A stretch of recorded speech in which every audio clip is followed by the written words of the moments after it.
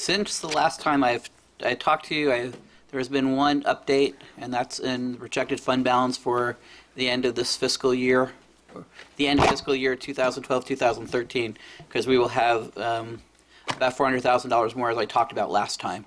And I'm going to break out the projected fund balance line item by line item so you understand what's made up of there. Also, I want to talk a little bit about the expenditure side of the budget before you get into everybody's individual departments. So the fund balance is made up of, at the end of 2010-2011, we actually had $4,525,752 in unassigned fund balance. There is $802,955 in housing loans. That's part of the fund balance because it's an asset of the city that we can at some point draw upon. There is a $540,000 loan to the utility fund, which could be repaid by the utility fund at some point in the future. And right now we are collecting interest off of that. As I talked to you last time, we have about $400,000 more in revenues this year than projected and about $400,000 in expenditures less than projected. Although we budgeted a balanced budget in fiscal year 2011-2012, to be conservative, I'm only putting $500,000 of that $800,000 into fund balance. We actually may do better than that $500,000. And then the RPTTF distribution, this is what I talked about last time with the successor agency and the redevelopment agency going away, the successor agency coming in, that the city, the redevelopment agency gave back the $2 million we got in property tax to the county redistributed it back to the underlying agencies, and our portion is $394,000. So we will get a check for that sometime between now and June 30th. So that means my projected beginning fiscal year 2012-2013 fund balance should be $6,768,926. We're projecting a deficit of for fiscal year 2012-2013 of $1,078,000, which gets me to an ending projected fund balance of the $5,690,024. Hopefully things will be a little bit better than that when we end fiscal year 11-12. But let me talk a second about what's in the projected deficit, because that will have some bearing on, I think, what goes on with the departments later this evening. So, as you're aware, the projected revenue includes recology's $1,050,000. So we have projected revenues of $11,614,488. We have departments that were previously highlighted as must. And this was a conversation with the City Council. Those costs are $11,069,659. And then the departments that were not previously discussed. These were not the ones that were determined to be must, but the City Council said, there's a number of those items that are important that we would like to make sure are in the budget. So what I did as the staff person was basically move what we had done in 11-12 just forward to 12-13. I talked about that last week, that's how we created the budget, that we did not change any of the services, we did not change staffing levels, that those would be conversations that you would have individually with departments. So just what's in the budget, what's in the deficit number is that. The one item that's not in the budget book, in the individual line items in the budget book, are those that were pulled out for items to be discussed by council during these budget sessions. And there was a list of those provided at the last council meeting. They totaled $506,424. But when I look at the 5-year projection, I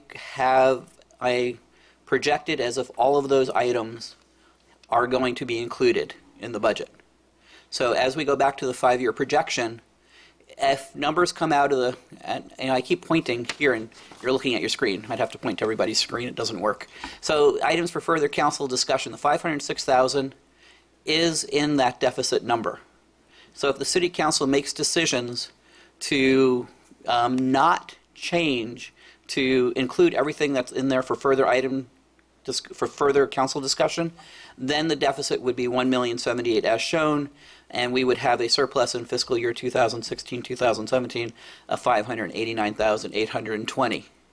However, if there's $10,000 $30,000, $50,000 that the city council through this process says, let's remove those, that would decrease the deficit for fiscal year 12-13.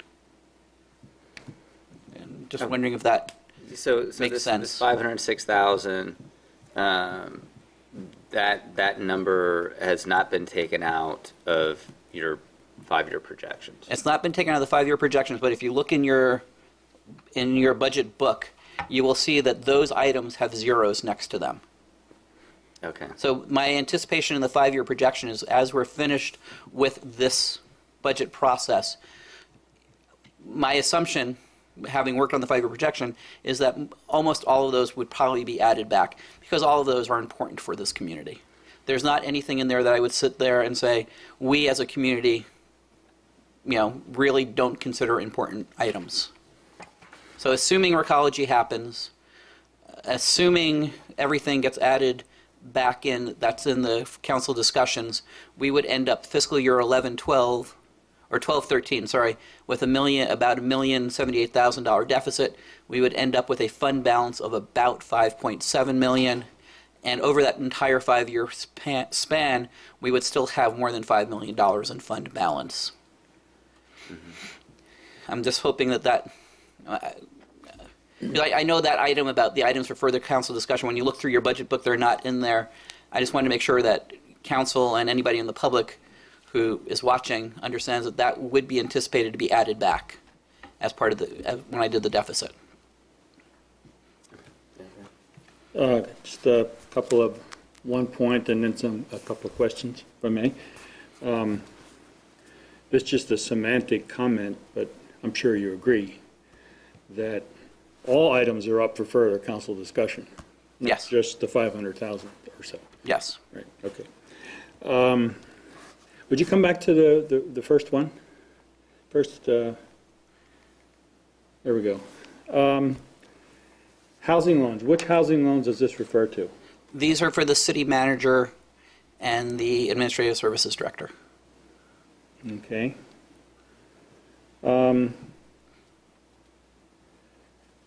The two loans that the city, the general fund, made to what used to be called the redevelopment affordable housing fund. Yes. Where do they show up? They do not show up in this projection of fund balance. So where do they show up? they were in the CAFR.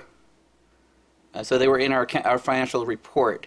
What I was projecting for fiscal year 12-13 is conservatively that there would not be a movement from the DOF to allow those to get repaid. So I was not showing them as being in fund balance. So there was one that was in the general fund, which was the $1,300,000. Right. So that one I'm being conservative and not putting here. It's still on our ROPS form, waiting for state legislation to change. Okay, but it doesn't show up here? It does not show up here. So if state legislation changed and we were allowed to get repaid that, then the ending fund balance of $5.7 million would in fact probably be closer to $7 million overall. All right. And then the one for the marina would show up in the Parks and Recreation Fund, which is not part of the general fund projections when I do those. Right. So that 2.3 would not be part of here, but it would be the same thing. I would, So that's not showing yet either. Not showing yet either. Okay. Yes. All right. Okay. I like to be conservative and not count my chickens before they hatch. Okay. Just want to make sure. Okay. Yes. Great. Thanks. All right. So then the last item, one of the things that was discussed at the City Council last week was what would need, to have the conversation with the departments about what, if ecology did not happen, how would we go about making those savings throughout the city? So Recology is about a $2.1 million annual revenue source. So that's approximately 20% of the overall general fund. I've shown by department. My thinking was when I was talking to the departments about this was not just to look at a 20% across the board cut, because potentially there was a number of departments that the council said these are must things that we must have in order to have the city function. So I can see a scenario where the city council would say, we're not going to cut, 482,000 out of the fire department. We're going to cut only 241,000. But in order to then get to the $2.1 million number, we might need a 30% cut in recreation. So when the departments come forward, they will be providing you information as to what a 10% cut would mean, what a 20% cut would mean, what a 30% cut would mean, and what a 40% cut would mean. So that way, at the end of the process, the city council can create a plan to get to the 2.1, but it doesn't necessarily follow that it would be a 20% across the board cut. I thought that would provide more information for the city council to make decisions. Yeah. Stuart, under city management, that's not the city manager's No. office. That would be considered all of city management, and so when the city manager talks to that one, it is what is in the city manager's office, in the city clerk's office, the open space and ecology, in the co-sponsorships, administrative services, the city attorney, and the library would all fold under the city management Okay. one. All right, and Stuart, I have a question for you. So when we're looking at these different percentages Yes. of cuts, say looking at fire, when you're presenting, when that department presents what the outlook would be if that cut would happen, would they also be showing an alternative method of providing that service, or are they just Well, that could be talking part about of the ways that they do reducing, it. staff or? Well, I think if you pick fire as the specific one, my guess is they would be talking about alternative ways. I mean, to get to, as I talked about back in March, there's a few ideas out there for the fire department. If they were to go to the point where they were not going to pay overtime and have a 3-person crew and to go to a 2-person crew when there was somebody absent, that would save a little less than the 10%. Mm-hmm. If they were to go to a 2-person crew, that would save about $500,000. So that's about the 20% cut. And if they were to do more than that and have to get to the 40% cut, they would probably then say that we need to provide fire service differently than having a full-time crews here. I think, you might find the same thing in police services. You might find the same thing with public works when they go through theirs. Also to note, the cuts are for aquatics, community development, recreation. They are all net of revenues. So the cut for recreation, that 103,000, is that we have the city, the general fund of the city provides about $1 million net of their revenues. So I'm trying to remember the numbers off the top of my head, and I'm not going to do this well. I think it's like a $2 million departmental expense and a $1 million in revenue. Don't hold me to those numbers, because I don't know if I got exactly the right numbers, but that's the idea. So if we spent $2 million, we took in $1 million, the net cost would be $1 million. So if the recreation department had to save 10%, it would have to save $103,000. It would need to balance off any programs that it would cut that would lose revenues with additional cuts then. Okay, and then just based on these scenarios, are there some departments where you could not function as a department if you had a 40% cut? I mean, or can all the departments function in some capacity, even with that type of reduction? I'm going to look at Clay. I think that's the purpose of going through this, Mayor. I certainly wouldn't want to make a blanket statement about the ability to operate, because there's all sorts of assumptions that come into all these decisions. Okay. So I think it'd be best if we just go through them and have the conversation. Yeah, sure. I mean, none of the departments would be functioning anywhere near the capacity that they're currently functioning at, even under, I think, the best of circumstances of having services provided as differently as we can imagine. we would not be I don't think any department would be able to provide anywhere near the same level of service on a day-to-day basis that is provided within the community today. So a true statement would be that we reach critical threshold without having a radical change on any department. I think we're pretty much there. Yeah. I mean, I think some of the departments would even say that they're probably, on either side of the tipping point. If you talk to Public Works, they're not able to do as much proactive maintenance as they used to be able to do.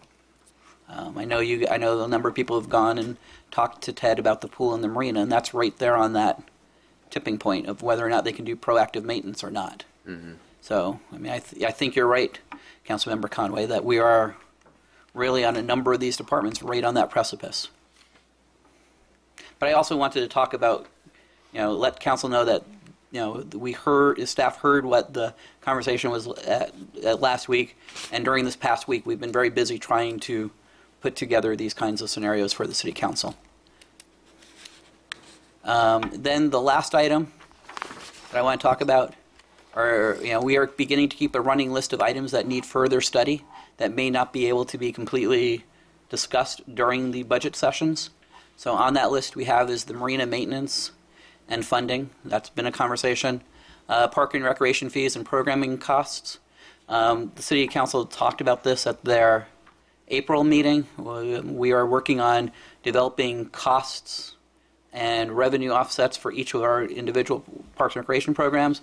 We anticipate having that done in June. We will bring it for the council's first blush to look at it in June, but it will not have gone to the Parks and Recreation Commission by that point. We would not be able to provide it to council, soon enough to have at least some idea of what it looked like during the budget conversation.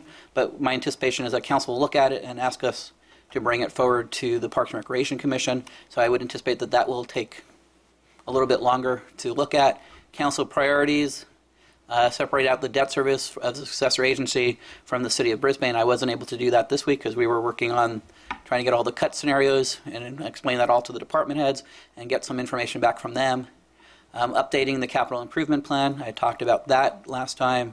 Evaluating the impact of the Radisson remodel and rebranding. I talked to Mitch about that this past week. They just got a new general manager. The general manager has asked for a little bit of time to get their feet wet, his or her feet wet. So I gave them a week to be welcome to Brisbane before I try to make that contact with them. And then also there was a discussion about separating the marina out from the Parks and Recreation funds and what the impacts of that would have. So all those things are still on the list of things to be discussed. They may not all be able to be discussed in as much detail as the council would like during the next couple of weeks, but be rest assured that those are on our list to bring back to council and to try and schedule throughout the rest of this upcoming year. And that is it. So I will turn it over to Clay for the city managers.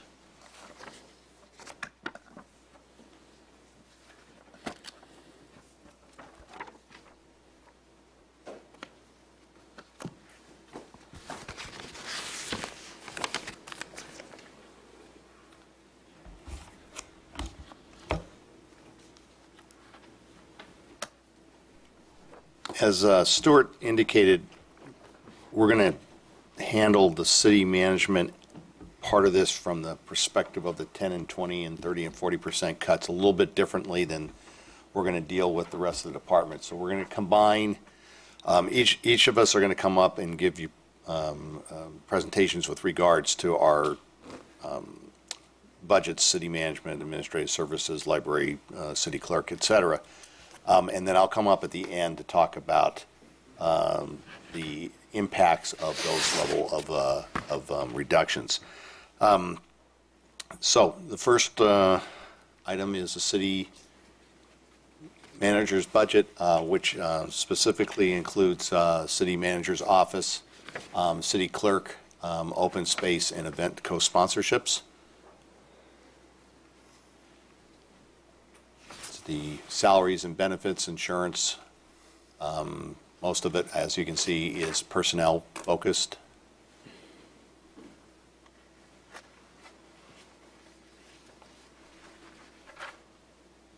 So I will just, I'll stop there. Those are on pages 64 through 66.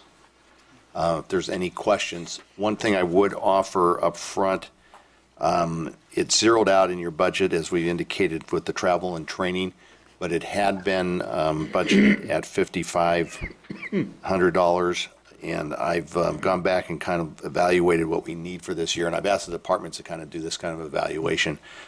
So in the case of the city manager's budget, as you're aware, I'm on the league policy committee, so that is 3 meetings a year. So I would like to have about $300 budgeted for travel. 2 of those meetings are in Sacramento, so there's no cost to that, but there is one flight to Southern California. And in terms of conferences this year, the only conference that I'd like to budget for is the League of California City Managers Conference, which happens in February. This year it's in San Francisco. So the only cost is the registration. There's no travel or overnight. So in that, the recommendation would be to budget $900 instead of the $5,500. So with that, I'll answer any questions, and then the city clerk will come up and present her budget. When Stuart was making his presentation, he mentioned that 506,000 is included in the next 5 years, the 5-year projection. So why are we bothering taking it out this year? Well, Because our situation is even $400,000 better than last week, our ending balance. So why rock the boat and make such a major change if? well, I think what we said was that, and we did, we talked about this at the subcommittee level, was that the 506,000 would roughly be what we would call the kind of the policy decisions that are in the budget, and have some flexibility as to whether or not the council wants to continue with the programs in terms of travel and training. I think there are some basic minimums that we have to keep in the budget. In my case, I just looked through it and said, what can I, at a bare minimum, live with for this year? I think whatever we can save out of the 500,000 will reduce that slightly over $1 million deficit we're projecting for this year.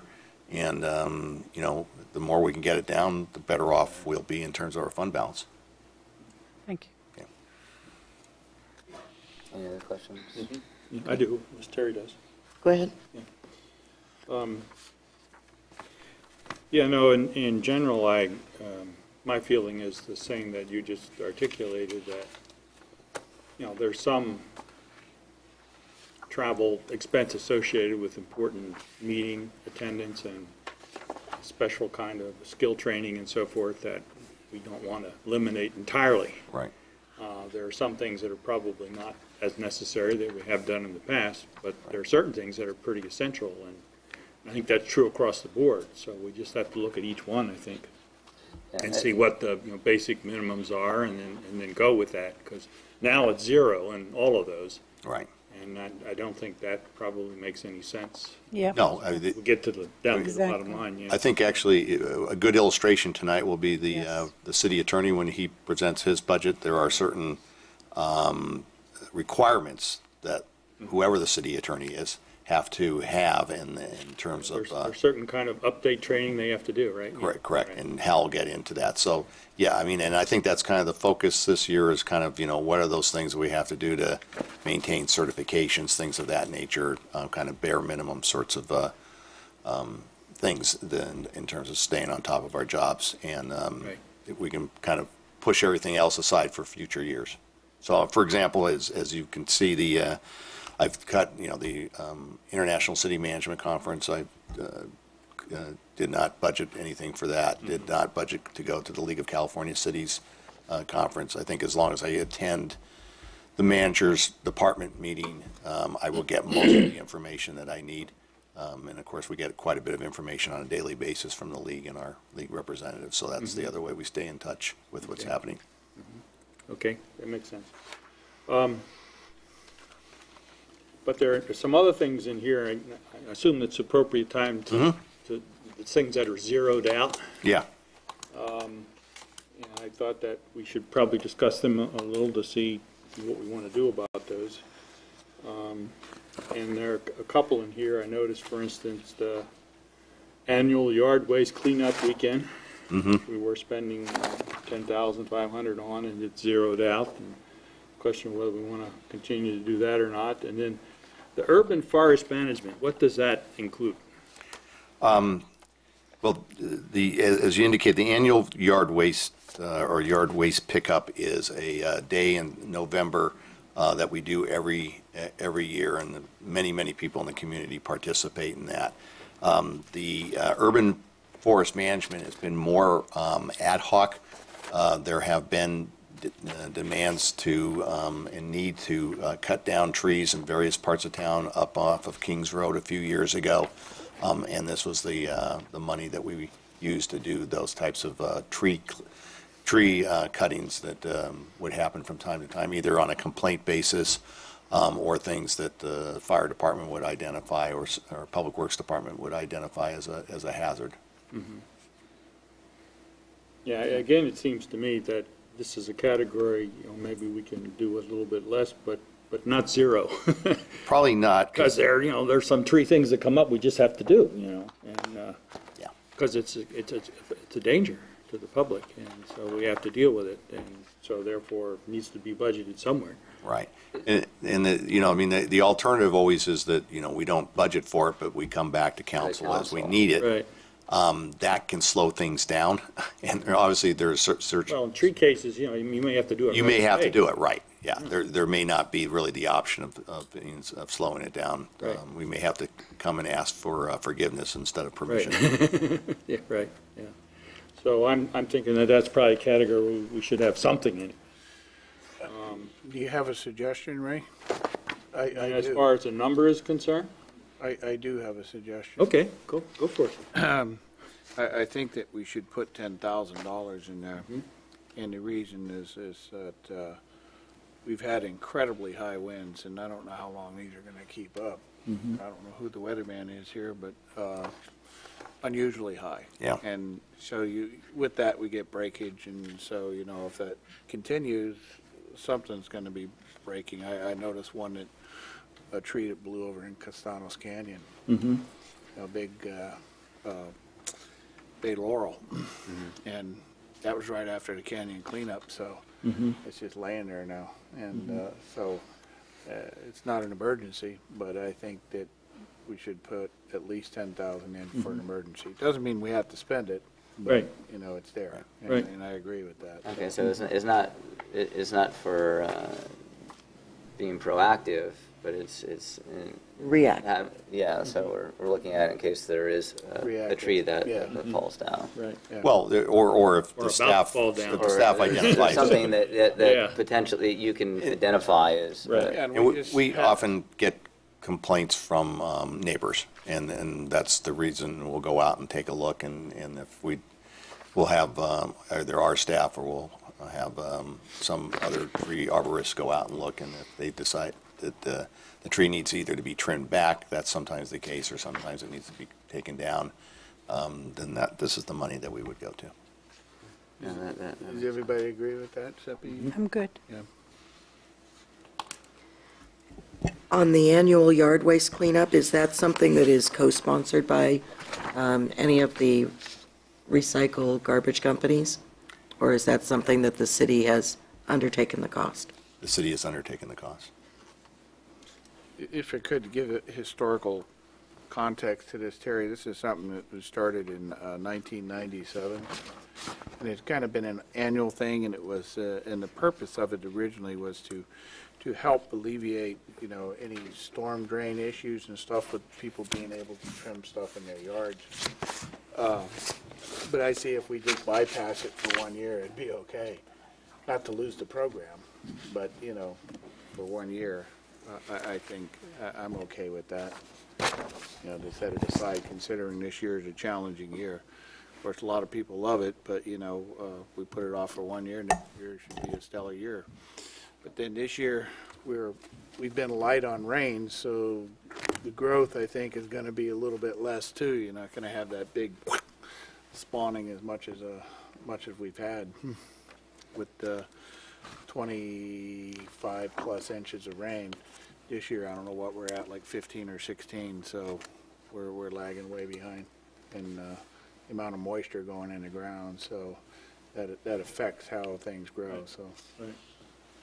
Well, I think it's also possible because if the citizens are aware that it's not going to be happening this year, that they will maybe do a little bit and put it in their green waste instead of waiting for the big cleanup. Yeah, we would probably want to get the word out fairly soon if we're not going to do it this year. We usually do it the second week in November, right? Right. Yeah, you know, and there's like you're saying, Terry, there are ways for the community to get rid of their green waste. Maybe not doing it all at that during that one weekend, but if you call the scavenging company and say, I have some extra green waste, they will pick it up. You put the cans out. That means you have to have cans, whereas during the annual cleanup, you have the big debris box, but they're accommodating. They'll pick it up in bundles too, and I think we can call up to, what, 6 times a year, each individual, Clay? Is that I don't know. Maria, no. Recall in our contract. Maria's saying 3. Maria said 3. 3 times a year, and you can have up to 6 bundles. I guess that's the number, that are like 4 feet. You know, it might be even more. Yeah. So. Yeah, so there's ways of dealing with it, and you're right, Terry. Yeah, it allows people to be more proactive and doing more without relying on the free dumpsters. Mm-hmm. Yeah, yeah, and that's something that can be done without affecting the pocketbook of the consumer too, by just taking advantage of an already existing service from our scavenger company, but again, being proactive and having that information get out to the community sooner rather than later. One other thing. This is the open space category appears in several different places. Mm-hmm. But I just, since it's the page first on, place right? it appears, I will mention a couple of things about it. Okay. Comes up later again as well. Yeah. I think I said once before that I thought it was, and this is kind of a legacy of the past, that open space is under the city manager's Right. budget because it really now is administered under the Administrative Services Director. So one could argue that maybe should be there rather than here.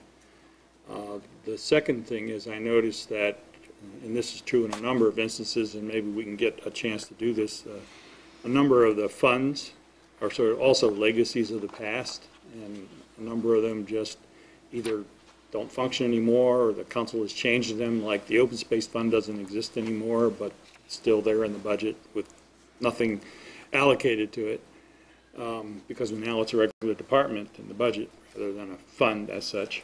Although I think we actually didn't quite get rid of the fund. We kept the minimal amount of money in Right. there. I mean, we have in the trusted agencies, I think, and Councilmember Conway pointed this out to me at a previous time, is that I actually left off the trusted agency account for open space.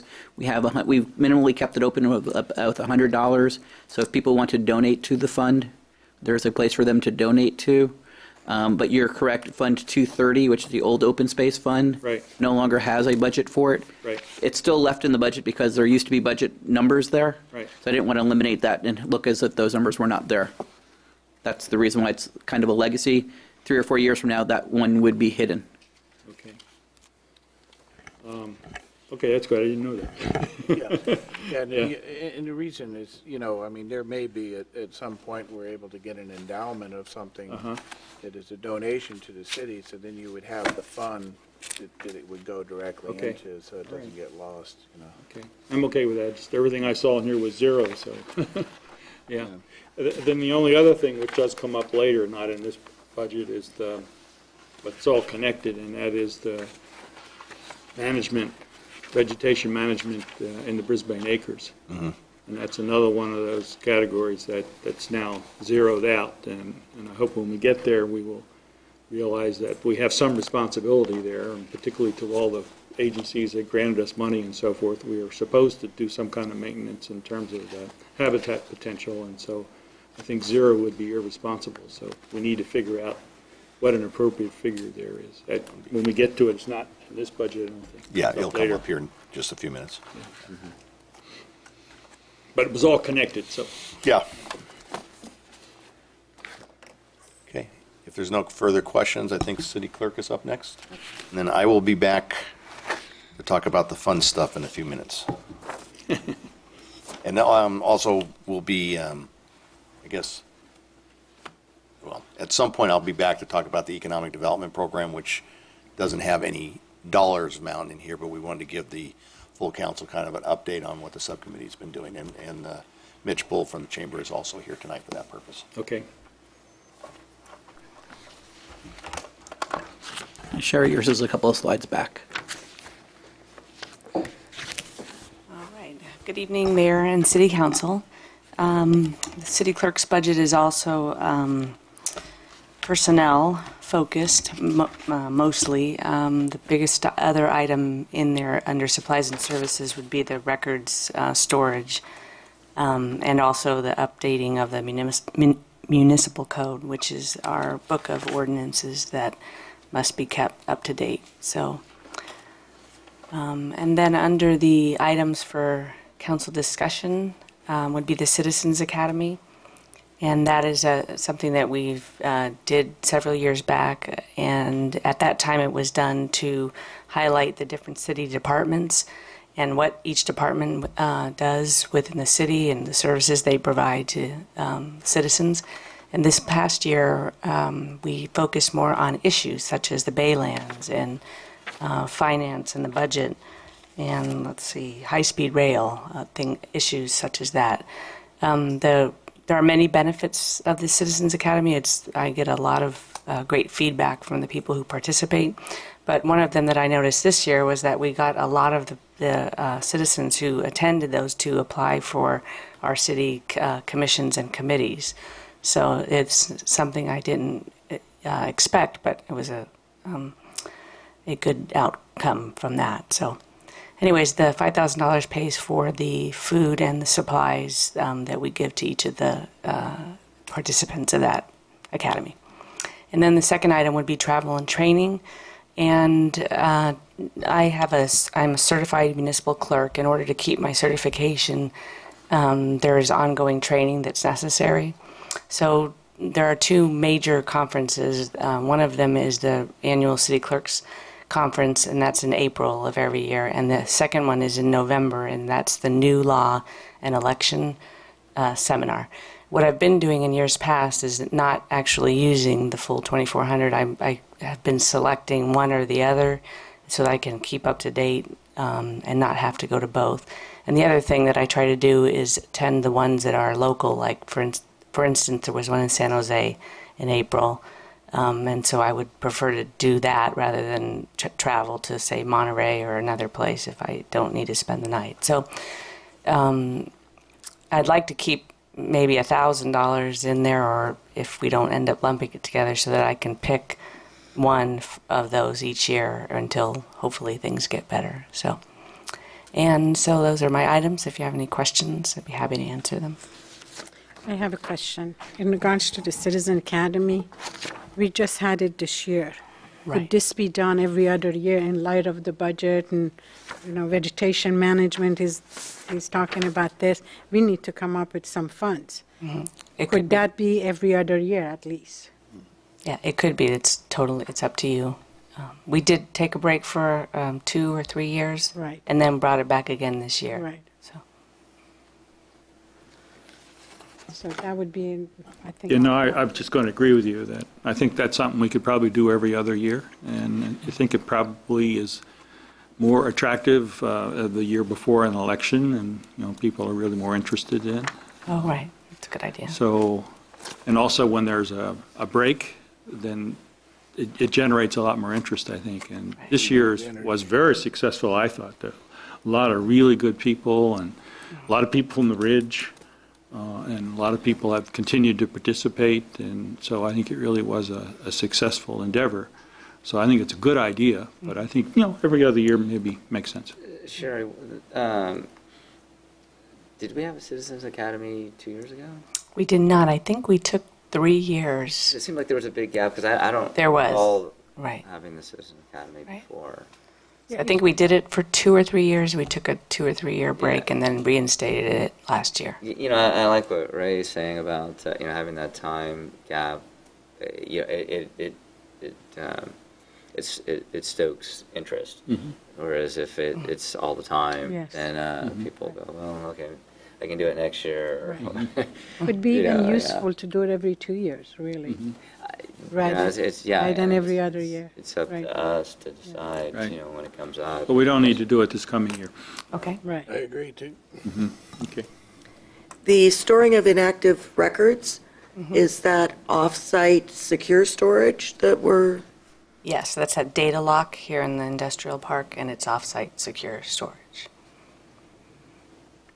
and that's something that we're required to have secure storage for? We don't have the storage ability here in this building that we used to before we put the council chambers in, so. Thank you.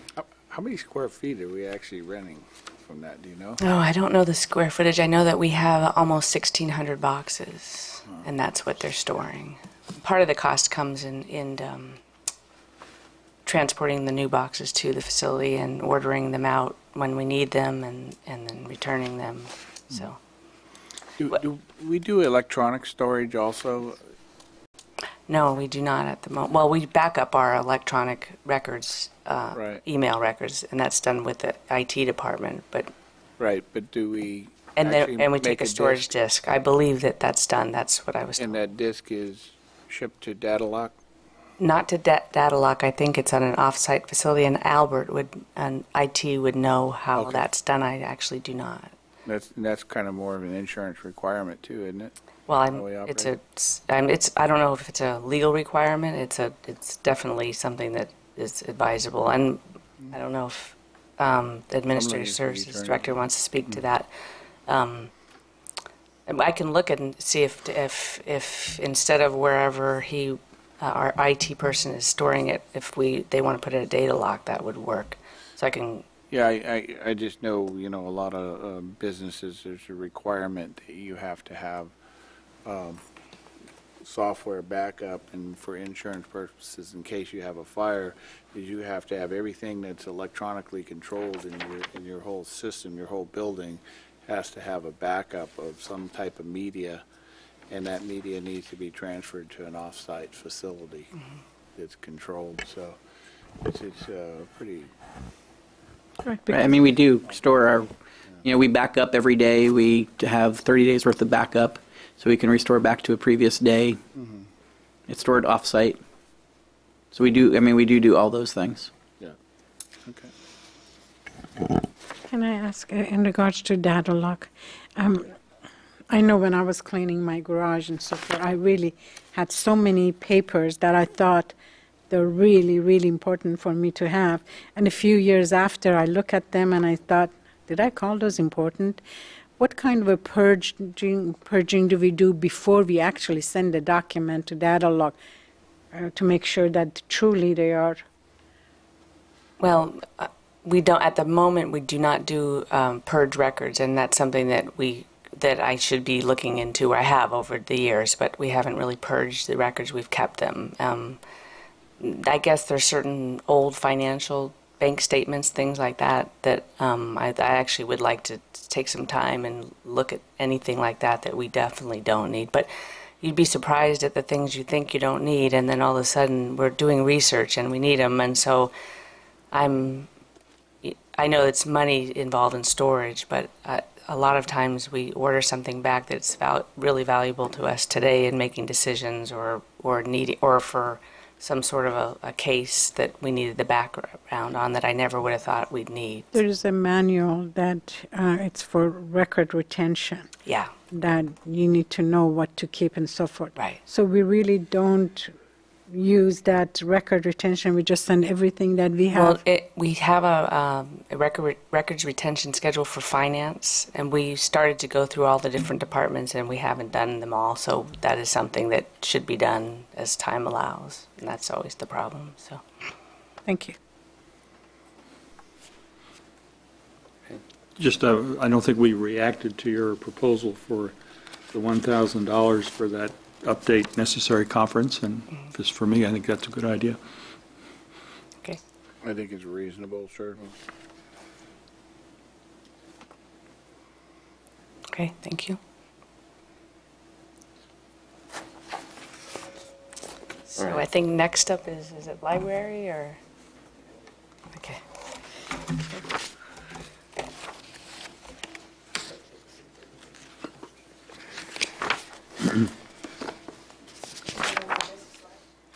It is. Hello, as Councilmember Miller said before, open space has fallen under administrative services. Currently, what's in the budget is just the open space analyst, who supports the open space committee. And the items that were for further council conversation was the open space maintenance, which was the $23,000, and travel and training. Travel and training is for our open space analysts to go to some of the local events, as well as for the open space and ecology committee to go to items that are pertinent to them. We offer, things like the summit that just happened. Usually we have 2 or 3 people take us up on that. Our analyst goes to that, as well as goes to a couple of the other local events dealing with open space. Councilmember Miller talked about, having some requirement to maintain the property. There's a truth to that. What we do is we have a contract with Shelter Built to do most of our open space maintenance. We have some volunteers do a little bit, but not nearly enough to be able to pull down the large trees. This year, the Open Space and Ecology Committee took a field trip up into one of the properties that we own, and we're looking at pulling out an acacia tree.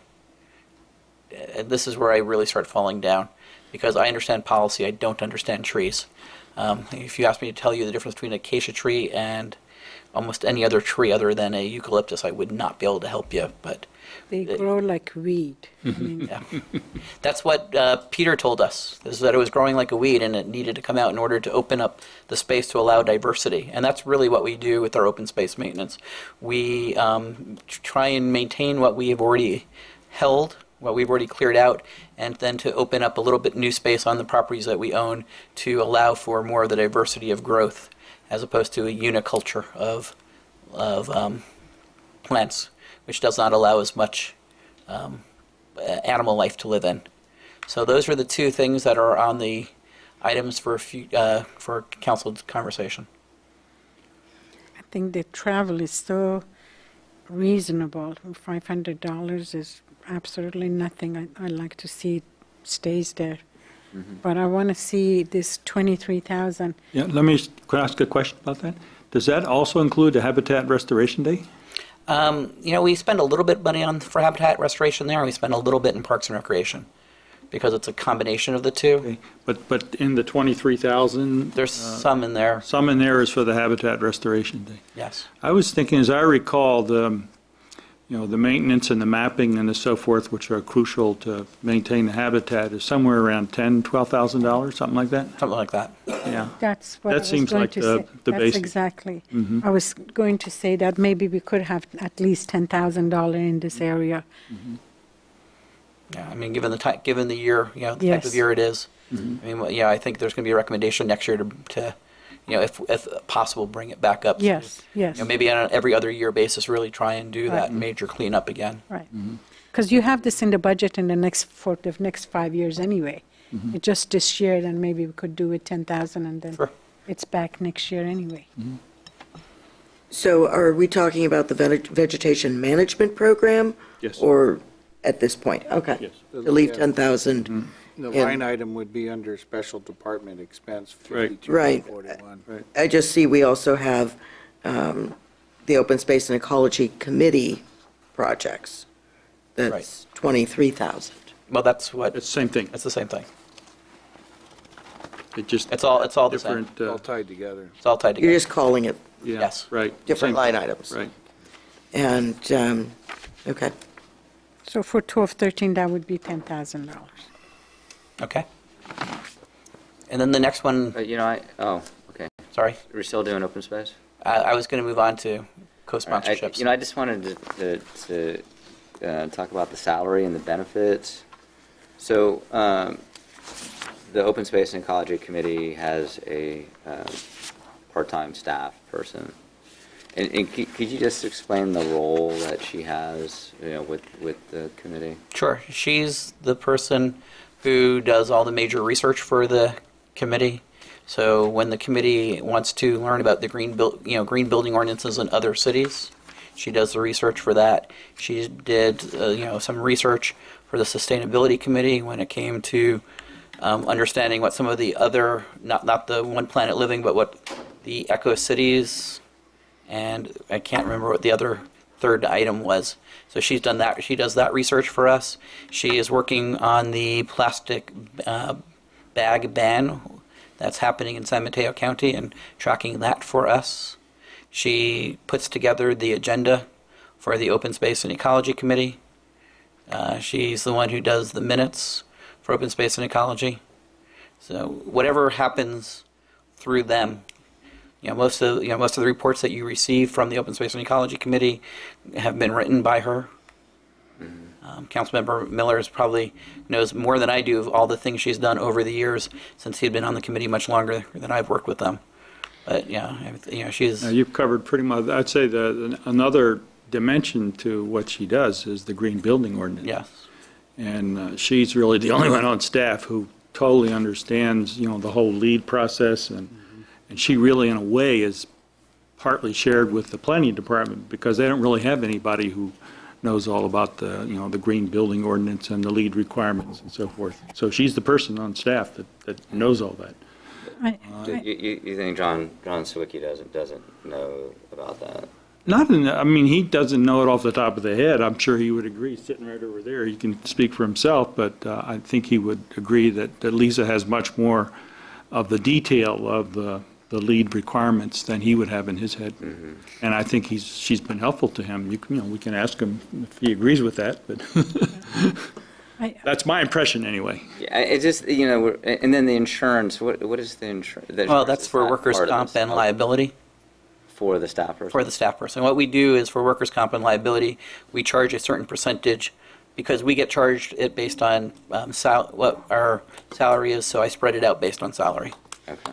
And I'm not saying that, just a second, Seb, I'm not saying that those things aren't valuable, but that's a big chunk of money too, $60,000 a year. And so I think that's something that maybe we're not talking about it tonight, but something that as we go through this thing, that's something that we need to, to look at, because that is a large amount of money. And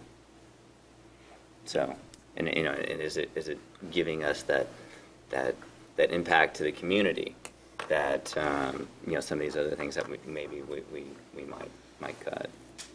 So Yeah, I tend to agree with you. First of all, I've been very impressed, no doubt, with her knowledge and the hard she works, definitely hard, no doubt about that.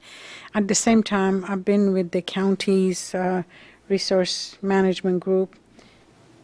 We didn't have staff. We had a contractor. That contractor was absolutely fantastic, very knowledgeable, works with different clients. The span of knowledge was great because she worked with a lot of other clients. Could this be job done by contracting a contract person? That's my first question. The other thing is, I know when I'm in committees and so forth, I do a lot of research myself. So when I come in, I know you have, when you went to open space, you didn't just go there and listen to what she had to say. Yeah. You did a lot of homework yourself. Yeah, well, I would do that in any case, whatever. Correct. Yeah. Correct. So how much contribution the committee members are making to make sure that information is current? those two questions. She works for us, over 1,000 hours a year. So part of it is the benefits that she gets a portion, based on the city council resolution. I don't remember many years back, if you are a part-time person who has a fixed schedule and you work more than 1,000, and I can't remember the exact number, is it 1,200? 55% of the time, you get 55% of health coverage. So that's where the benefits are at 20,000. The other way to look at it is she works, she works over 1,000 hours a year. If we were to hire a contractor, that would be for less than $60 an hour. It would be hard to find a contractor who could work for that in this field because of the type of knowledge it is. How much does she add? It's interesting that there's a lot of diversity amongst the group, but there's also a number of people who are busy doing lots of other things. So I think the types of research that she does adds a lot to it. She is also the one who puts together the canyon cleanup that we do. She works with that. She works along with the Parks and Recreation Commission. She works with the committee to ensure that the trails that lead off of this, off of the Crocker Industrial Park, she worked with the park rangers to make sure that they understand what the rules are. She does a lot of different things that would be hard. We'd be hard pressed to find where else they would fall in the organization. Having said that, if the times were such that, the city council felt that, we needed to look at doing cuts, this is an area where, I think you'll see when we start talking, as Clay starts going through what would be within the 10, 20, 30, and 40%. This may be an area that we would be looking at as one of those areas. They're interesting. I'd like to continue my conversation. I'm at a dilemma that the 5-year projection includes it. This year doesn't include it. So what do you want to do about it? Do you want to not have the person have a contractor for 1 year and then get back to it in the next so it just doesn't make sense. Let me explain it slightly differently, because I think I misspoke on the 5-year projection. So the 5-year projection included that first year. So all of these items that are under the council discussion are part of that $1 million deficit in this first year. Although they're not in the budget book, they are showing up as part of that $1 million. The $1 million deficit is acting as if you would have approved everything under council discussion. So those things that you remove from council discussion would reduce that $1 million deficit. So when you look at the 5-year projection, they are included in this year's expenditures on the bottom line. They're just not in your book, because I was trying to figure out how do I try and do two different things at the same time. So really this council, this 506, it is as if it's going to continue. As part of the 5-year projection. Exactly. This year and the next 4 years. Okay, I got it. But anything that you reduce this year will reduce that $1 million deficit down. Correct. And then we can have the same conversation next year, whether or not next year is a better year or not. For instance, with what's showing up on your screen, we added $10,000 into it, and so it'll reduce the deficit by $13,000. Correct. Right. Mm-hmm. And then the Citizens Academy would reduce the deficit by another $5,000 this fiscal year from that $1,070,000. And probably what I'll try and do at the end of the night is go over that list with you to make sure I got all my notes correct for tonight. Mm-hmm. Right. So, if I may, with the rest of the council, then should we withhold our comments about that until the end? Or Why? Just no, curious. I'm just about adding money and taking money out or adding money. I think as they come up, I think it's okay to discuss it. Okay, all right. I'm just asking from a mechanical. Yeah. Yeah, I think Just flow. all the ones that are here with $0, I think it's appropriate to say, well, we really don't want it 0, but we can do with less than we have in the past, and we've done that on a couple items so far. I think, however, and again, this is a question of how this is all set up, The personnel that we've been speaking about, that is in the budget, right? That's not a zero. All right, that is in the budget book, and for instance, this one was not one of those items that was considered a must. So on that list of expenditures, that would have been in the second row. Mhm. And I don't have that. But not in the third category. But not in the third category. That was in In the the third second. category, those are the ones that have zero. Right. Okay, got it. I know it's very confusing this year because we're trying to do a lot of different things all at once. I'm sorry. I'd like to say for my part that I think that the open space and ecology program is really important and that it does really enhance what Brisbane has and the services to the community. And I would hate to see the program cut because I think in the long run, it's going to do more for economic development than is immediately visible. So I would I not just, want. yeah, that's what I wanted to clarify because it doesn't, I think there's a misunderstanding. We are not, I mean, speaking for you, myself, I'm not lessening the importance of the open space and ecology or the work that we do. It's how can we do it better in a different way that is not costly. I think just saying that, oh, it's going to cost us more if we get a contractor, I think we're limiting ourselves. We haven't even looked at it. How do we know that? I'm not saying not to do it. I'm saying let's look at it. Maybe we can do it better, less cost. I mean, we can add that to the list of Yeah, items and- to be brought back at a later council meeting. Yeah, Terry, I think, I don't think anyone would want to cut out the Open Space and Ecology Committee. It's just the dedicated staff time. staff person. And you know, the reason I brought it up was just, you know, as we go through the process, you know, we've been talking about, that economic development person that we might, you know, consider. And we've talked about, that, we have to, we're looking at the budget and, do you fund something like that particular person? So, so here we're looking at Open Space and Ecology Committee. I think it's a great committee to have, but once we have a more thorough discussion, is that 60,000 that we dedicate to that, is that important? If I may, Sure. this position is the one that produces the reports for the Open Space and Ecology Committee to function.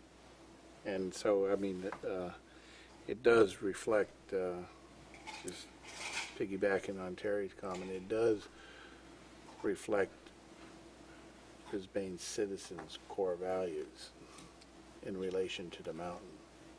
So, that's just something to Clark, think about. is the core value of the citizens is about employee or is it the work that we have to do? I think that's what I'm trying to make sure it's understood. Our core I know value, that. my core value is open space too. I get that, but what I'm saying, though, is this staff person is the one who produces the reports that our Open Space and Ecology Committee utilizes in order for them to function as a committee. Yeah, You and know, I- so, you know, and a contractor wouldn't be able to provide that level. I of- Yeah, disagree because I've worked with the contractors and I've seen the superb job I mean, that it's they've just- done. With other hats, I don't think a contractor would be able to say, oh, yeah, this is that trail, that the things that Stuart says, the intangible things that aren't identified that other people aren't doing. So I don't know. Yeah, no, I I'm- agree with you yeah. on the, the work that the staff person does to help assist the committee. I think, we look at, okay, what do we want the committee to investigate? What do we want them to do the research in? And do we want them to research? So are the things that they are looking at, is it justifying the amount that we pay for that staff person? And that's what I'm hoping that we can get to that conversation as as we move later on down the line. But I just brought it up because it is here. Okay.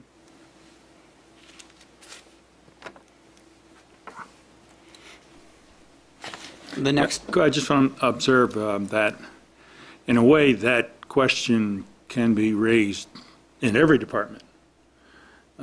Because when you start cutting more than 10%, you're talking about personnel.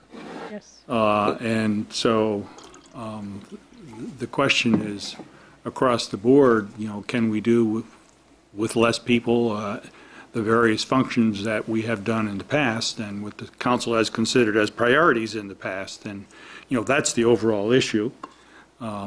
This certainly is one of them, but there are others and all the other departments as well. And so I think we should be open to all of it, but not, focus specifically too much on one when it's really an across-the-board question. Right. No, you're right. and I think as a city, we've worked very hard to have as many people multitask as possible. That's why I'm here talking about open space, and I'll be back next week to talk about parks and recreation, because we are trying to get people to multitask. And part of the challenge when you have people like me multitask is how do you get the day-to-day work done? This is, and I fully agree that, as a staff, as a city, as a community, we should be looking to see, are there other projects that anybody in our city staff could be working on, Just because the person is an open space and ecology analyst doesn't mean she can't do analytical work in other areas. I fully understand, fully agree with that. And those may be some of the things that we look at. We may want to look at, what would we get for contracting this area out versus contracting another area out, which is other conversations that the city council will be having. All of these are good conversations that we need to have. I'm in agreement. I think it's going to take longer than 2 weeks and 15 minutes at a budget hearing to have a full understanding of what's possible.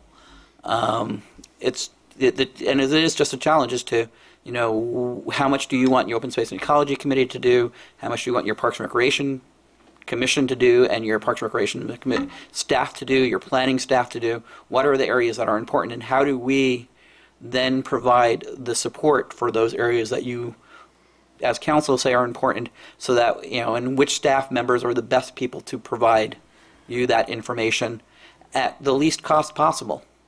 Because, we pay, as I will say, we pay her less than we pay me. So if I was to work and do this kind of research, and I will say she can do it faster because she knows what to research more than I do. But if I was to do the research, it would cost more than this. And it's true that we may be able to find certain consultants to do some of it less expensively than we're finding the analysts to do. And there may be areas where it would be more expensive. I think it's a longer conversation. Definitely.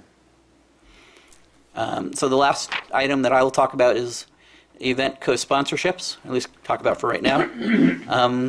This is, where when somebody needs to use, one of the nonprofits in town uses Mission Blue, this is where we budget. So the BDW, when they need the risers put up, risers taken down, we budget it here. When the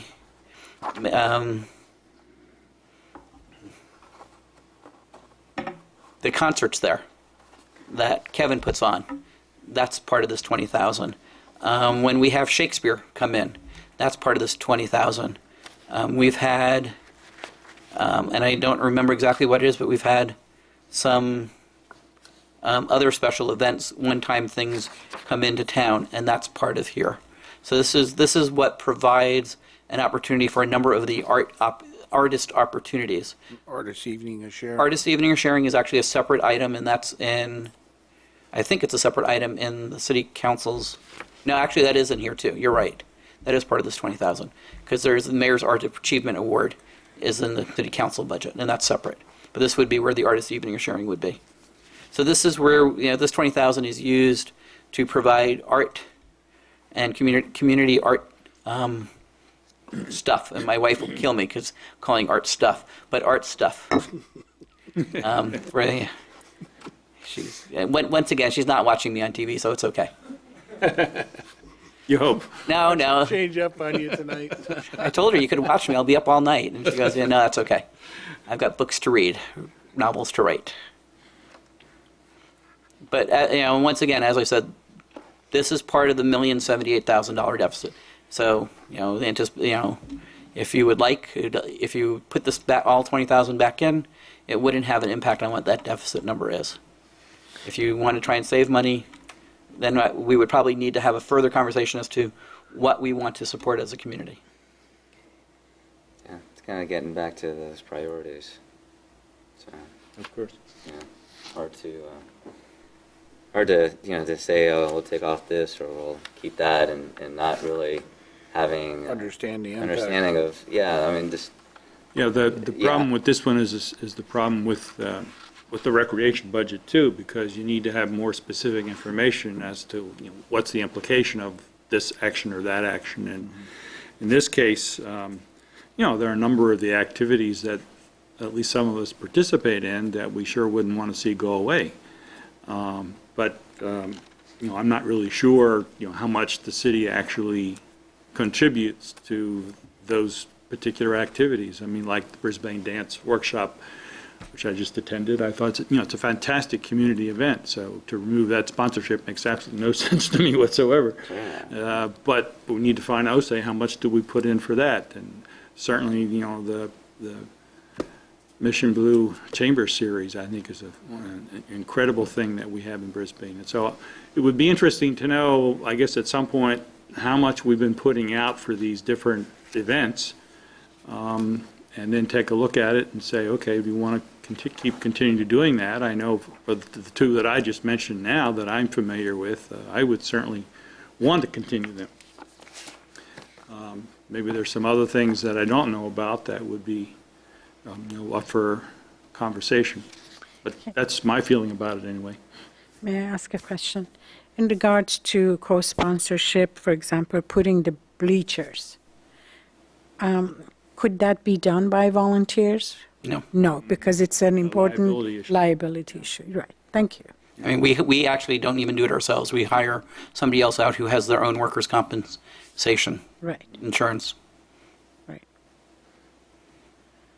I can get you that number by the time I come back for admin services, if you would like to have what the list was last year. okay, from the event co-sponsor. Yeah. Okay. So the $11,000 that's here is when you have it for professional services, that would be for the riser setup and tear down kind of programs. Where's the actual line item in this, or is it throughout the budget? It's just different, depends on what we actually bought. We pay for the lighting, we pay for the risers, we pay for, a lot of different things. And I can get the breakout before I come back. I mean, in here, do we know where it is? Because I'm not where it's I don't have it exactly. in front of me, hold on. Page 67. 67. It's not broken down in the detail that you're asking, though. Right. Yeah, right. It is not. Okay. Well, I was looking more at what we had spent in the years past. Yeah, it looks like about, Right, I mean, if you look at 2010, 2011, we spent that $20,000. This year we're going to spend a little bit over 20,000. I think in 2009, 2010, we didn't have as many concert series events, so we spent a little bit less. In 08, 09, we had a more full concert series, so we spent a little bit more. Can I ask a question? Do we know, I think part of the reason we started paying an individual for the chamber series was because we were making money. It was a very successful event. Do we still make money? Well, we don't pay, the money that the chamber series produces goes for the Friends of the Library, and the city none of this money goes to any individual. This does not go to pay anybody. So the Other person- than set up, lighting. So the person that we pay for chamber, is it paid from the library? Well, we don't pay. Well, So I think I I'm not can quite sure. clarify this. I think I there don't- was a year where he did receive a small amount of money, but that Yeah, it was about through- $5,000. Let me finish, please. Yes. That was through the library. It was never through the city. That's- So the only person that we ever pay any money to run an event is Beth Grossman with the Artist Night of Sharing. And that's in the city council budget.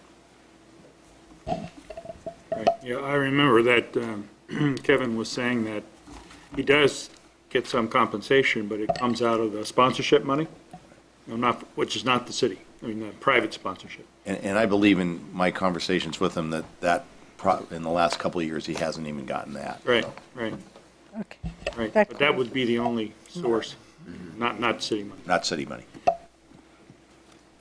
Okay. I think we beat this one to death. Wasn't that bad? So after that, we're going to go, next we're going to go to economic development, Clay.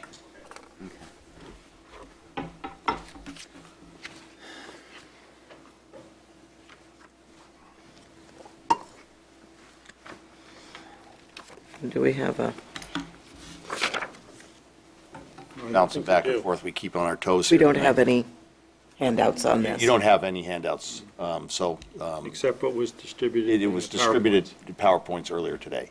Right. So I'm going to go through this.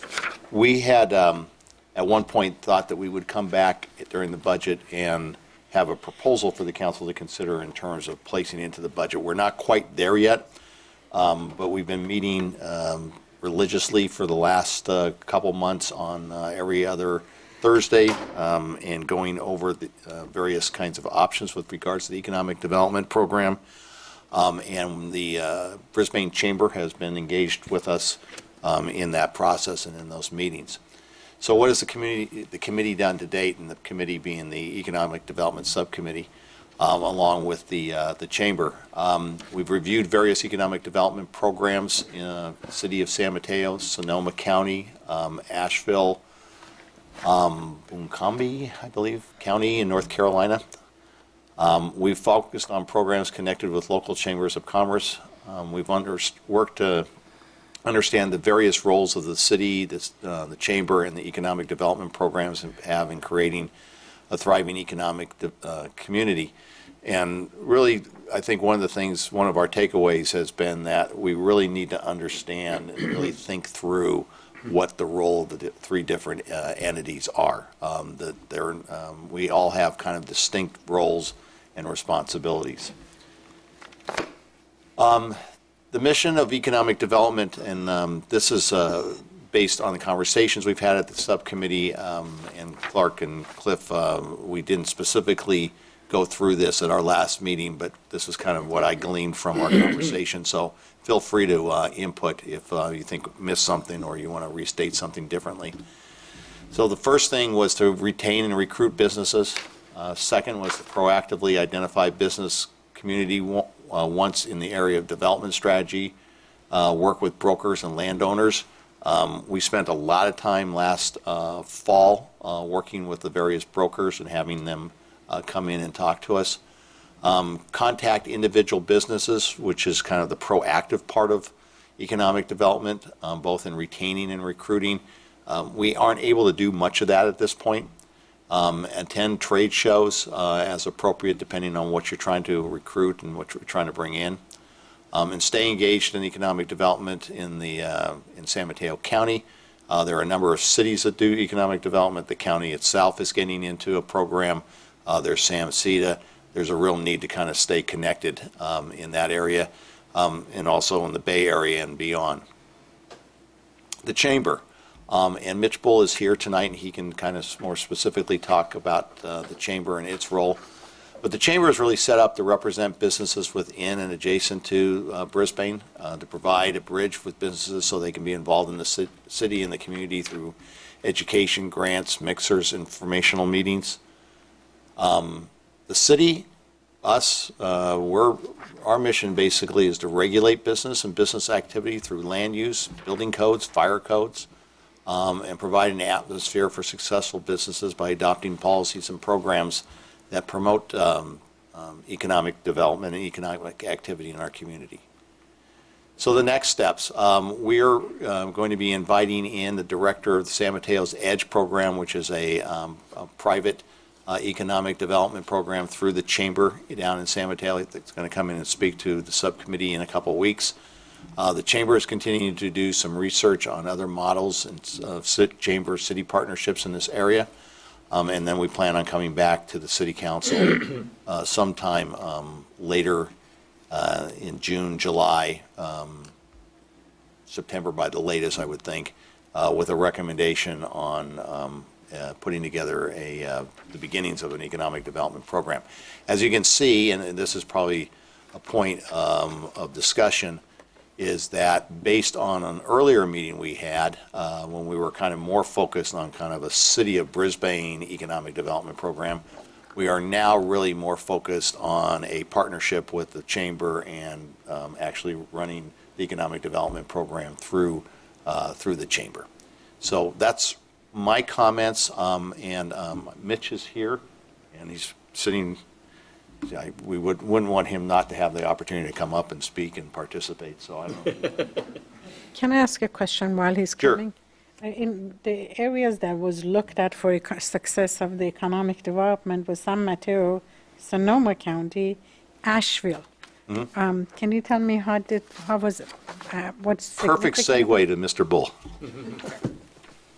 When I, excuse me, Mayor, council members, Mitch Bull, CEO of the Chamber, we looked at Asheville only because when San Mateo and Sonoma County both initiated their programs, they didn't start from scratch like we're not trying to start from scratch. And they looked at several national programs that had gained traction and had success.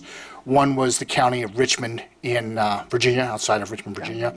Asheville, North Carolina, again, because it's a very small metropolitan area with, a tourist-driven economy, and they were trying to replace tourist dollars with basic businesses moving into the city. So the concepts are the same, whether we're a 4,000 person city or whether you're 40,000.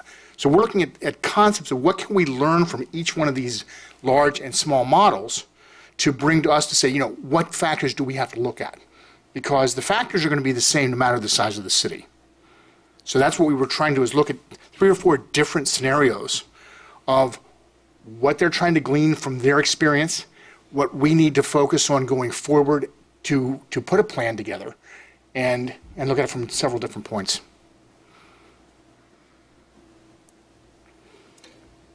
Any questions for Mitch in regards to some of the things that Clay had brought up? I just wanted to make a comment, if Sure. I can. I think economic development is everybody's job, every one of us, even the community members. If they see businesses that could possibly, they should really call and let the city manager know. Any lead we get is really good to be explored. It's not just a subcommittee on ED. I think we all need to be very proactive in making sure that we attract businesses to Brisbane. And it involves marketing. I mean, what is Brisbane outside of Brisbane? How do other people see us in the brokerage community, in the business community? Why would someone move their business to Brisbane? We have to make a compelling case. Oh, I agree. And, We've come a long we're way. up with every other city that's doing the same I thing. agree. I remember one time I was told that, Brisbane is very unique. We don't need to worry about what others do. We just, we don't need to attend outside meetings, or we just need to do our own thing. I remember that. Yeah. A Right. question? Yes, sir. I don't know what San Mateo's EDGE is. That would be interesting to find out. It is a separate group under the auspices of the San Mateo Chamber, and EDGE is Economic Development Gaining Enterprise. And, we've been looking at, ideas too, and we like IDEA, which is, innovative design and economic action. So, that's just one of the things we've thrown out there. So, it goes into, it's a separate program under their chamber. So what do they do? Yeah. They recruit businesses. They sit with citizens, council members, et cetera, and decide, what do you want to be in San Mateo County? I mean, one of their big successes is they worked with Comcast to high-speed cable all of downtown San Mateo because they didn't have high-speed internet. So that's, taken a couple years to get going, and Comcast is throwing in close to $1 million worth of work. And, it should pay benefits for them long term. One of the advantages they have is at the 92-101 corridor, they have a cloud computing little empire down there with Salesforce.com. Well, they're trying to draw more of that in to become cloud computing central in San Mateo County versus what biotech is in South City and, other things. So that's kind of what they're doing. They have found a niche that they want to go and go after. So it's kind of a marketing endeavor to? Absolutely. Okay. It's marketing and Do they have follow-up. materials, or are they community, regional specific, or, We're what's working. tangible there? Well, what tangible is they have a person who's actually, doing a lot of the work, preparing materials, following up with companies, recruiting companies, and that's what they have. They have somebody that's answering the phone every day doing this. Mm-hmm. That's their tangible. Now, I can't sit there and say, they brought in 14 companies that may or may not have come in with that person or without that person. Mm-hmm. That's one of the things that when we sit down with the subcommittee, in a week and a half with the director, those are the questions that we're going to talk about. Okay, so you all going to ask all the good questions, huh? Oh, yeah. Yeah, I mean, it's all part of the process. I mean, Just so how this came about, I guess that part was probably missing is, if you recall, we did the SWOT analysis with Yes. Right. our intern in December Right. and stuff, and then, with some of the stuff that came out of that, of course, we're doing a partnership with the chamber, and then, we're saying, well, God, we need to get some information here, and then, asked Mitch, and he kind of volunteered that, okay, well, we can do this, and so we're looking at it from a different purview, because before we had discussed an economic development director, and we say, how can we justify that when we're talking about cutting heads? It's like, a juxtapose, so Mitch has been good enough to go out and collect a lot of this data and make the contacts with people and stuff like that, so that's how we're kind of working this, and that's how this came about, so. So you have Steve Parker, is he the ED, still the ED? So he's coming to meet Oh, with no, the it's ED? going to be Linda Asbury, actually. Linda is the CEO of, so Linda is Chamber. coming for our Linda meeting? and Corey Geiger. Corey, okay. Corey is running Edge. Okay, Steve is not running Edge anymore. okay, whoa, change.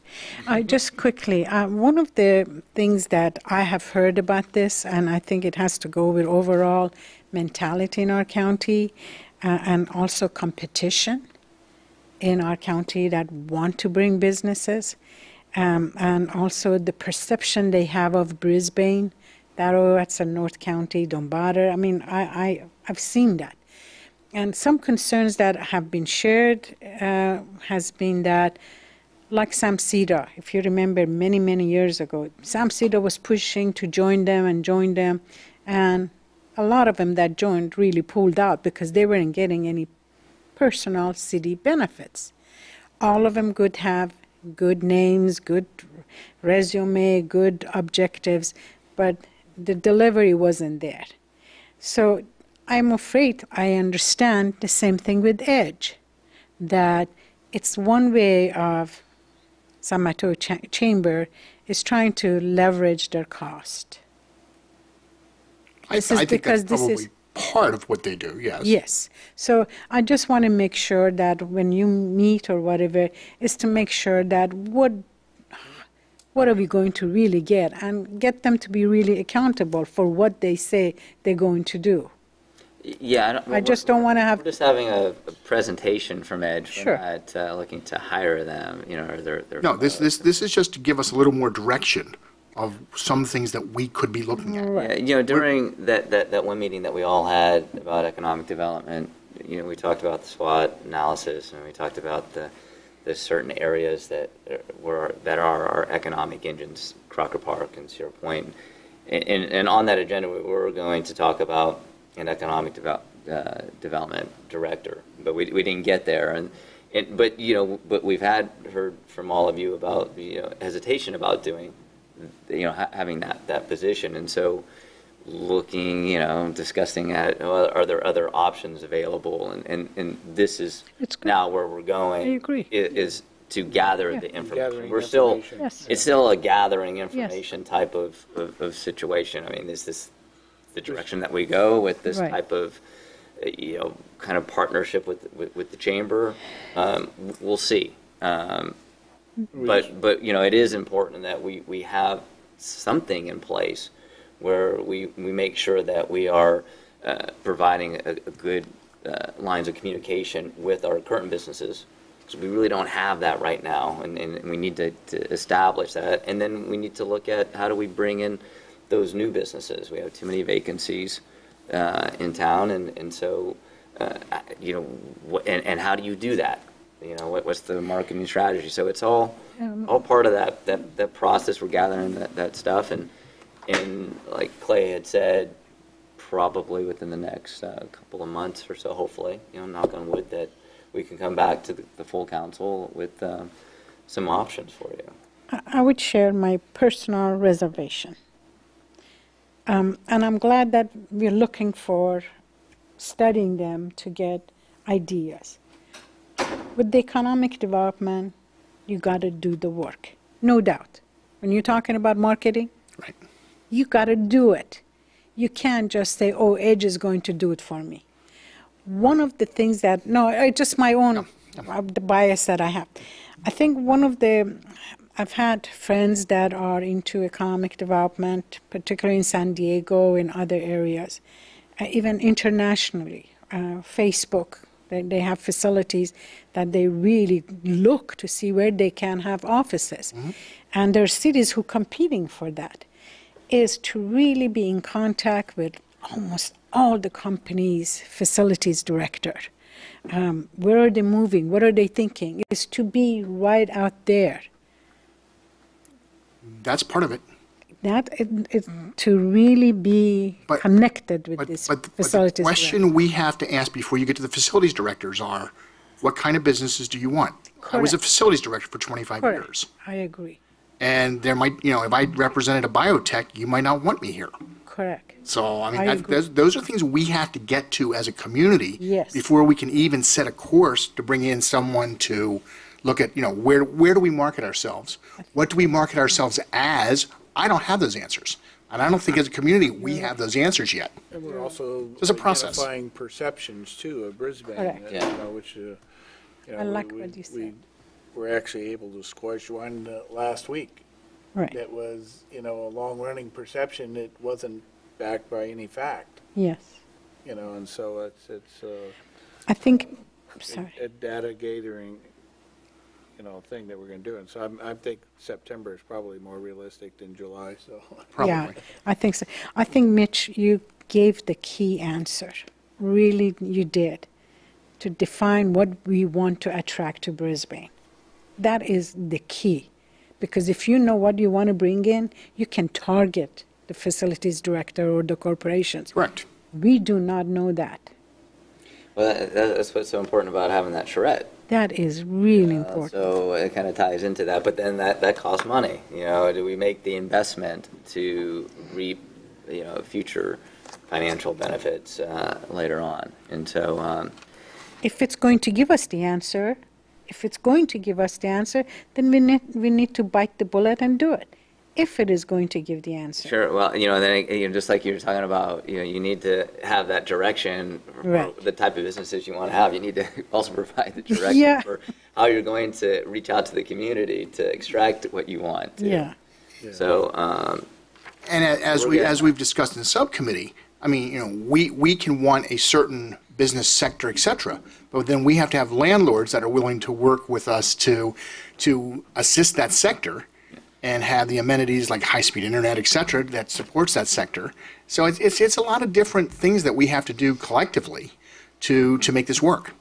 And I was never saying that we're going to use the Edge. We're just No, I studying agree. what they did, because Yes. they did have some success. Yes. And it's only a 2-year-old program. yeah. Yeah, one of the things, that we have talked about, and it could be something that we could talk about as a council, is with the charrette, maybe having, an ad hoc, subcommittee that focused on that. So, but we can bring that up later in the agenda. So, all right, anybody? Just one other thing. I can't find the page it's on now. Maybe I can get some help here, but at some point, there is a line item for the chamber subsidy. Do you know where that is? That's in central services. Central Services. 20,400, I believe, is the dollar amount. Right, that's way in the back here, yeah. Okay, as I recall, that's, let's see.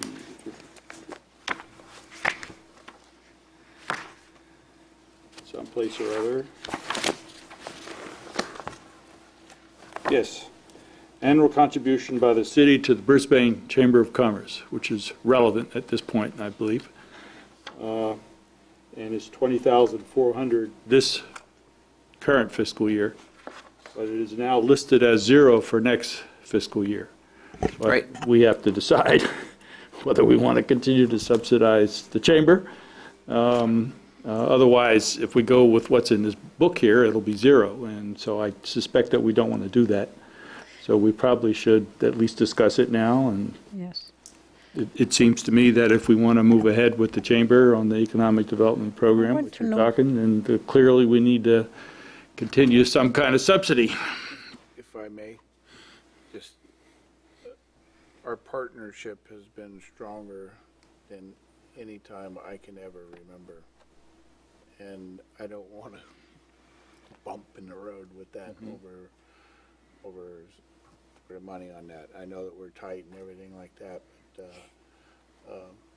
it's not like they run on a massive budget either. They run on a shoestring budget, and Mitch himself is part-time and also actually volunteers a lot of his time for free, along with running his own business. So I would suggest that we keep it as is right now. I wanted to ask a question, please. Sure. How's Chamber doing? Chambers, like every other chamber, we are hanging in there. We are about at a break-even point, but we've seen membership drop 6% last couple of years. The positive thing is we've seen members that have lapsed over the years that have come back, and that's healthy. So, we're seeing members come back that weren't here last year or 2 years ago. I mean, chambers, like when you look at your budget, is need to have, nice to have.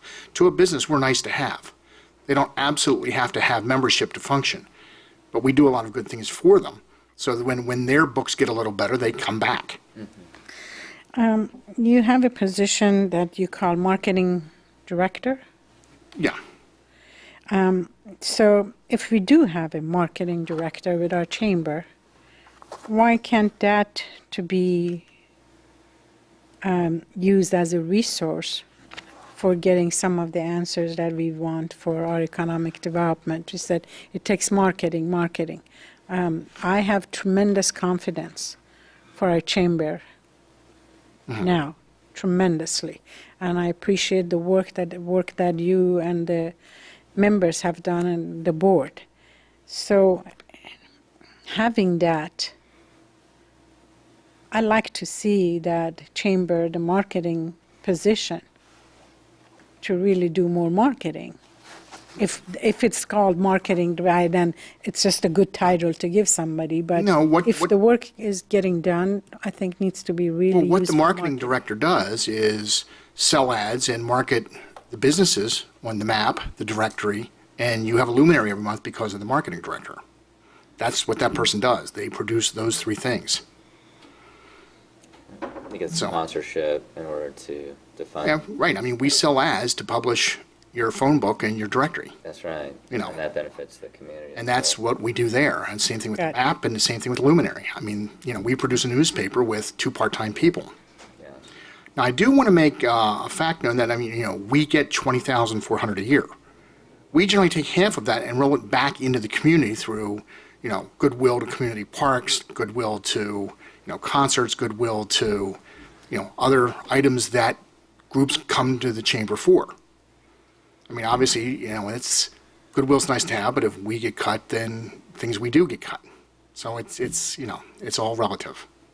So the reason we get sponsorship from the businesses, is that because of the city's contribution? It's part of it.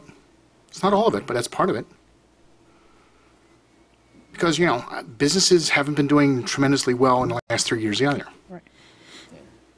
But having a strong chamber helps It is very- our bottom line. I agree.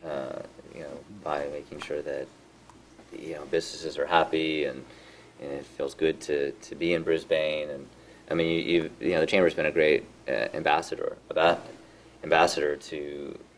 for the city. But we know that we need to strengthen that. And it's great to have someone like Mitch Bull who is doing this research because we've asked him to do it. He's not, the chamber isn't making any additional money off of this. They're not going to send us a bill. This is something that we've asked him to do, and kind of like a committed citizen, even though he's not a citizen, but he's like one. Oh, he is in a way. I mean, he's doing his job. I've been in town for 20 years. Yeah, no, for The sure. business side of it. Yeah. Can I ask another question in regards to San Francisco and economic development? Sure. What do they do? How do they do it to attract businesses or to attract, I know, movie studios or what? Not that I'm saying about Brisbane, but what is their strategy? They throw money at them. I mean, why they have Zynga, why they have, these companies, they gave up the business tax, the payroll tax. And that's, $60 million for Zynga alone that they're going to have to replace. We don't have that type of flexibility to do that. They can help with tenant improvements. They can help with streets and sidewalks and things. I mean, they have a huge group. Yeah. And their economic development group is, probably 50 people. Major, yes. South City alone has 7 doing economic development, full-time. So, I mean, that's who we're competing with. We're wedged in between South City and San Francisco. Right.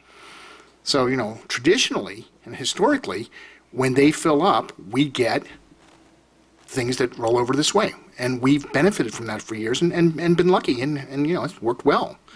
But if we want to market a specific direction, and, the puzzle here is that, brokers are paid to fill buildings. Not fill buildings with what we want them to fill them with, but fill buildings. They get commissions on filling buildings and keeping their landlord owners happy. If we want to set some direction with them as partners and try to say this is what we can do, it's going to take a lot more work and a lot more study. Yeah, and setting that direction puts you in a position to be more sustainable, rather than just relying on what blows in. Right. I agree. I wish it was an easy answer and an easy fix, but it's not. It's going to take some time. I agree. All right. So in regards to Ray's question, are we good with going with what we have on the contribution of $20,400? Yes, definitely. Okay. Here goes the Thank you. deficit, but it's justified, really. Any other questions? Not now. No, no. Thanks, man. More to come. Of course. See you in a week and a half. Okay. Budget summary. City attorney. Oh, city attorney's next? Yeah. Oh, I'm sorry, I didn't see the back side. All right. Oh, library's next. Did we skip? I didn't see. On our thing, we have city attorney. Yeah. At least in the packet. This one's fairly quick, so. Okay.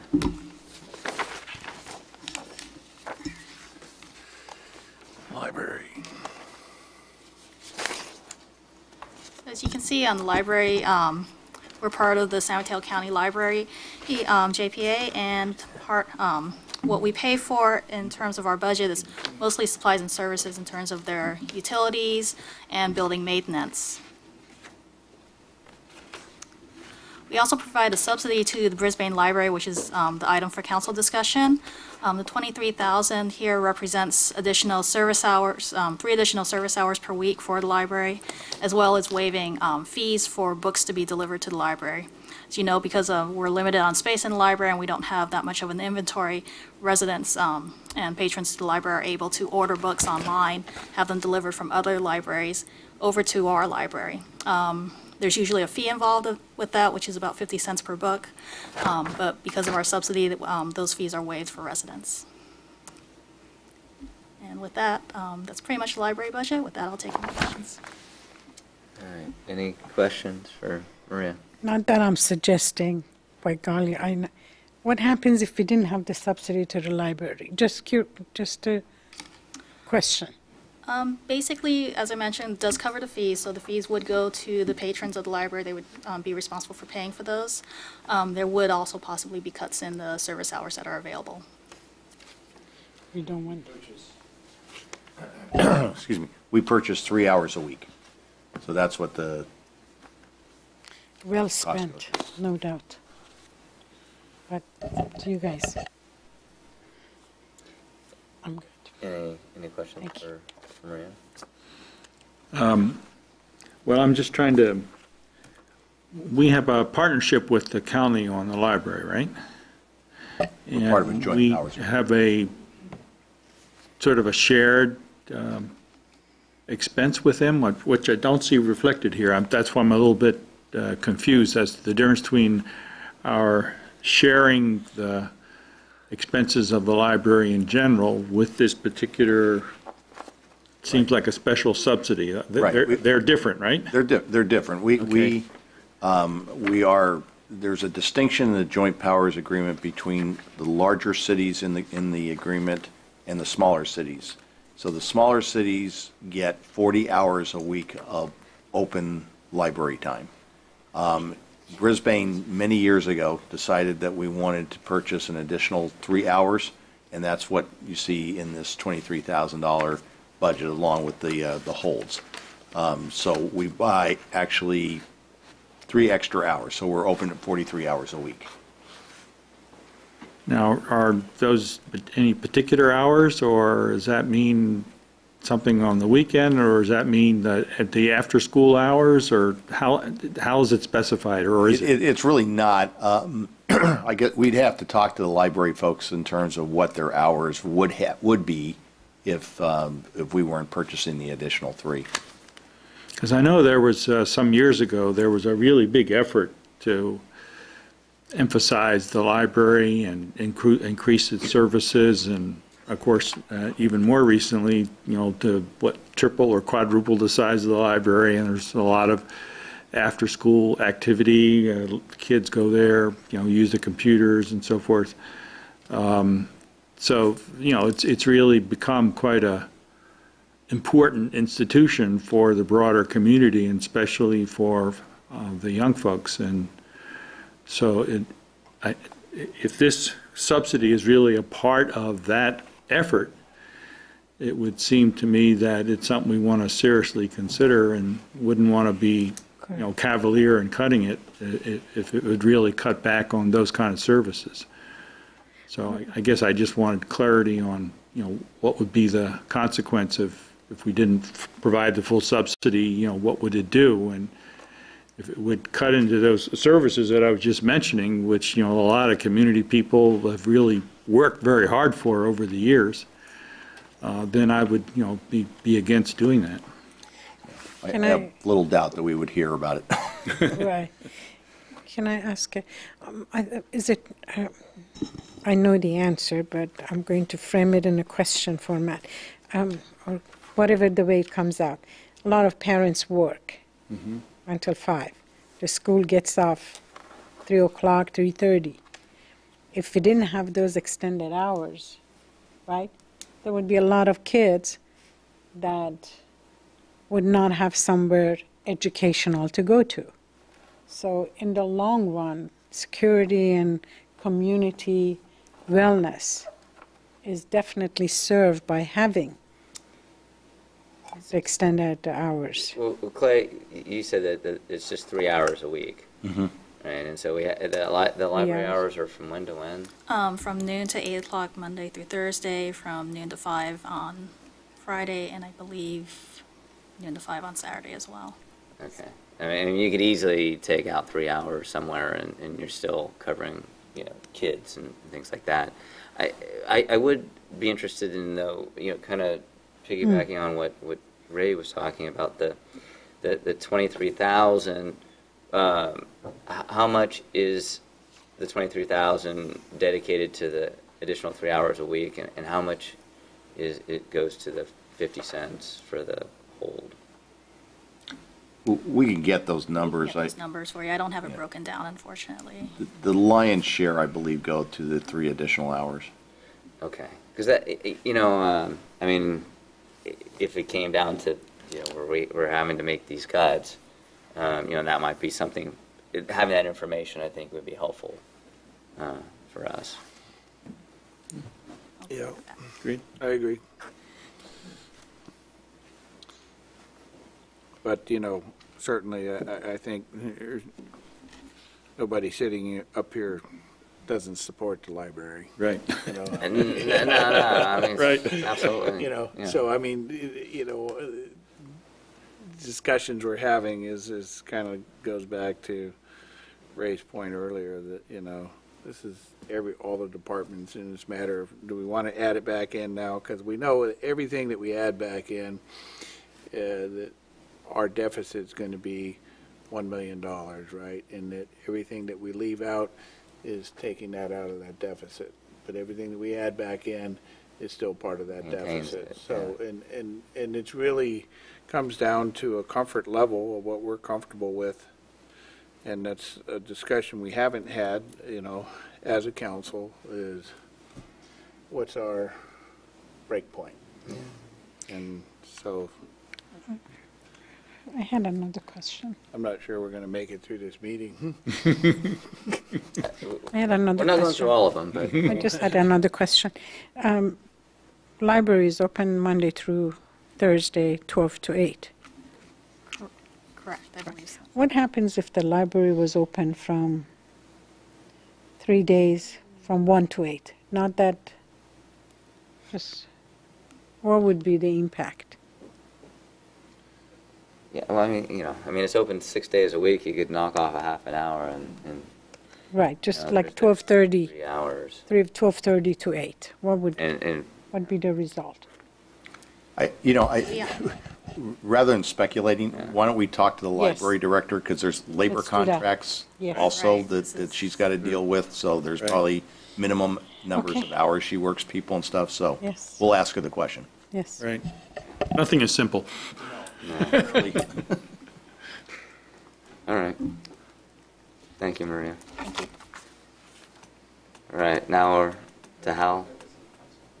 Oh, my Or we're doing city council? Okay. They're going to let you go home early. Oh, nice. So close. Being sensitive to you, huh? I'll probably still be here, though. Almost one, right there.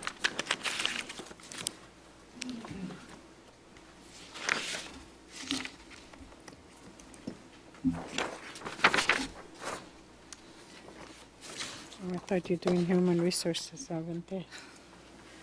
No, strangely enough, I'm not doing human resources today. But for the city council budget, as you can see on the budget summary, the majority of the cost is related to benefits for the council, as well as supplies and services. The items for council discussion include educational material and city management leadership. This is usually orientation issues for new council members. We also have ceremonial events, which includes certain events such as ribbon cutting ceremonies, things of that sort. As mentioned earlier, the Mayor's Art Appreciation Awards are located here in the council's budget. Other council celebrations include certain recognition events, and then there's also travel and training, which is $8,729. A lot of this travel and training is required for certain programs that the council does participate in. Does include things going to League of Cities conferences, as well as participating with ABAG events, things of that sort. So this is at your discretion, and be glad to answer any questions. I'm surprised that the Mayor's Art Achievement Awards is only 300. I thought it was more than that. That's different from the actual, Right, that's the different from the Artist Evening of Sharing. Evening of Sharing. This is This just is the just award for whoever wins the mayor, I got it. or if we have multiple people who get, So why not all of them budgeted in the same place? because the other ones are seen as a special event, whereas this is an ongoing award that you give. No particular reason, this is just a historical happenstance. Because it really doesn't show, I think Ray was talking about, it really doesn't show the true cost of what we do. There is a little bit here, a little bit there. I think it would be good to know what is the cost of this. Well, yeah, I mean, I do have the breakdown of the co-sponsorships, so when I get back up, I can go through that. And under the co-sponsorships is the Artist Evening of Sharing. And traditionally, the Artist Evening of Sharing has been different from the Mayor Art Appreciation Awards. This is something that a former mayor created to recognize artists throughout the town, and it was nothing more than a cake given at a council meeting, as well as flowers and proclamations. And I think we used to give plaques or little desk stands. So that was seen differently than what we do at Mission Blue. Yes, And that's why there's a split between the two. yes. Yes, thank you. I'm good. Yeah, I have a couple of questions. When was it decided to do sort of a standard auto allowance? It's a fairly, at least from my point of view, large amount, unless the person is doing a lot of traveling, and of course, some members of the council do, and some don't. And yet, everybody gets the same amount.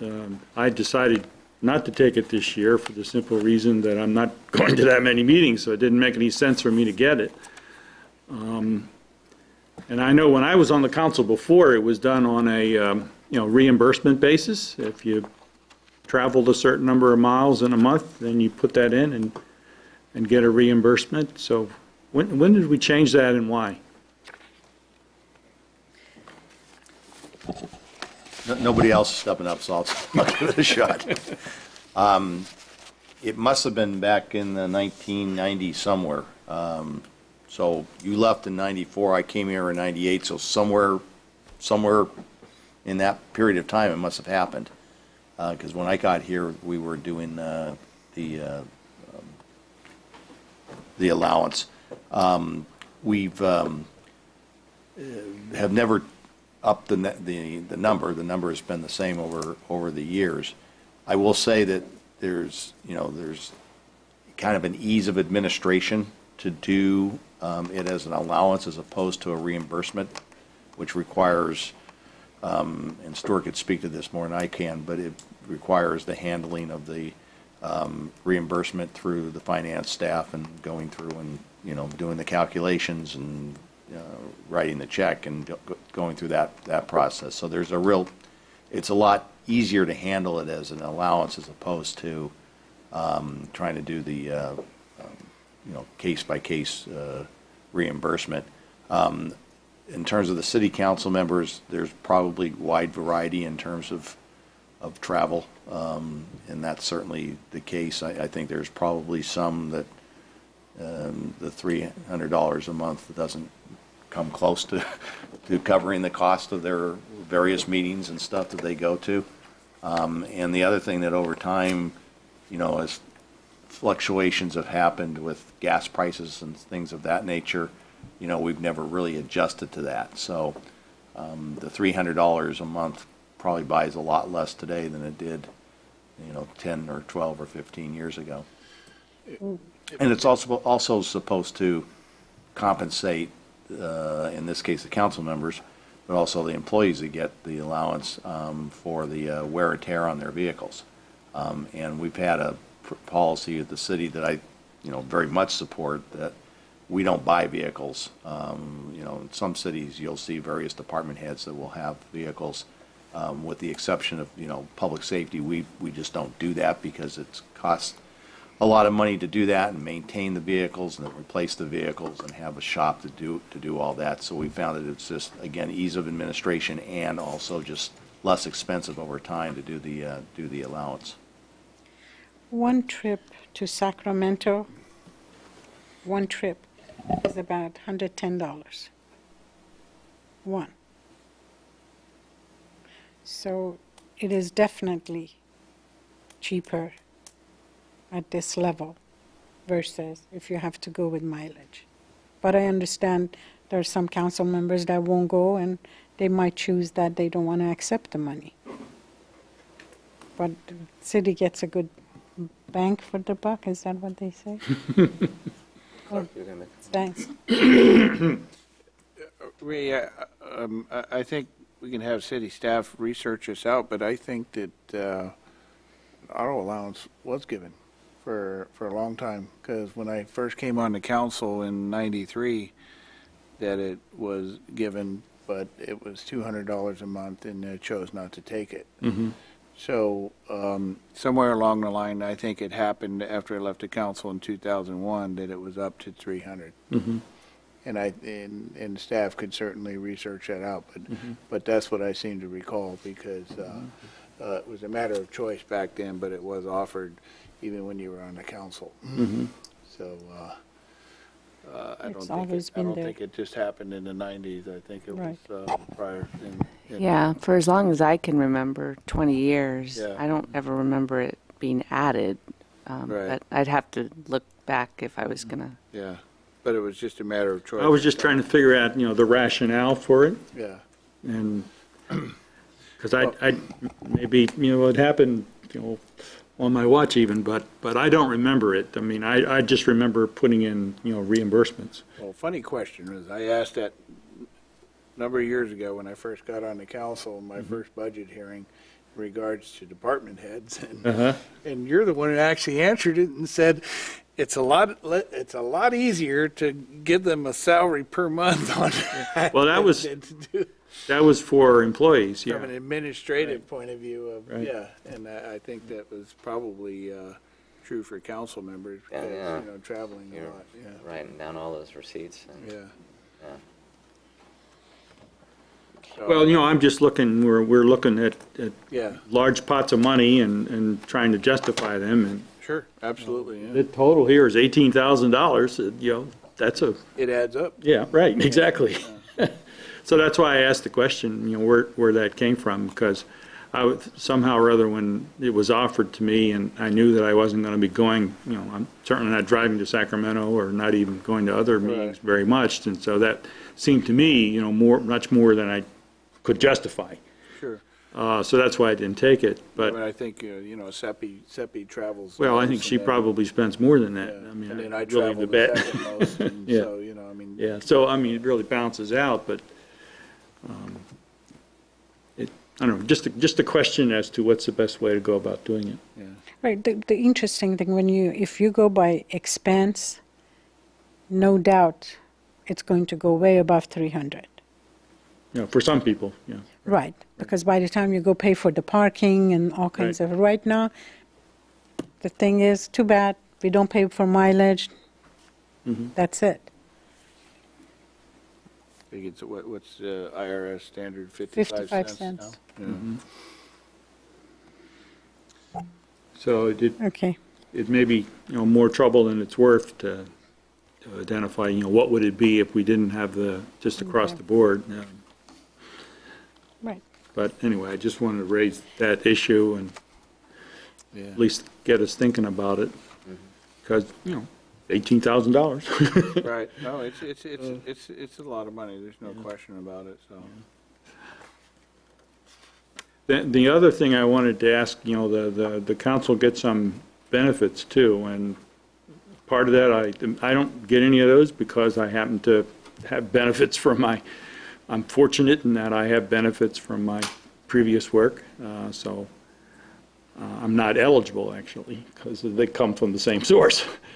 But, you know, we're talking about trying to put some kind of cap on the health benefits thing for all the employees, so that it doesn't get out of control. Would that refer to the council health benefits as well, or is that, you know, Yes. Everybody, Yes, it should. all employees. Well, it's something that the council would, I believe, probably by resolution, adopt to do that. So it would be a council discretion. It probably makes a lot of sense. assume we'd want to be consistent, right? Yeah. Yeah. For consistency's from a consistency perspective, it'd probably be a good thing to do. I think it's hard to ask other departments. Yes. I think it's hard to ask other departments to do things that we're not willing to do. I agree. And, I mean, going back to all the budgets, or all the department budgets that we've looked at, I think the matter of rote allowances for cars, housing, a lot of things should be looked at, along with salary reductions, if we're looking at those for some employees. I think we need to look at all the employees and look at We're everybody's talking- contracts. Right. And I think we need to do it Right. fairly substantially. I think the bigger the expense, the more room there is for some of those negotiations to take place. I think it was implied, myself, you know, I was thinking that was the case, you know, that that's what we were going to do, because, I mean, that's, you're in a leadership position, so, you know, you're not willing to do it yourself. Yeah, I found in the past, working for corporations, that, you know, the ones that made policies, you know, didn't cut their bonuses and everything like that, and when they did 10% across the board, or, you know, they weren't getting cut, you know, and so it'd be pretty hypocritical, I think, if the council didn't follow suit with what they're deeming on everybody else. Yeah, absolutely.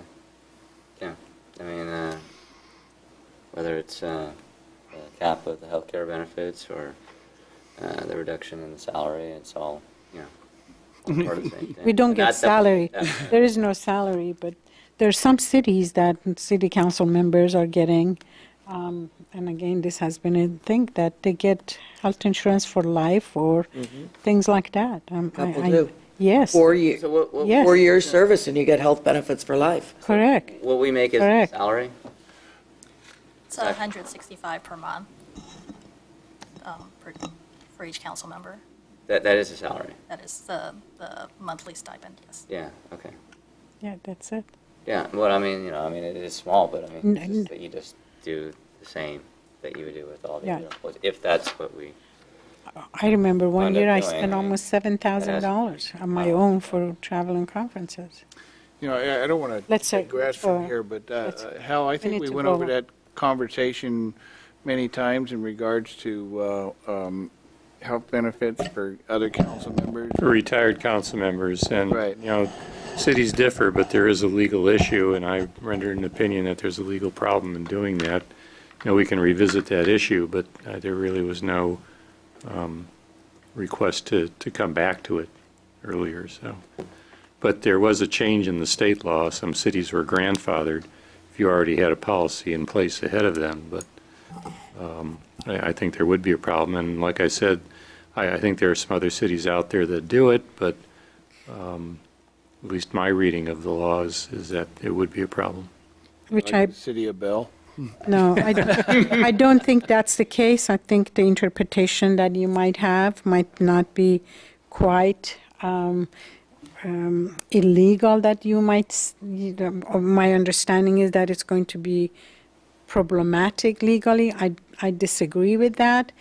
It's a council decision, but that's something that we want to pursue. And if we want to pursue that, is for us to do further investigation, but it's not something that you're going to have to worry about it. You're retiring, so we just let it go until in the future, because this year, this is a budget thing, and we're not talking about that.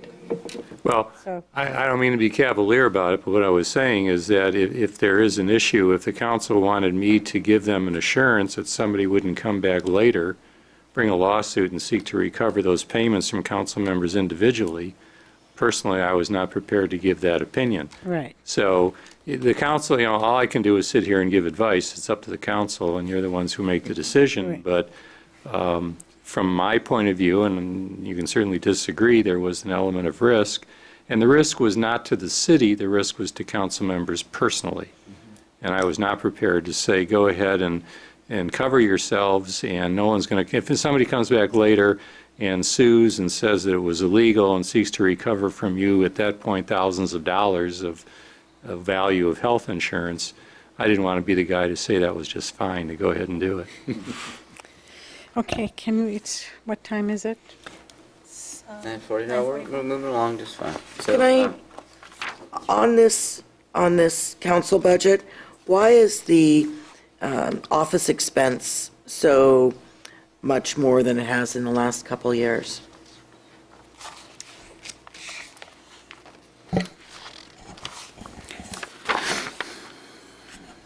For your nameplate. This is, Where you, what page is that?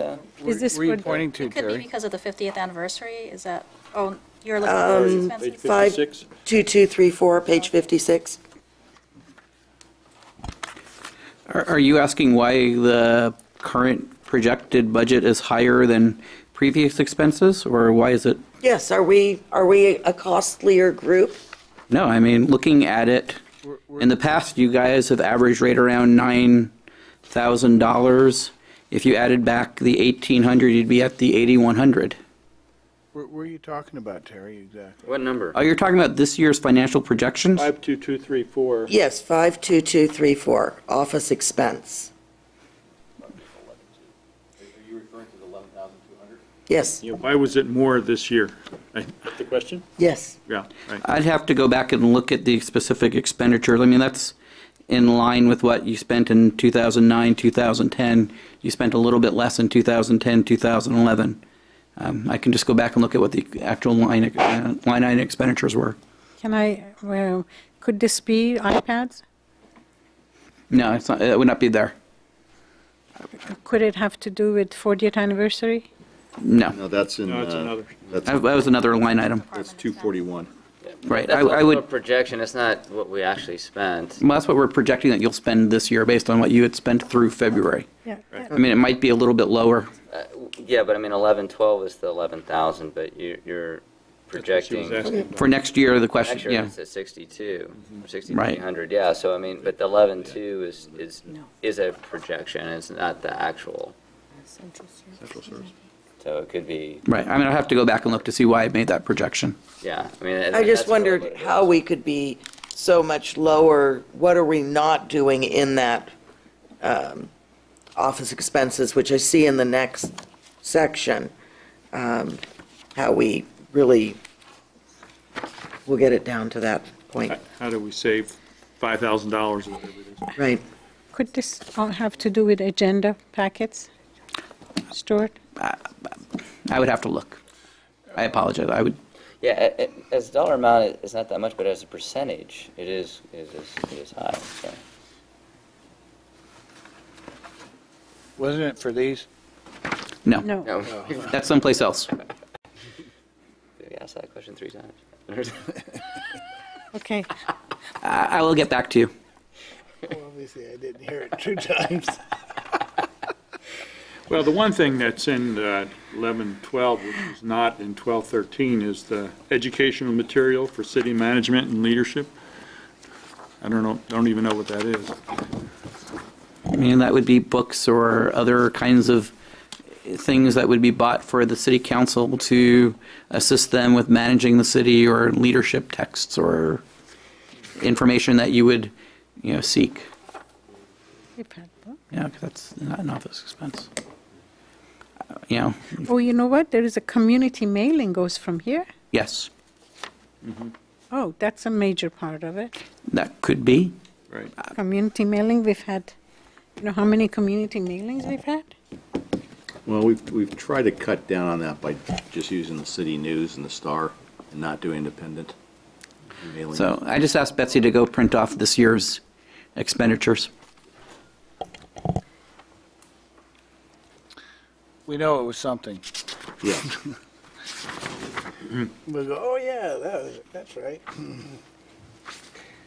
All right, well, then we have- we can, Okay, let's. how about we just move on and then we'll come back to it when Betsy gets that information? Right. Well, I'm just going to, there's one other category that is zeroed out for next year that we probably should talk a little bit about. All right, what is it? That's page 58. So the same question about, travel and training, whether we want to, still want some people to go to the League of Cities. It's going, probably at least two of us should go, at least, Or the to me. You also or the have- Council of Cities. No, the League of California Cities. I know, Annual the meeting. league, and we also have Council of Cities. Yeah, well, that's there too, right? That's Yeah, the next those are- category, yeah, right. So I would say that, we need some money there, not zero. Yeah, Because it's in our interest to participate in the league, and it's certainly in our interest for the mayor to go to the Council of Cities, and so, Yeah. it needs to be something here.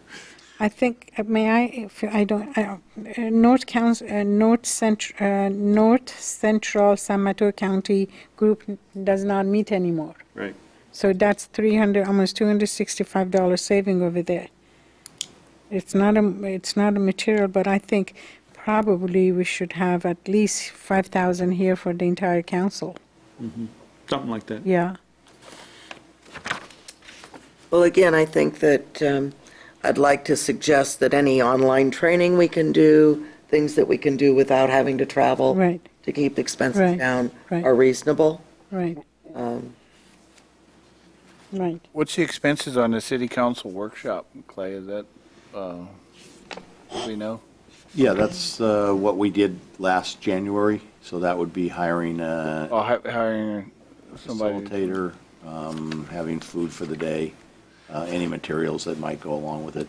The year before, we didn't really have a facilitator. Right, I mean, that's kind of wavered back and forth over time. Right. So even though we budgeted that, that's not necessarily what we Correct. Right. And we don't necessarily do that. So that's why I said if you have a budget for 5,000 for the entire travel and conference in all this category, I think that would be sufficient, particularly. But we've already spent the facility. No, that's for next year. Yeah, I think 5,000 would be reasonable. I'm okay with that. Yeah. Okay.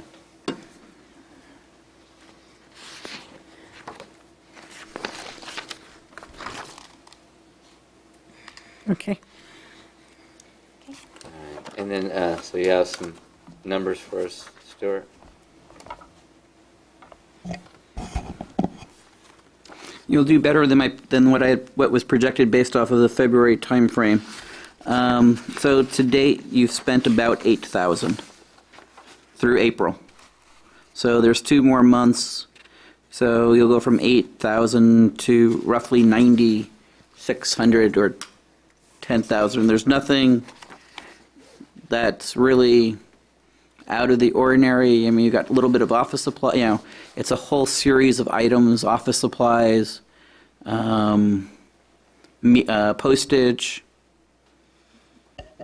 I mean, there's no large item that's in there. This is just kind of an ongoing kind of cost. I bet there are other costs that is charged here than the city council, because I don't think city council spend $9,600 on office supplies. Well, I mean, part of it is, paper, which is when we provide council agenda packets and. Yeah, that's what. Right. So, I mean, it's just like your portion of office supplies versus everybody else's office supplies. It's, individual mailings. It's, the nameplates are on here, binders. I mean, just general office expenses. And It adds up.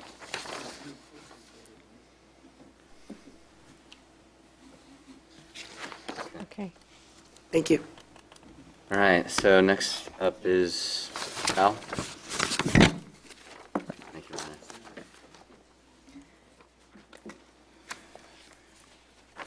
Only thing I got was the 5,000.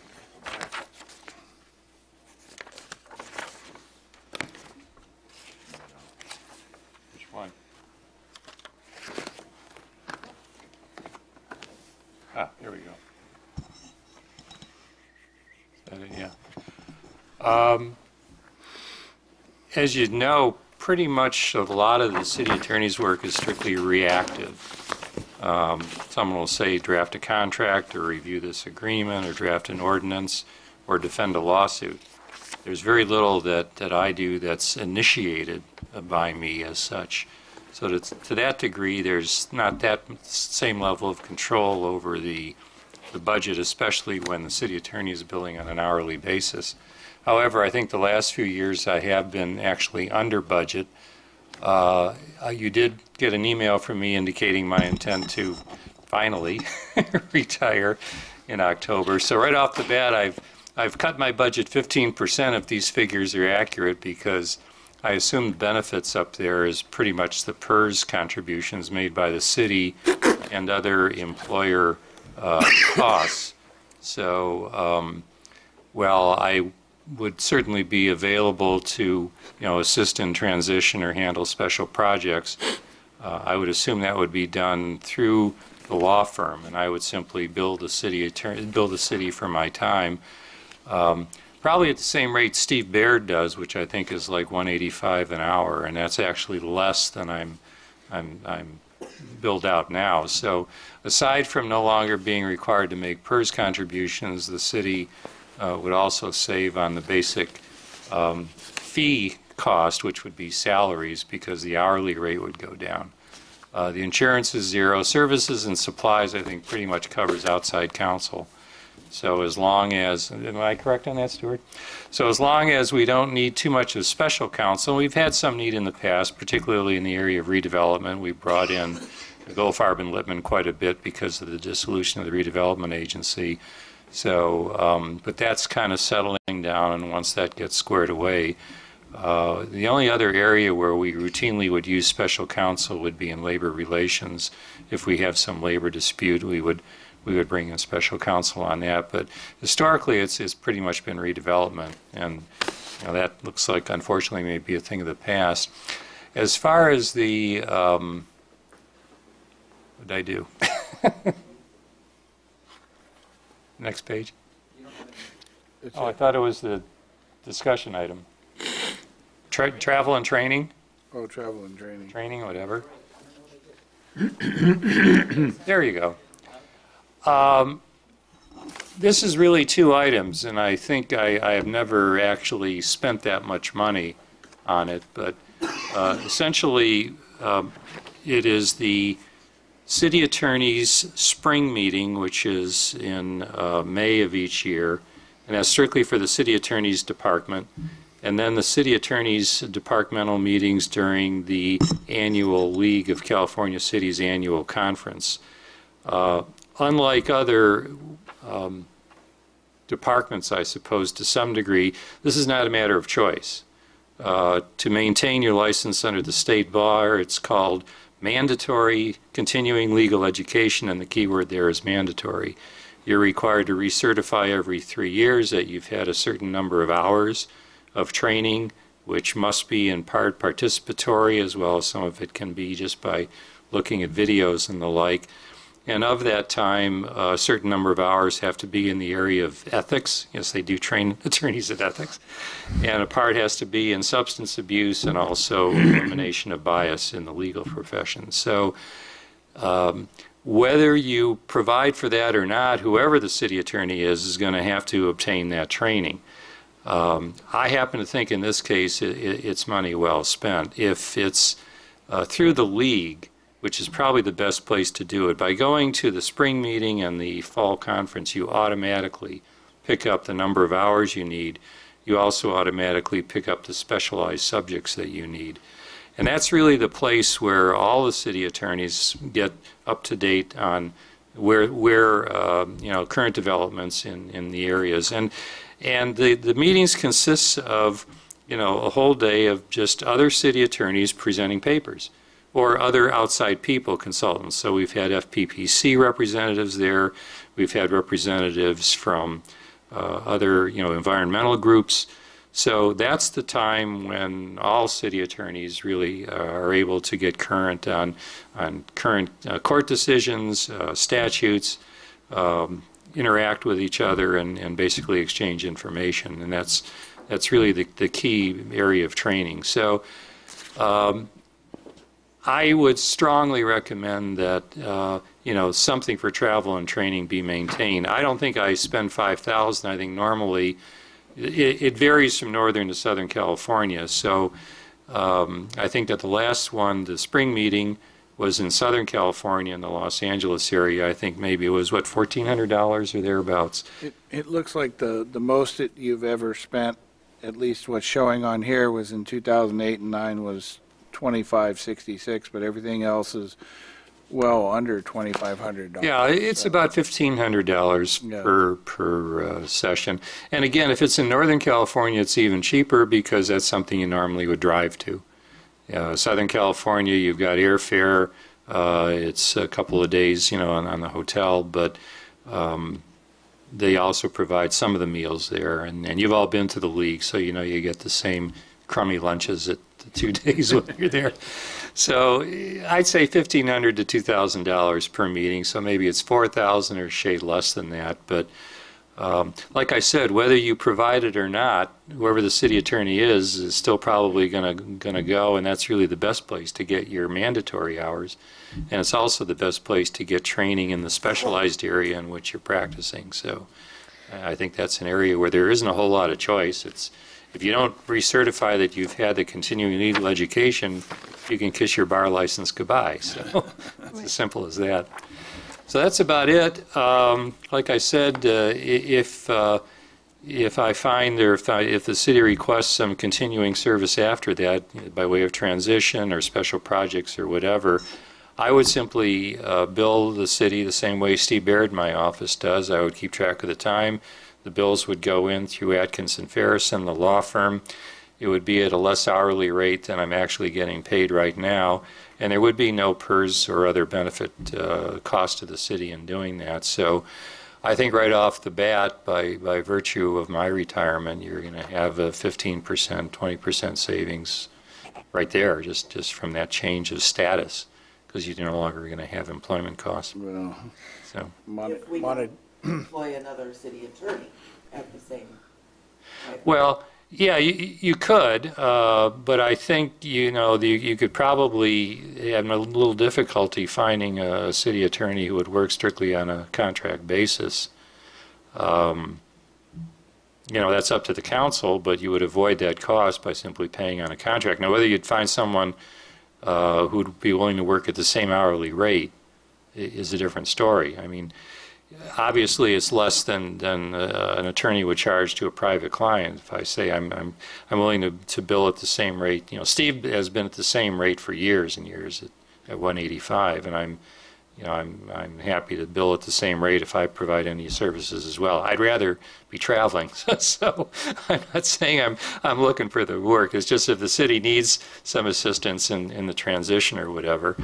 And I made my own pitch for a successor for you to consider, but and that person happens to be already on PERS retirement from Sunnyvale, so she would not be looking for any continuing PERS contributions. I have. Okay. I certainly agree with your statement that you need to attend meetings to make sure your units or credits are kept current and so forth, but it doesn't mean that I'd like to support paying for it from city funds. Those are educational, travel and conference, your recertification. It doesn't require the city to pay for it. It's an individual responsibility. Oh, I agree. Right, but the way you said it just sounded like It's really, we have to No, do it. what I was saying is that if you're not paying for it directly, you're going to be paying for it indirectly because it's an expense the city attorney is going to have. I didn't mention anything about overhead. Right. I mean, I pay close to $7,000 every single month for my office overhead, which is included in the hourly rate. I pay for the office, I've got secretaries, we've got, a library cost. I'm the only employee with an overhead. So in that sense, I was simply pointing out that, yeah, you can take it out of there, but the city attorney is still going to have that expense and it will be built into the hourly rate one way or the other. So that's up to the council, obviously. In light of cutting, in light of looking at other areas that we have, I really like to suggest that at the minimum, we cut this in half, if not all. That would be my recommendation, but it's up to you guys. But I don't support $5,000. Well, I'd say historically, 2,500 is about what Hal has been spending. And If that's that much, then I would like to say 1,200. no, I mean, we've been budgeting 5,000, and he's been spending about 2,500, and that's probably a reasonable amount to at least budget for. Now, whether we No, do it or not, then it's, I guess, Clark, that goes has with been. negotiations. No, I'm just That saying. has, I agree, but I'm not, but this is what has been my concern. The budget normally is higher than what the expenses has been. So when you go cut the budget, what they do, they cut the budget, not the actual expense. So what I'm trying to say, the expense you said has been running 2,500. Okay, Right. that's expense. We're taking cuts. So I'm saying that let's cut it in half. 2,300 has been the expense, cut it in half, 1,200. And the gentleman is retiring. And he's one of the very few attorneys that we pay for the PERS, we pay for all of that. Good old times, and right now, this year, is not there. You have been a fabulous city attorney, and it's been blessing, no doubt. We've benefited from that. I'm not criticizing your worth, your value, but because of the budget right now, I'm really having tremendous hard time justifying more than 1,200. But it's, again, there are 4 others. That would be my opinion. What Hal was saying, that either we pay it through one way or we pay it through another Pay for it one way or another. Other way you Yeah. look at it, you're Yeah, it's gonna- all a we're gonna negotiating pay it. point. I just say put the money in there, whether you spend Yeah. it or not, that it's there, and it's a negotiating point when we, What would you recommend, Clark? 2,500. Okay, I go with that. That's half, and that's what he's been Half of paying. the I mean, budget. that's what he's been using. I'm kind of thinking, when Hal retires, what type of setup do we have? And I mean, I look at these benefits, and I think it's just out of my ignorance, but it just seems odd that a person that is paid by the hour also gets the benefits. And Yeah. is that something that you just negotiate as part of the setup, or? Well, It's a good thing. It's how I'm billed, but there is a salary survey of city attorneys that's done every year. The current one hasn't come out yet, but I'm certainly not alone in terms of being provided with some PERS coverage. It's just whatever is negotiated. But shortly after, we switched over to be from Bob Booth, who was my predecessor here, I switched to employee status solely for the purpose of being able to participate in the PERS program. But I'm shown as a part-time employee, and PERS has looked at that, and they've also, confirmed that I'm a part-time employee. What I don't have as a part-time employee is any other benefits. It really works the other way around. What don't I have as an employee, even as a half-time employee, that all other employees have? I don't have health insurance, I don't have vacations, I don't have sick leave, I don't have any of the other stuff. I do have an overhead. So in that sense, it's not a matter that I'm getting more than other city attorneys. If you looked at a city attorney, even some contract people, have their PERS covered and other benefits. And if they're an employee, they would typically have typical type of employment benefits that an employee would have. So it's just a matter of how you look at it. And again, that's something that is totally up for negotiation between the council and whoever my successor Your would office, be. or your overhead, isn't it tax deductible? No. No, it is not. Well, you mean tax deductible. It's, the way it Yes. works, it's It's a simply, business. well, it just reduces what I get out of the law firm. It reduces the amount of money that I take out of the law firm. I'll pay it into the firm, and then after all the overhead expenses are deducted, I'll get what's left. So, But it is what we have. You're a hybrid contract attorney or hybrid staff. it is a hybrid, yeah, Yeah, sure. no doubt. So You It know, is what we have. I'm you've okay with been- the 2,500, sir. Okay. Yes. Yeah, you've been the lead attorney since 1994, Yeah, almost Long. 18 years, been 18 years, wow. Right. Yep. I think that's kind of It's a unprecedented. record. Yeah, it is, Yep. it's unprecedented, and I just, I'm going to take the opportunity to thank you, Yeah. well, thank you. because,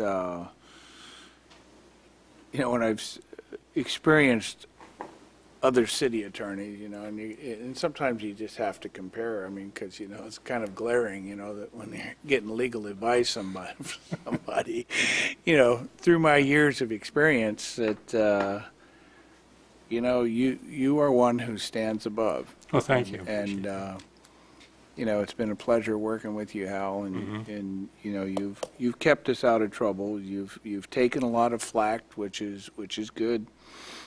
Well, that's, And goes thank with the you for that, territory. and, but you That's why we have, hire city attorneys and city Right. managers, so they can take the flack instead of us, right? yeah, sometimes. Well, I've enjoyed it, and. They keep us out of uh, trouble, it's been numerous times, you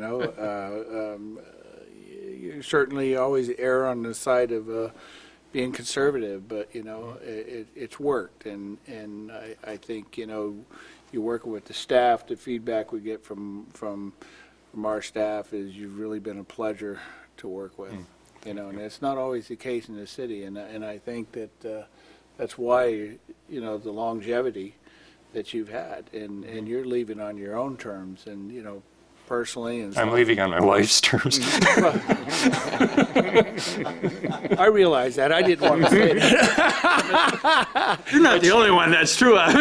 But she's right, she's right. Yeah, It's but time. but it's, if that's the time, that's the time, and then, but selfishly, I hate to see you go, Yeah. especially in timing like this, but, at the same time, I understand. So, Well, I've enjoyed it, and I've worked other places that did not have the same kind of atmosphere, so you can appreciate a good council when you've been exposed to a bad one. And, I think, even though there's been change of personnel on the council, the council, whoever they are, have always treated the staff with respect. They've been easy to work with.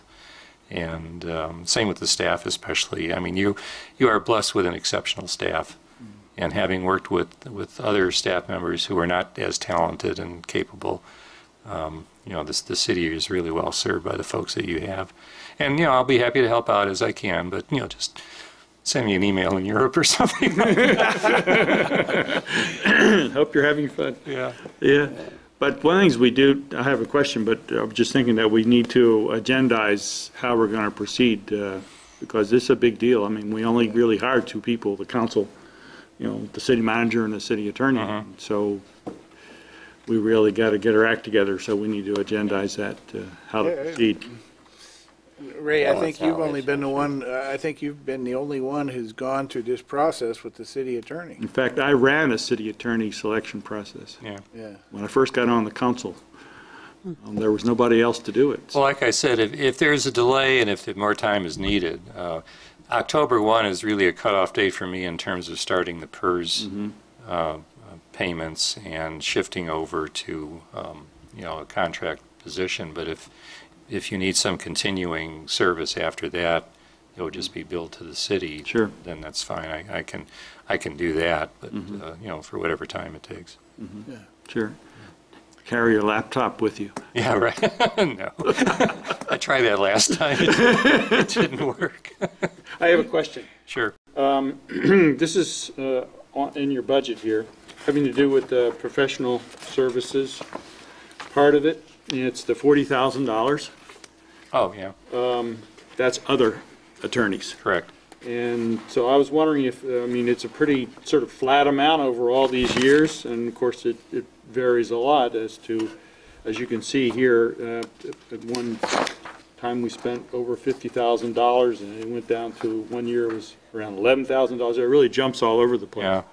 Would you talk a little bit to that process? And As the you numbers anticipate show, in the near it's future? a totally uncontrollable number, because we would only hire outside counsel if we had a need for it. Mostly it's been in the area of redevelopment, but there have been other situations where we brought in, we've had a personnel matter, so we brought in like a neutral party to do a fact-finding, an attorney that we've used to do an impartial fact-finding on a labor dispute or something like that. But again, Stuart could probably respond better than I could, but I think most of it... No, the reason I'm asking the question is to get your advice, and not just all tonight or anything, but clearly when we get into the EIR process and then certainly the formulation of the development agreement, we're going to need a lot of legal assistance. Right. And it may be that more than the city attorney provides. Oh, I wouldn't be at all surprised, yeah. Yeah, what would be your sense of that? That's really hard to put an estimate on that, because it could be a lot of time, but it could be spread over a lot of hours, but it could be spread over a long period of time, which would at least mitigate the impact of the cost. I would fully expect it would be appropriate to at least consider, bringing in some other legal help if need be. Part of it depends on the experience of the person you hire, if they've been involved in development agreements before, and are familiar working with that, in which case you might not need a whole lot of outside counsel. We've brought in outside counsel when there's been a specialized area of law. Redevelopment is one. Eminent domain, for example, is another one, where, the lawyers who do that, and bond counsel is another area where, because you have to render a legal opinion on the tax exemption of the bonds, so usually there are just people who specialize in that. Development agreements, on the other hand, are more of a negotiated item. So it's more of an attorney who's familiar with kind of business aspects of it. Once you know what the deal is, if an attorney is good at drafting agreements, you ought to be able, or he or she should be able to put it down in writing. So it's a matter of making sure you have all the bases covered and that the agreement covers all the subjects you want it to cover. But it's less of an area of specialized law. The state law and development agreements is fairly simple.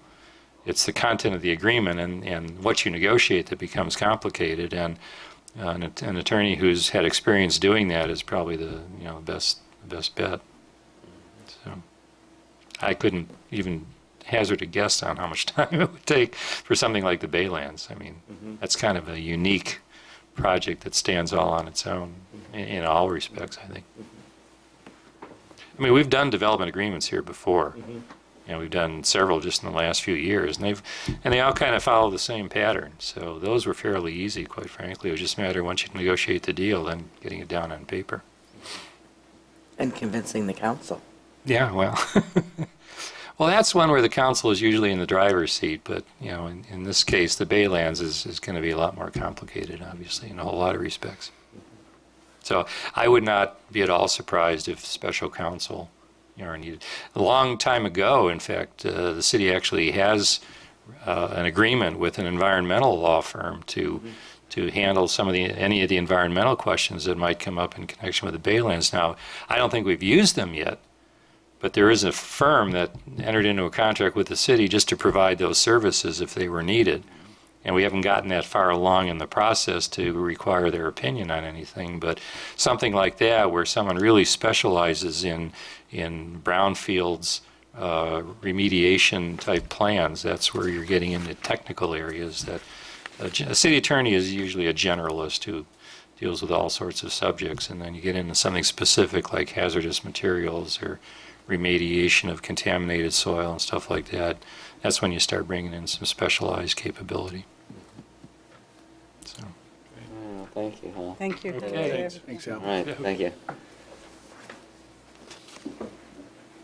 Do you need to Admin services? want to have a few minutes break? I just need to get up and stretch. Yeah.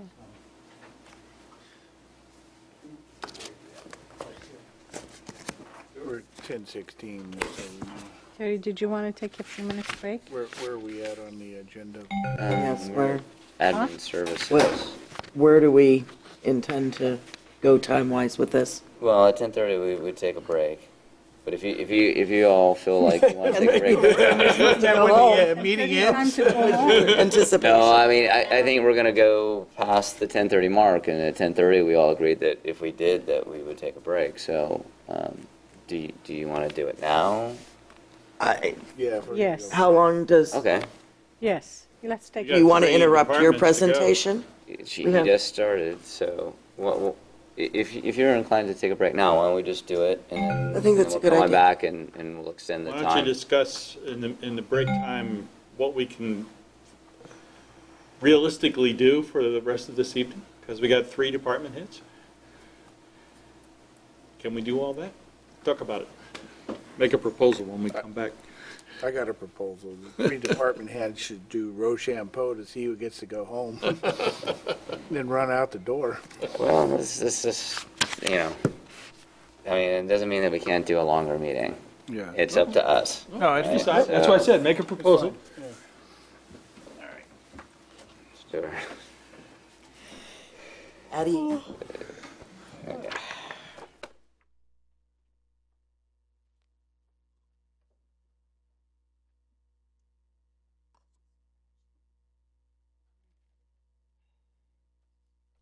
$1,800.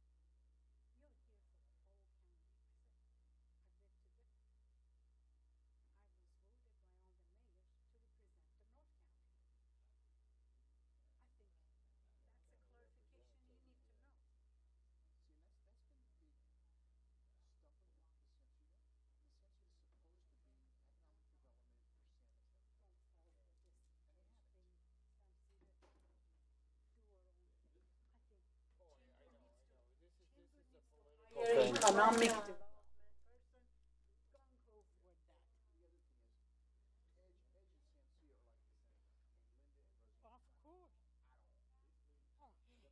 Who gets along with Roseanne? So we've just been skipping around in this book. Yep. Now we're going to admin. So Terry, Clay thinks about midnight. Is that cool? Thank you for staying so late. He's concerned though about if we delay, You saw a big. might mess up the schedule. Kind of. Get up. Tell this guy. Thank you, Mitch.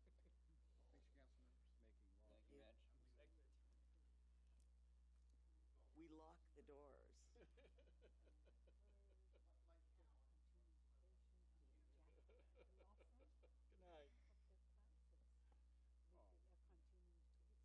I think we just should learn to schedule our time better, wisely, more wisely. Pass on all the costs.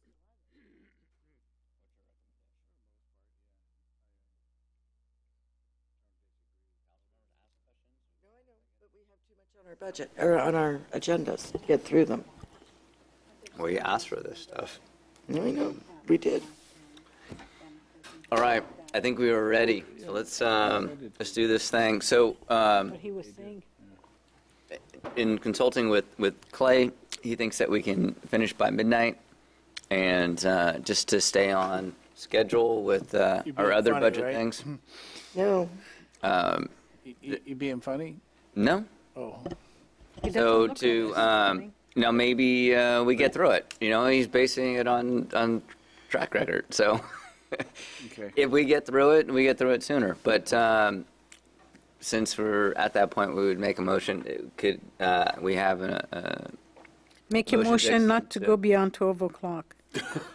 Second. all those in favor? Aye. Aye. Okay. That's our projection. We might be under budget at the time. Okay, so as I said, I was going to bring back the co-sponsorships that we had done in last fiscal year. So the co-sponsors that we did, whereas we spent $500 for a Bay Area filmmaker film, we spent $5,200 for the Live at Mission Blue, we spent $9,600 for the Artist Evening of Sharing, $1,000 and change for BDW, $1,800 for the Butterflies and Bulldozers film, and $1,200 for the Shakespeare that came into town. So those are the types of items that we spend money on. The films come and, change periodically. The Shakespeare is an every year thing, Live at Mission Blue is an every year, Artist Evening of Sharing is every year, BDW is every year, and this does not include staff time that's involved in any of these. This is just contract costs, like lighting for the risers and any special kinds of microphones or projectors or screens that are needed. So this is what we spend this is what we spent the $20,000 on last year. We're close to the $20,000. Butterfly and bulldozers are all gone, finished. We are done with that. Yes, the butterflies and the bulldozers and the Bay Area filmmaker are one-time things, but also it was a light Live at Mission Blue series. Right, right, So, right. this is the types of things that we spend money on. Right, and that's the bulk of it, is the Live at Mission Blue and the Artist Evening of Sharing, which we fund 100%, basically. You know, the Artist Evening of Sharing. How much time does Wendy put into that? Quite a bit. A significant amount. Mhm. And that's not part of the cost. Okay. And then Sepia brought up Clay brought up the only director stipend that we have is for Beth Grossman for the Artist Evening of Sharing. How much is that? $3,500. $3,500. Okay. Now, before that was done as a volunteer, what happened that became a stipend position? Has anybody ever volunteered to run Artist Evening of Sharing? Yes, before we paid. I don't know if we ever. I think even from the first one we paid. Oh, We'd have to research that. I think what, basically, the way it worked out was that it was a pretty intensive effort to put that night on. a lot of hours, a lot of coordination with, up to 15 to 20 different artists. And to keep it going, that's what Yes. it took. Yeah. But it would be really good for us to really know what is the entire cost. Maybe we need to, it's kind of difficult to do it in the middle of now, but I really think somehow we need to know, live admission, Blue, what is our true total cost? Staff time that goes into it. Yes, yes. What is the complication? Like the artist evening of sharing, or what is the true cost? Okay, well, these are our out-of-pocket costs. The question you're asking is what is the staff support cost?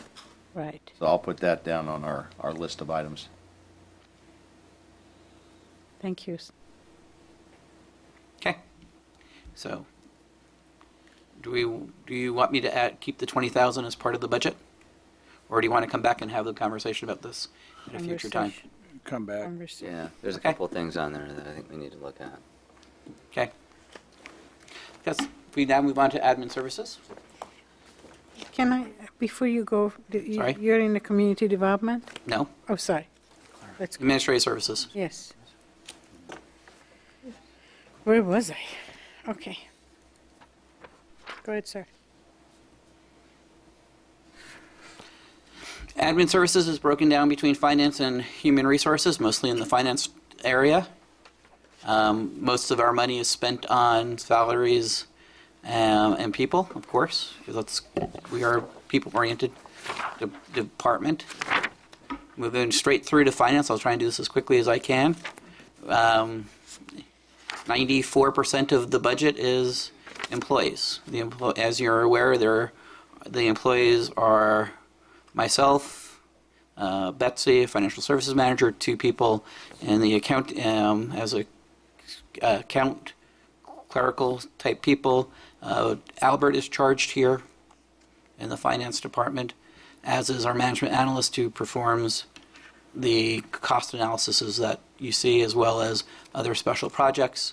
In supplies and services, our main costs are audit and our software maintenance for our computer system.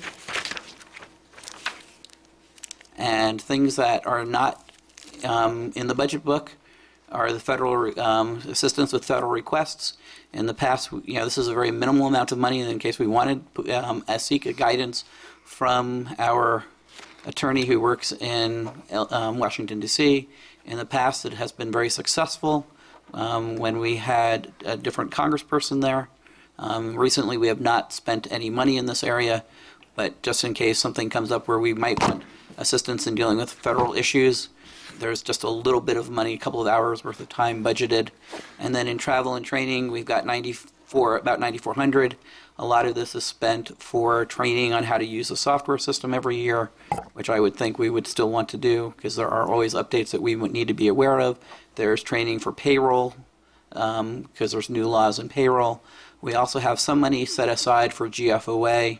Those monies, I would say, we have not done GFOA training in a couple of years based on the tight budget times. We probably would, again, not do GFOA training outside of the San Francisco area. However, there are 2 trainings that we do try and attend every year. One of them is the CSMFO, the California Municipal Finance Officers Group. That's where we get brought up to date on anything going on with finances. We get to hear from the PERS people, very brief update from PERS from them. We also get to hear any changes in the state law as it relates to finance. And then there's also the league division meeting. Normally what I try and do is whichever one is in, I try and pick one of the 2 to go to. And we have our financial services manager go to the CSMFO one as well. Fortunately, this year CSMFO is going to be in Oakland, so there'll be less of a cost there. So, we also do miscellaneous training out of this. As you see, when we attend the chamber luncheons, it is, we charge that to here. If there's any one-day workshops in the area that we need to go to learn something, we charge here, but, if this was to be reduced to, the $4,000 range, I think we could still at least get to the CSMFO, which is the most significant of the trainings that we do. That's the finance. I'm just going to look for feedback whether we want to put the federal requests back in. I think that we should have it in there. I mean, But that's something that you can always come to the council. It wouldn't be like a time-sensitive thing, no. right? So in that sense, you could leave it at 0 and then just come to us if needed. Maybe that's a way to handle things that aren't time sensitive. In this one, we haven't used it. We haven't been successful because. Different atmosphere in Washington, D.C. Right. But there may be other issues, in the federal realm that we may want to seek, guidance from somebody who has an understanding of what happens inside the Beltway. Yeah, and at that point, we can probably do a supplemental. Correct. Doesn't take that long to do it, so. Okay, so leave it at 0. Do that, Ray? Yeah, it's fine. I wanted to ask a question, if you don't mind. On travel and training, on my budget book, it says 7,000. And then on page 72, that's 1112. For, That's about what we anticipate spending this year, because we did not do, once again, I didn't do all the travel, we did not do all the travel and training that was in the budget. I didn't go to the League of California Cities this year. So there was a number of things that, recognizing the tight budget times, we didn't do GFOA training. so if we cut this travel and conferences, which through all the budget that we work for budget cuts and so forth, they normally say, let's cut the travel in half or 25% or whatever. What would be the damage if we cut this travel and conferences this year budget for it for 5,000? That would be fine. I think, we will be going, my suggestion would be that we would, Betsy and I would go to the CSMFO, which is more registration and parking, because we don't have travel this year. We're not going to do anything through GFOA. Can I make a suggestion? Yes. Can you come back with a proposal of what you? As I had said earlier, I think, if we do 4,000, I think that will be Sure, I enough. said that. Okay, Okay. 4,000. You're is offering good. 5. You're giving them I'm willing to take 5. No, but go, 4,500. well, But if I think we can get by this Okay, year on let's- 4,000. okay, let's go. 4,000 Thanks. good for everybody? Let's go. Okay. He And I'll- asks for it, he gets it. I will turn it over to Maria to walk through human resources.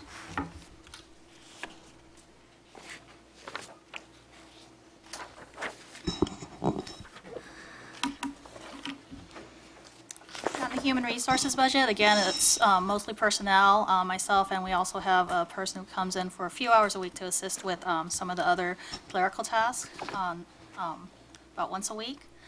The major areas under supplies and services, as you can see, we do have a retainer with Jackson Lewis for legal services. Usually, if we have questions related to wage and hour issues, employee relations issues, we'll turn to Jackson Lewis, since that's their specialty, is in labor-related law.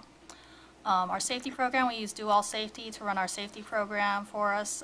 They basically make sure that we're in compliance with all the OSHA requirements. They administer our safety committee meetings as well as our safety program, particularly within Public Works, making sure we do our lockout tagout training, check our hazardous material and building plans, make sure that we keep our inventories up to date, as well as keep us up to date on other changes that occur in OSHA to make sure that we stay in line with that as well. They created our IIPP program, our illness and injury prevention program that we have for the city, and they update that as necessary as well. Legally required training. This year, every 2 years, we're required to have AB 1825, which is harassment prevention training. So we're coming up on that cycle, so that's one of the reasons why we have a large amount. And also under that legally required training are other trainings that come up for particular classifications because of certifications that certain employees need to keep. So the items for council discussion under human resources, there are several, as you can see. Under recruitments, generally when we do recruitments, all employees and volunteers for the city are required to go through a background check. So occasionally there are fees required when we do fingerprint rolling on live scan. Those range around, I believe it's currently about $47 per person to have the fingerprints rolled, as well as receive a report from the Department of Justice. The website access related to compensation and benefits information. This was a program that we participated with several of the San Mateo County cities through the city managers group to take a look at the cost of compensation and benefits in relation to the, I believe it was the general revenue that each city had, and take a look at comparison of that for purposes of having comparison to see how cities were doing in terms of their staffing as their benefits and in relation to also how their cities were doing in general. The Lieber, Cassidy, and Whitmore Consortium training. This is a shared training that we do with several agencies within San Mateo County. They provide approximately 8 full-day sessions for us for $4,800. We can send as many employees to that as we wish. We have on occasion also hosted some of those trainings here. These are not necessarily mandated trainings, but they provide several learning opportunities for the employees to stay up to speed on certain issues that are related to public employees in general. The Employee Recognition Program is the program that we have to recognize our 5, 10, 15, and 20-year and 25 and even more years employees that we do annually. IEDA for labor relations, that is related to our chief negotiator, the fee that we pay annually for him to negotiate with the negotiation team. And then under travel and training, that specifically is travel and training. That's for my personal travel and training in terms of, usually I'll go to the CalPELRA labor relations and the CalPERS conference. CalPERS, I believe, is down south this coming year, so that's not necessarily something that I'll need to go to. The CalPELRA is usually located in Monterey. That one, it's a good labor relations one. Last year we were lucky enough I was invited to go with Foster City to help promote their CalOps program. So they actually paid for the cost of the conference for me while the city covered the hotel costs. So we were able to share in that. So with that, I'd like to see if you have any direction in terms of how you'd like to handle this. I do. Would you come back and let us know what would happen if we cut the Lieber Cassidy in half and also travel and conferences in half, make it $1,500? Well, for the Lieber Cassidy, unfortunately, the way the consortium is set up, it's an annual fee. I do believe that we could skip it for a year if we needed to and rejoin. I've already attended the meeting that we had to do the planning out for the upcoming sessions. A lot of them are sessions that we are going, because we have a certain site, we've been doing this for several years. Half of the sessions are new, half of the sessions are not. It could be something that, if we decide to, we could probably waive that for a year. Okay, can you check that? Maybe this year we can do without that, and also travel and conference. Thank you. Okay. I guess my question would be, what's your recommendation on this list of what you Right. need and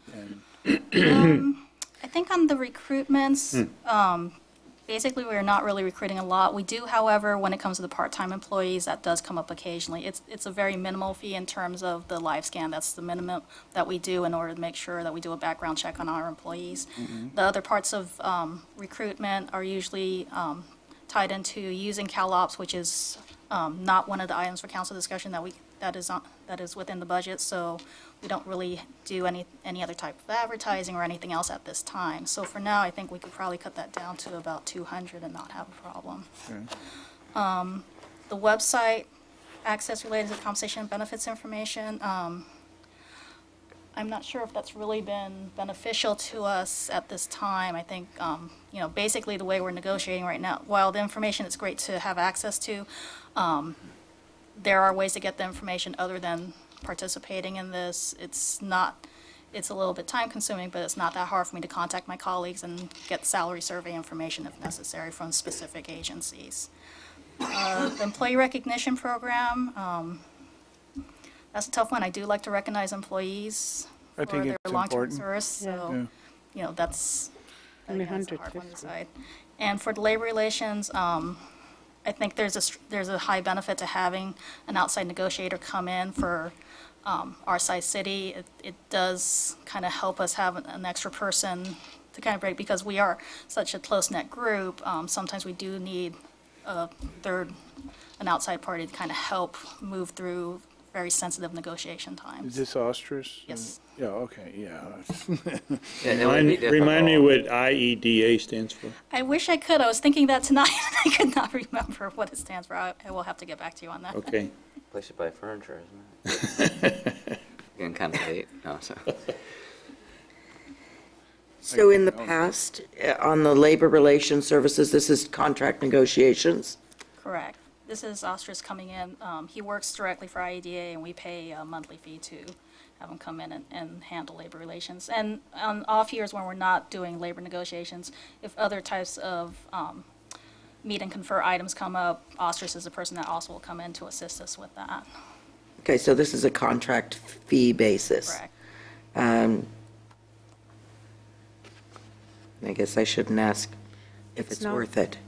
Have It's we? not based on hourly then, like you pay a fee whether you use it or lose it, is that what it is? We pay a monthly fee. We don't pay an hourly fee. Right, so Right. So, whether we use it or not, it's Correct. like a retainer, really. correct. Okay, so let me just get clear on that. So if I mean, you know, this year we're using him a lot.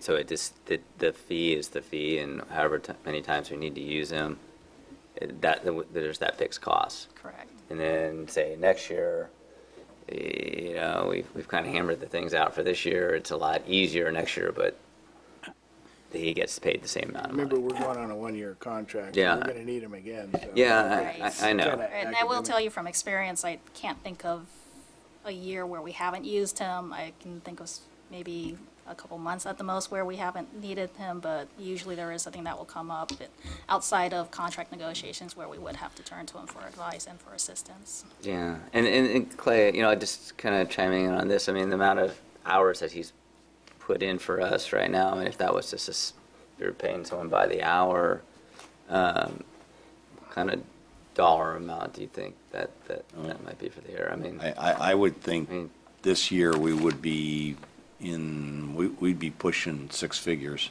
I would think so Yeah. too. Yeah, for sure. Yeah, I think you need that. I mean, I think if and this is something that you build that relationship with. I mean, if you leave, is it difficult to get back in, and you know, or do you Yeah, I mean, go at a different The rate? basis, And, the basis of it is that you're a long-term client. And, you know, when, several years ago, we did not have an outside contractor, and we tried to do it internally. But there's a number of issues that kind of pop up with that, and now with our staffing levels, it's just impractical to even couldn't do it. contemplate that. yeah. So what about Liebert Cassidy and Whitmore Consortium, as far as, Again, I think we're at a point where we probably could waive doing that this year. We could do that for 1 year? for a year or maybe 2 years. A lot of employees have gone through a lot of the sessions that they've had, and again, because of our staffing levels, it's not as easy for people to go, so, you know, that, Makes it difficult. those funds definitely may not be used to the highest utilization on that. Yeah, and we have a seasoned staff, so they, like you said, they've been through Right, the I training mean, we do- before. It's more again, of a refresher. You know, we do have other training that we do provide that's mandated training. These are more, are more Enhancers? enhancers. We're also still participating with the regional consortium in San Mateo County, which we do shared training as well. That program has, it's been, I think, about 2 or 3 years now that we've been in that, and that is a lot more tailored to the San Mateo County agency's needs, and I think that's where, you know, I think the money that we're spending on that training, I think, is being well spent right now. So then just based on these things that you've gone through, so we could leave that training at 0 and And we could probably take out the website The access. website, leave that at 0, but definitely fund the IEDA, even though Right. it says 0, but that, Right, and recruitments, could probably reduce that to recruitments are about reduced 200, down so. to 200. 200, and then leave the employee recognition program in there, then it comes Yeah. to travel and training. And then travel, that's part of, I mean, you go to a lot of things outside of the city. I mean, you're part of the Peninsula Traffic Congestion Relief Alliance, and you serve on other things, so that's part of your travel and training, so. That's correct. Oh, that's for mileage reimbursement when you go to Yeah, Alliance? When I go to the Lions, when I go to some of the other meetings, up and down. I would suggest leaving that as is, and would you, Seppi, I know that you're talking about. I'm not comfortable leaving that at $3,800. I You think, said you could again, reduce it's- it. It also includes the CalPERS forum that, I try to go at least every other year. We could. Right. And it also includes the CalPELRA. So what would be a good reasonable amount? I think for that, probably closer to about 2,000 would be. That's what I thought you said. So we're taking Liebert out this year? Yes. And we're taking out the web? That's quite a bit of reduction. Thanks. Thanks. Welcome. And what did we decide on the travel and training? 2,000. 2,000. Thank you. I have a broader question that really probably is more Stuart than you because of the nature of the size of the budgets we're looking at, but we had talked about, and you have this initial table, of the, 10%, 20%, what have you, from the major departments. And I guess my question is, how are we going to be talking about that? Because looking at these relatively small items is not 10, 20, 30%, Correct. So So how are we going to deal with that? after I finish going through central services, Clay will come up and talk about what a 10, 20, 30%, or roughly those kinds of numbers would do to everything you've heard tonight so far. So that's the plan. That is the plan. So, but we need to go through central services Okay, on a more detailed basis before we get to Clay. okay. Midnight is your turn. Page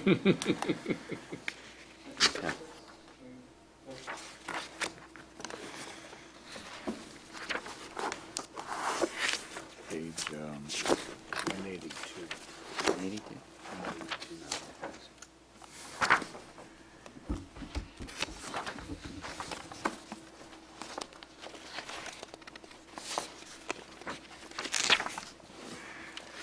Central services is where we charge things that are not really any particular department in and of itself.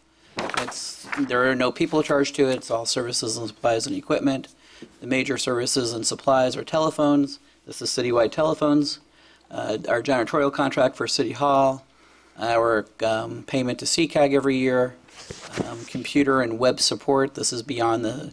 This is the support for Albert, as well as support to make sure that our website is kept up to date. There's also cable programming and the streaming cost. This is not the council programming portion of having somebody in the booth showing the camera, but having somebody to manage channel 27 for us, as well as paying for the streaming on the computer. It's also utilities for City Hall, as well as copiers. So the copiers produce about 900,000 copies a year for us. So it's about 8 cents a copy.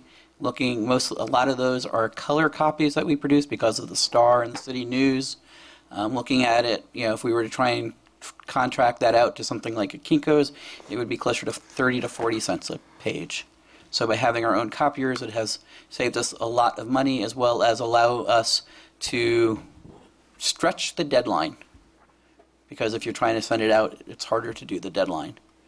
Items for further council discussion. These are the items that have been added to the budget over the years for various reasons.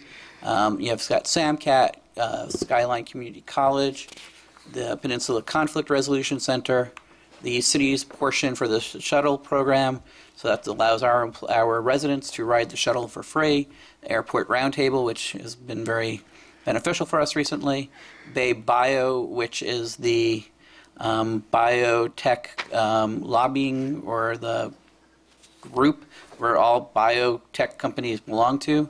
So that's our membership into that. San Mateo County Youth Summer Job Program, the postage for the Star and the City News, the council programming, which allows us to have somebody in the booth. We spend a little bit less than that every year, but depending on the number of council meetings and as we get through the EIR, I'm not quite sure. So I'd rather have that be a little bit higher than a little bit lower. We have a consultant who helps us with the Brisbane Star and helps us find, the right kinds of articles to be writing for the city, for the residents. We have printing of the history book. The history book is almost finished. This is the money that's set aside to print it for next year. Holiday luncheon, which is what we provide the city council provides to the employees. Travel and training. This is more for Albert for his travel and training to stay up to date on the computer issues, and then, as you already talked about, the contribution to the Chamber of Commerce.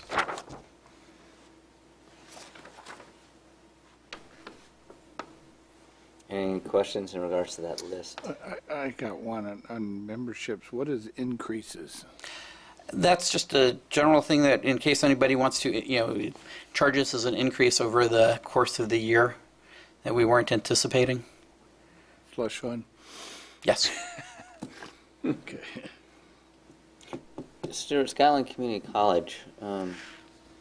So There's an annual foundation breakfast that they do to raise funds for the Skyline Community College, and we are a sponsor of that for scholarships.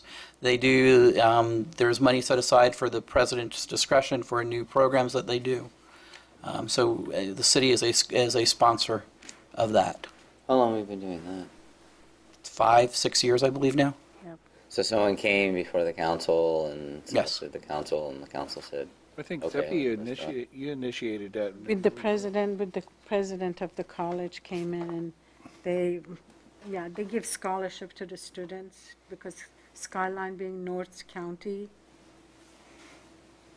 And they also do some really fascinating programs that you couldn't get done without having that. I mean, it's a large fundraiser that they do every year, and we're just a sponsor of the we sponsor the fundraiser. But they do the women's writers workshops. They do unique programs for students who are at risk of not being able to go to college. I mean, there's a number of different kinds of programs that they do, and their major fundraiser is held at the South San Francisco convention area, and so the money that they raise there goes towards scholarships for, as Seppi said, scholarship for students as well as different programs. And this this shows the city's support for those kinds of programs. Can this Bay Bayou, could we do without it for 1 year? We could, but if we are trying to be a city who's trying to attract Development. biotech companies, it's nice to say that we are members of Bay Bio.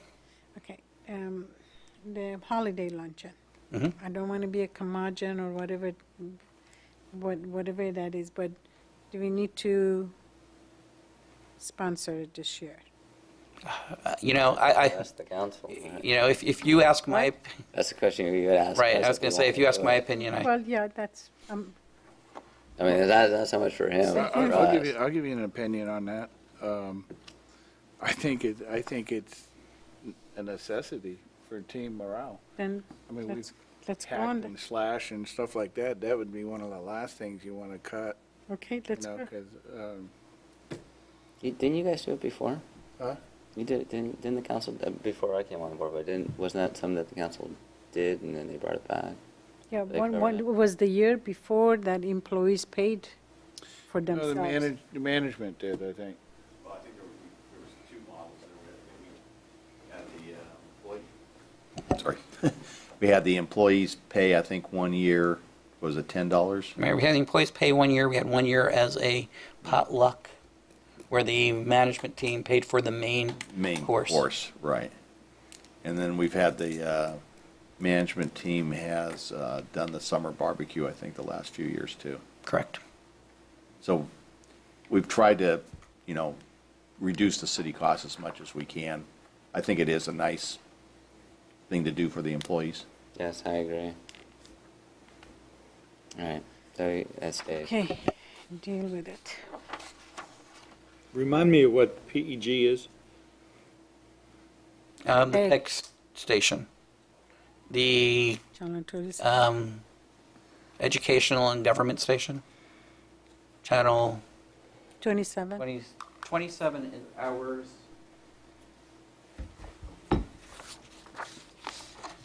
'98. Peninsula. Which, it's it's the Education and Government channel.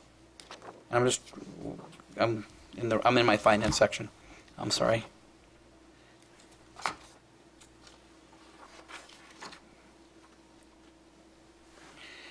This is for not channel 27. I think this is for channel 26, which is the general one for the county. It's our portion of the and this allows people who would like to be on cable to be on this channel, not on the city's channel.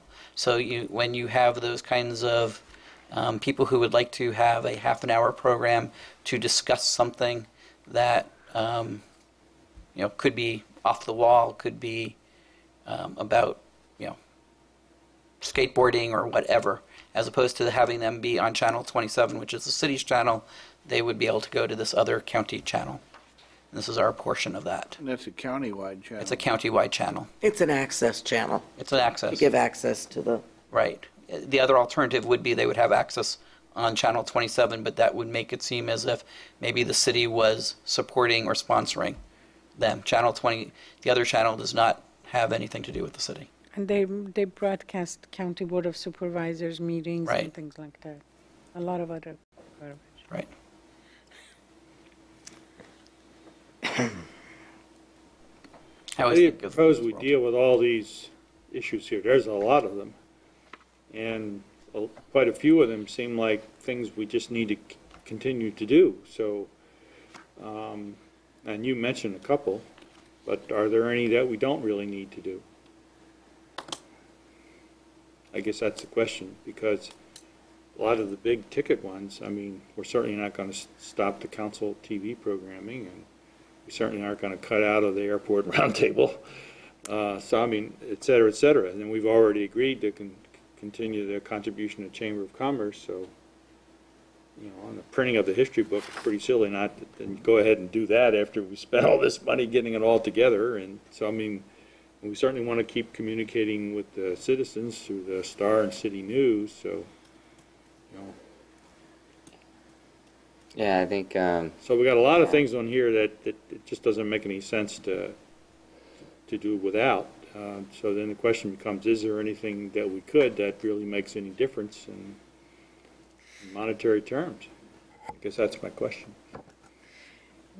I think all of this is going to come to play when Clay, before 12 midnight, is going to talk about his 10%, 20%, 40%, because somehow, Yeah, I'm not going to get into this level of Of detail, Yeah. yeah, no. I mean, and this is the reason, as I said at the very beginning of the meeting, why that $500,000 was part of the overall anticipated expenditures for the city, because there aren't very many of those that, You can just say, well, we're not going to do that anymore. I mean, right, because we are. I mean. right. The only thing you could do differently maybe is do fixed cameras for the council programming, but that becomes very difficult because you don't have anybody being able to show staff speaking. You'd have disembodied voices. Right. You wouldn't be able to show what's on the overhead. I mean, where it may work for the Planning Commission, the Parks and Recreation Commission, Open Space and Ecology, I don't think not having a live person moving cameras around would work for the city council. Yeah, I don't think so either. So, but that, as I said at the very beginning of the meeting, that I would anticipate almost all of the $500,000 at some point would end up back into the budget. And it's for reasons like this. can I, well, may I You might ask- cut some of the travel and training for Albert. I mean, that would be probably if you're going to cut off of this list, that would be the place. Let's just move on then. Can I ask a quick question? The consultant on the 50th anniversary project, which is $48,000 over the last 2 years? I'm not aware of what that entails, or, It's the history book project, we hired a firm to write the history book and has done a lot of research on it for the last 25 years. And so that actually went out to bid, and so this particular company out of Southern California had come in with the lowest bid. And so is that expected to have any more consultant costs over the next year? Not a significant amount if it does. I mean, we're. That's what the 10,000 for the book printing of it would come next year. Yeah, the only thing that's yet to be done is the printing of it, actually. So this, in other words, this is the history book for the second 25 years of Brisbane, and actually, the consultant is probably the wrong word. It was a firm that we contracted with to do. It's an author fee. Yeah, right, exactly, exactly. So there is no, in that column, you are anticipating zero there. Correct. Right, because that contract has already been let, and most of that's been paid, and he's almost there. We're down to the final draft, and so within a couple of months, we'll probably be coming to the council saying, okay, we're ready to go with the printing. So why would this be in the budget at all? There is no, There isn't. The only thing in the budget is the 10,000 for the printing. Terry is asking about the past The experience. I was past, asking about the just what we past. spent on, yeah, right. Yeah. But, and I'm not seeing the 10,000 for the actual printing. That's on a different line item. That's on the items for council discussion. That's on, under special Printing of department history books. expense, In front of you there. under 52, And it's zero. It is, because it's for discussion. Yeah, it's at the PowerPoint. Proposed 10,000, Okay. We're multimedia. right. Sorry. And is that something we can put off, printing it? Oh, we could- If it's I don't written? think it doesn't make a whole lot of sense to me. We could, but why would we? Why would we do that? Yeah, right. I mean. Well, I mean, if we're trying to cut money from the budget, and it's not a must-have, we certainly don't have to have the book. It'd be nice, but I'm just asking. Yeah, I think when we get to the next stage, when we start to prioritize, and we finish rating the rest of the items. Okay, Then okay. we'll do it.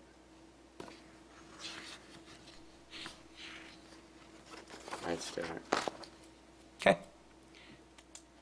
Now we're up to Clay.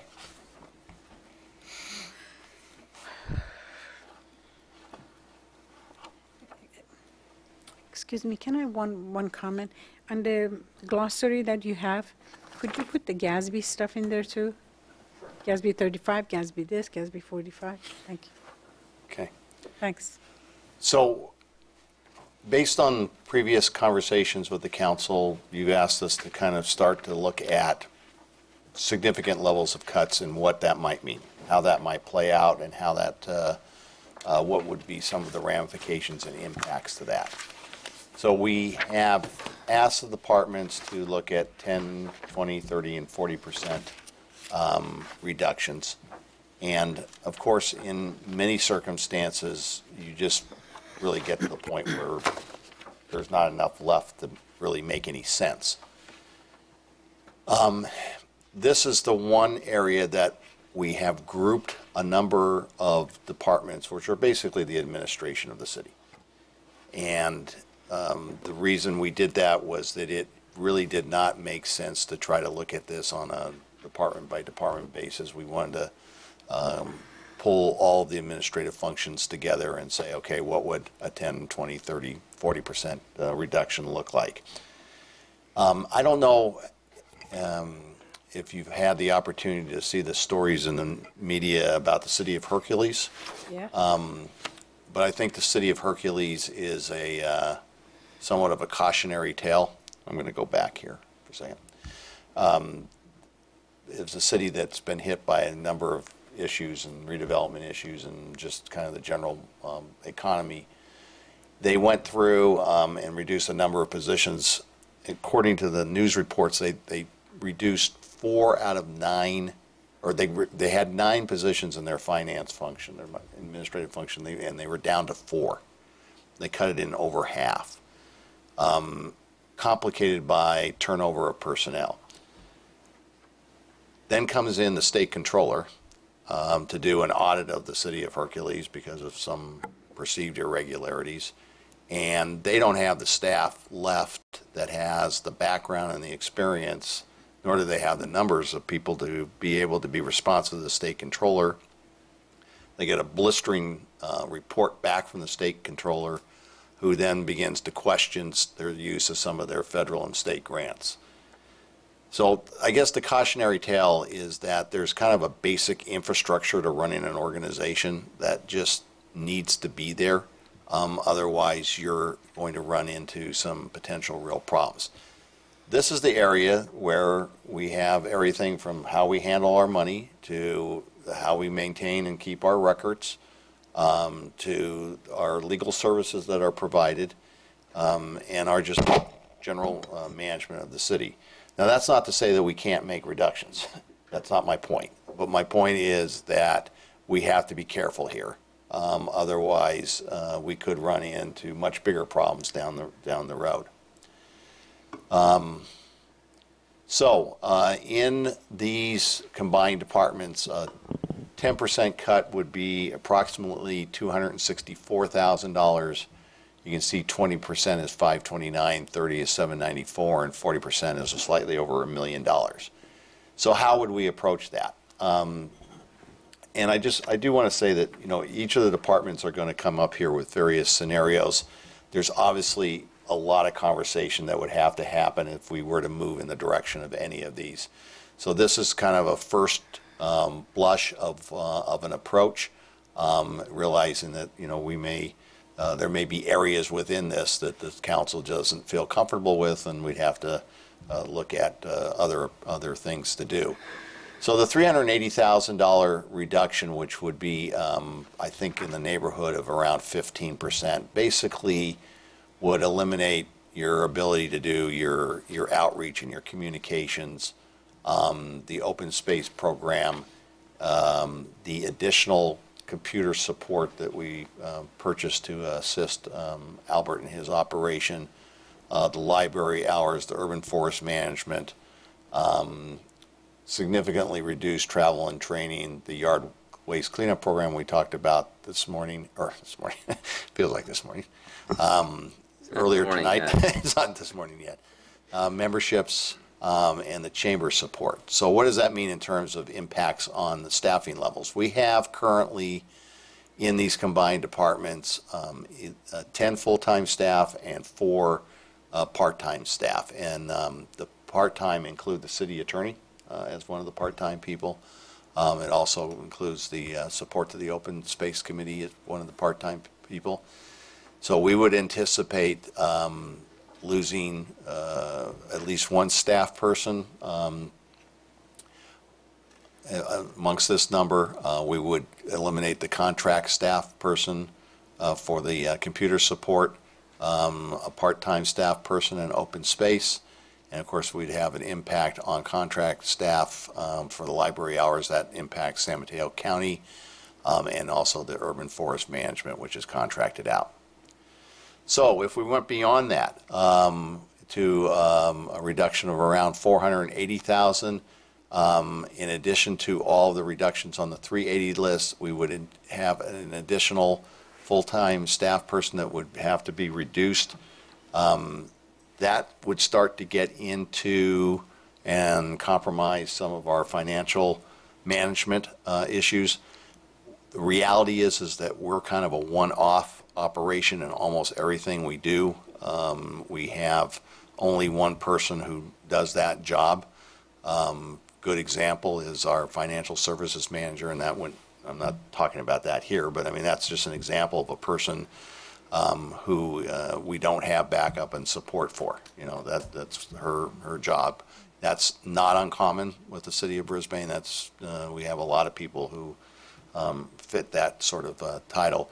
So the concern, we'd have to go in and do further analysis of how we would, you know, where we would make that additional reduction. But the concern is that would start to impact the financial support system. To do 680,000 would be an additional 2 people. And then that, we would have to start looking at elimination of positions to additional staff positions. So now we're down to basically from 11 down to about 6 full-time staff. So it's an almost 50% cut in terms of staffing, plus the part-time people, and that would also start to, we'd have to start looking at combining some positions and some of the priorities in terms of everything from record keeping to some of the financial support systems. Obviously, based on what I said earlier, I would not recommend that we dig this deep into this area. I just think this is, you're fraught with liability issues. If you don't keep good records, a good example of our record keeping was when we got sued by the community college district, and they did an exhaustive record search that monopolized weeks of Sherry's time. But in the end of the day, we were able to have the supporting documentation that the district itself ultimately decided to drop the lawsuit. And that is because we have invested in our record-keeping system over the years, and we have a pretty good one right now. But you have to keep that up, and you have to keep working on it. So, those kind of basic things which are kind of dry and the public doesn't really necessarily see, and understand that there's always kind of a desire to try to reduce in those areas. Going back, if we had to do the 380, I think that certainly would affect our ability to do a number of programs, and not the least of which is some of the communication stuff that we built up over the years. That's a policy decision we'd have to make. Beyond that, I think you really start to gut the services, or got the ability to provide the services and run the organization. Any So with questions? that, I can answer any questions. I realize that there's a lot more detail that would need to be developed in all these scenarios, and that you're going to find that with all the departments, but we want to kind of give you a first blush, really for the purposes of kind of starting to think about how this would play out if indeed we have to go down that road.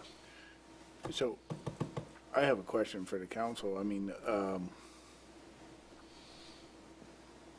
maybe a comment for some discussion, but to me, this is more of the fail-safe budget that if things don't happen with Recology, we definitely have to do this, right?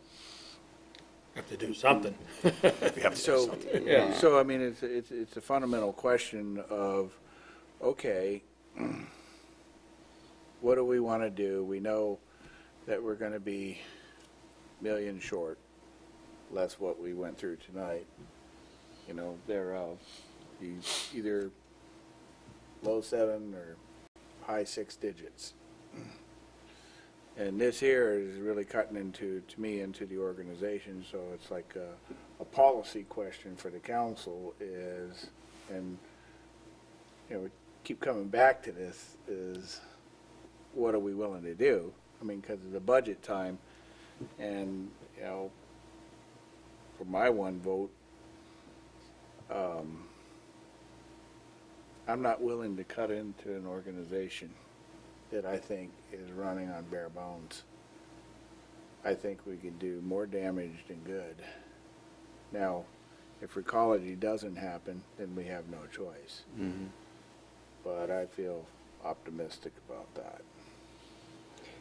You know what I mean? I don't think it'd be remiss in it. I think that time is going to tell with that, with Recology, and that we have to go through it. And we said it at the beginning of this process, is to prepare for the worst, hope for the best. This is the preparing for the worst part, but I don't think we should pull that trigger till we get more data, and that's going to be more down the road. Yeah, I think you're right, Clark. I don't think we're at that that point, but I don't think we've gotten to that point where we're completely prepared yet to handle something like recology not coming through. I think having this information that Clay is presenting, it gives us kind of a wake up call of what could happen and what those ramifications would be if we start to make those types of cuts. Yeah. There's still, though, some that we haven't really looked at yet, and that's those alternative methods of providing the service, and I know on some of those areas we'll get to it. I mean, I am, just you're kind of throwing it out there. I'm going to throw it out there too. I'm comfortable going into reserves.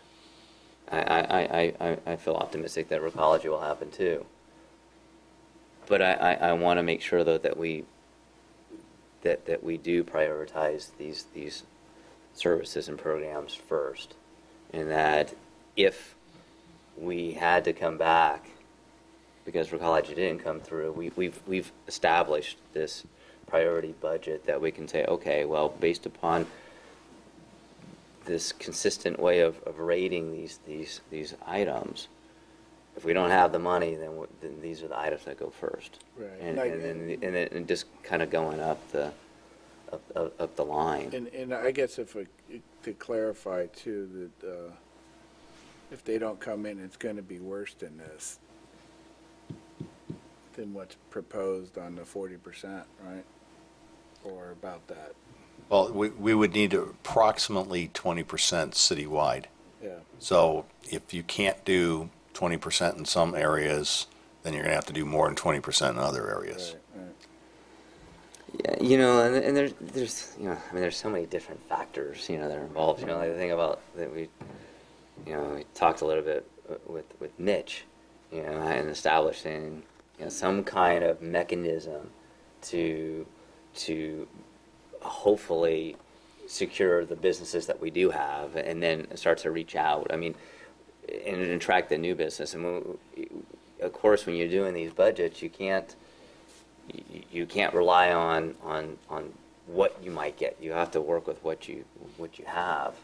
But I think if this was a business, we would be thinking of, okay, we're going to put in the steps to make us more profitable, and sometimes that means investing a little bit more. But you have to have that optimism that you do have a good product, and that perhaps you need to market it in a different way that then positions you to reap those revenues that would come in, that then would fill the gap from BWR leaving, besides just recology. I mean, so We live in exciting times.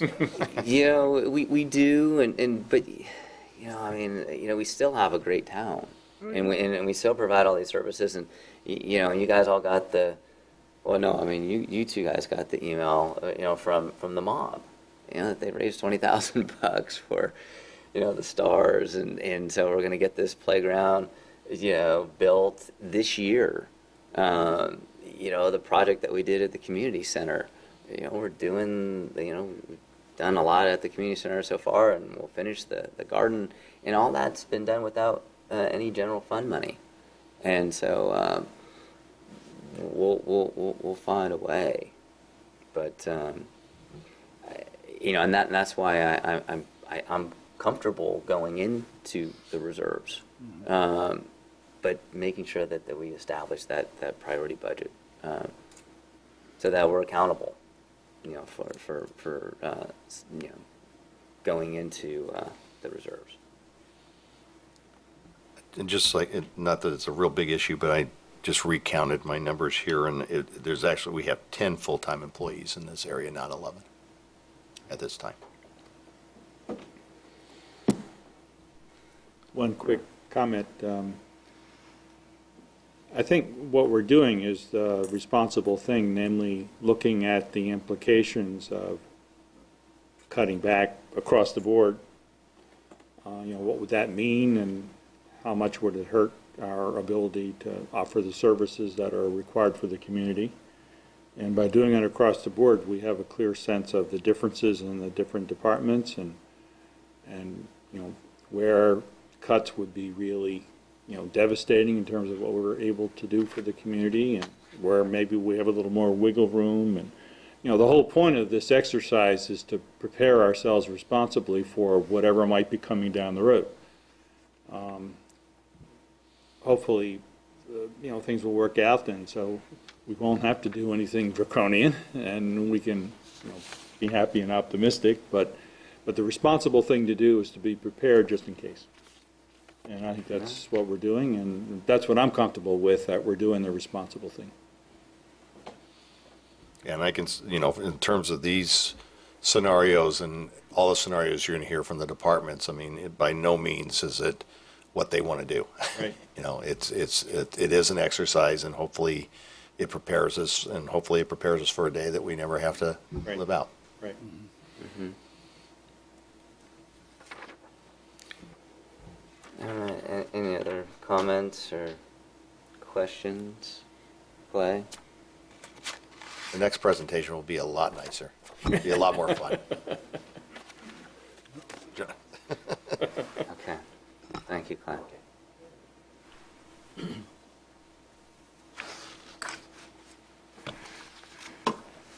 Good evening, everybody. I told Ted I would speak quickly, so let's see if I can get him out of here this evening as well.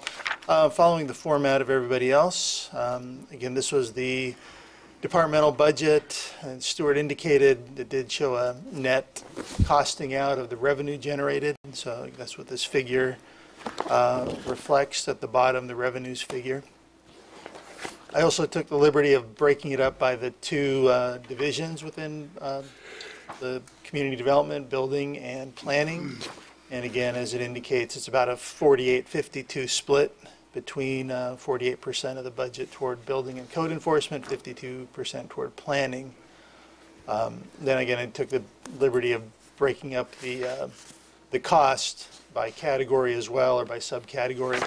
Again, this reflects that about nearly 2/3 of the building and code enforcement side is salaries and people. The other, slightly over 1/3 of services and supplies. Important one being plan check CSG, and that's North County Fire as well. That $139,000 number is combined, those two services. Then the planning department, fairly similar. It's 65-35 split between staffing and supplies and services. Let's touch briefly on some of what I consider the bigger ticket items that are here. And there'll be, as you go through the progression of years, particularly in terms of professional services, how the numbers kind of jump around, primarily related to a couple items on this slide. One being the general plan update process, $75,000 for that. Again, that was a process that was started in 2005. It was left for the Baylands EIR to be published to allow for it to be finalized. And so, again, this is an ongoing effort with the publication of the draft EIR next fiscal year, possibly this fiscal year. The expectation is that general plan update process could move forward. So that was, again, additional technical services to allow that to happen. Planning services relates to the replacement. As you're aware, we've lost our senior planner, last year retired, and that's a backfill of him on basically on a consulting basis. He'll come back, and he's been doing a lot of work on housing element implementation in particular. So zoning code amendments, cases that have come before the council. So that's been his primary focus. So that's a continuation of that function as well. Technical services, a $25,000 number, relates to if there is the need for outside consultant services for technical needs, whether it be studies or peer review of work that's done by others. Again, that's something we really haven't dipped into historically in a very significant way, but it is a line item on the budget. The two items that were mentioned previously for council discussion, again, books, that tends to relate to like when the building code updates on a periodic cycle. That's for the cost of getting those updated. In between the main cycles, there are also updates, but again, to me, that I'm not quite sure why that shows up as a separate line item. It could be absorbed into probably supplies pretty easily. I don't think it's a real key line item. If we need to get the code books updated and it's on a 3-year cycle, it's going to come. We're going to obviously pay for the code books we need to have, but it's not something that we spend $1,000 every year on that particular activity. And travel and training, that is distributed among planning commissioners and staff. Been trying to get the new associate planner, the newer associate planner trained up. So we tried to send him to one-day seminars that are local in the Bay Area for planning areas of interest. Form-based coding, for example. He went to a conference in Davis. I will tend to try to attend one of the state conferences, typically APA, to maintain my AICP, or my professional certification. Find it to be the most efficient way to get my credits. I can do that through local events as well, just depends. Last year, for example, I moderated a session at the state conference, so I didn't have to pay the registration. It was just a matter of the lodging. So again, there are ways to work that. I think the bigger issue, and I know some of the liaison committee members heard from the Planning Commission about concerns over training of new commissioners and the amount of turnover in the Planning Commission.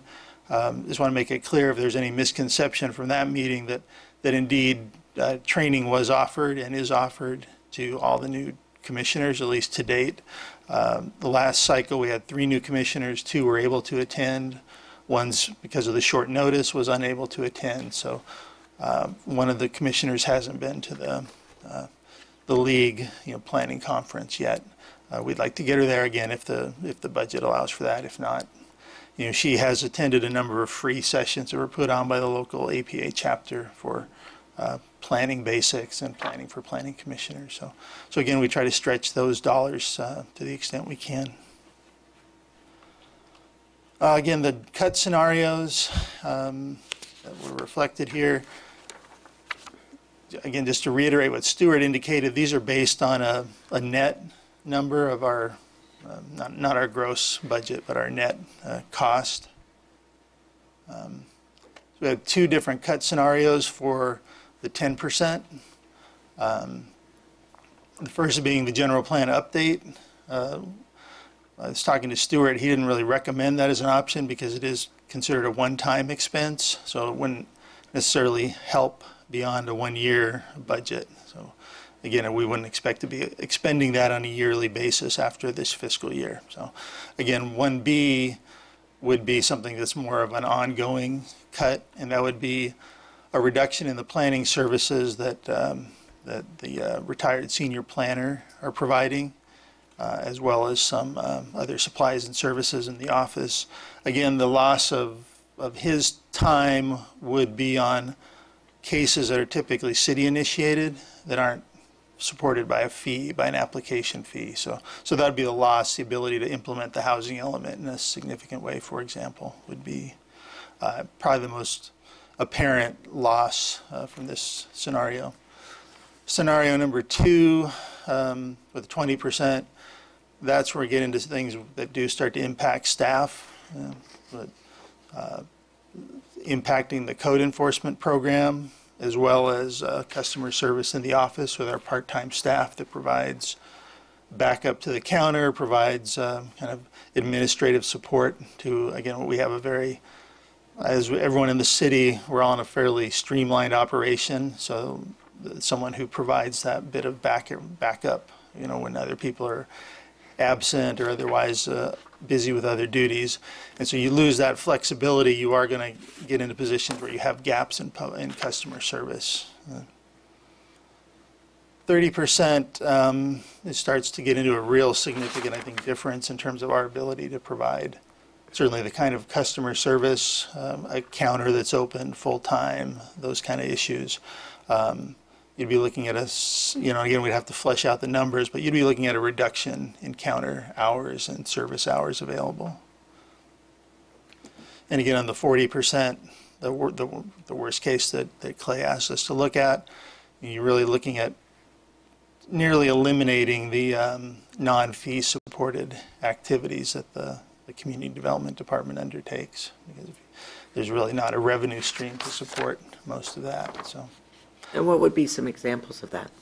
that would be a general plan update, the code enforcement, as the things we talked about, counter hours, because again, you wouldn't be able to pay someone to watch the counter. So it'd basically be almost on an appointment basis, because you're paying somebody for a discrete number of hours. So, maybe you're paying them to be there from 9 to 11 or 10 to 12. Customer service at the counter, on the phone, any of those kind of services, as well as anything that would be city initiated, things like you kind of play out the Sierra Point design guidelines or work that might be done in updating Crocker Park, for example. Again, with that, anything that doesn't have a fee, a revenue source attached to it would be compromised. And with that, entertain any questions you have.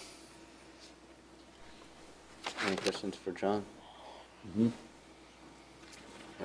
All right. Just help me with, I'm just trying to coordinate documents here. Mm-hmm. And looking at the budget summary planning from the PowerPoint, and have a total here of 452,000. And I'm trying to coordinate that with the budget document that I have here.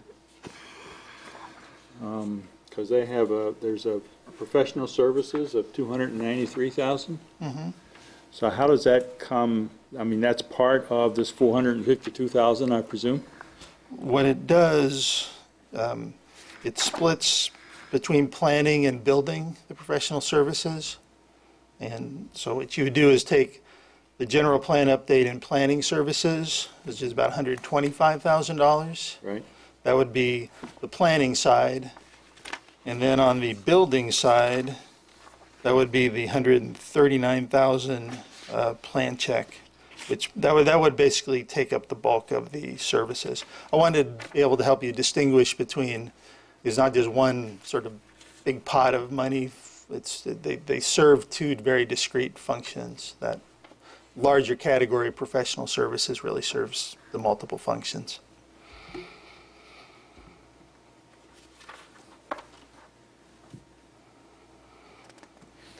So the technical services, I'm trying to coordinate here. Do you have page 82 in the budget? Is that the one that looks like? Or Sort of like 79. that, yeah, right. Uh-huh. And so the technical assistance to review land use proposals is 15,000. So that comes under the 25,000. Follow? You're looking at this one, really, right? That's it. Yeah. Okay. Uh-huh. So am I right about that? Yes. And then- Actually, okay, based on this table, I combined the technical assistance to review land use proposals and legal counsel for subdivision and zoning regulations Right. into that $25,000 Okay, category. all right. And the 50,000 comes from the planning assistance. Planning I see services. that there. Mm-hmm. Yeah. And then the 75,000 for the technical And the planning assistance. assistance is primarily for, The retired senior planner, Tim Okay. Tune's time. but what would he be doing? He's primarily doing city-initiated cases to implement the housing element. So it's housing element mostly? And it's actually zoning code amendments primarily. That's the final product, because the housing element was adopted last year. We have an obligation to implement it. Right? He's also available for other services as needed, but we're trying to keep him to city-initiated activities. And the cost for the planning assistance went up because he was a staff employee, and now Correct. we're, Yes, you So he converted wasn't- salary to a outside service. but that would assumedly be less money than having a full-time staffer. Correct, correct. But yet your budget has basically gone up Right, $100,000. If you look at the page 79, Yes?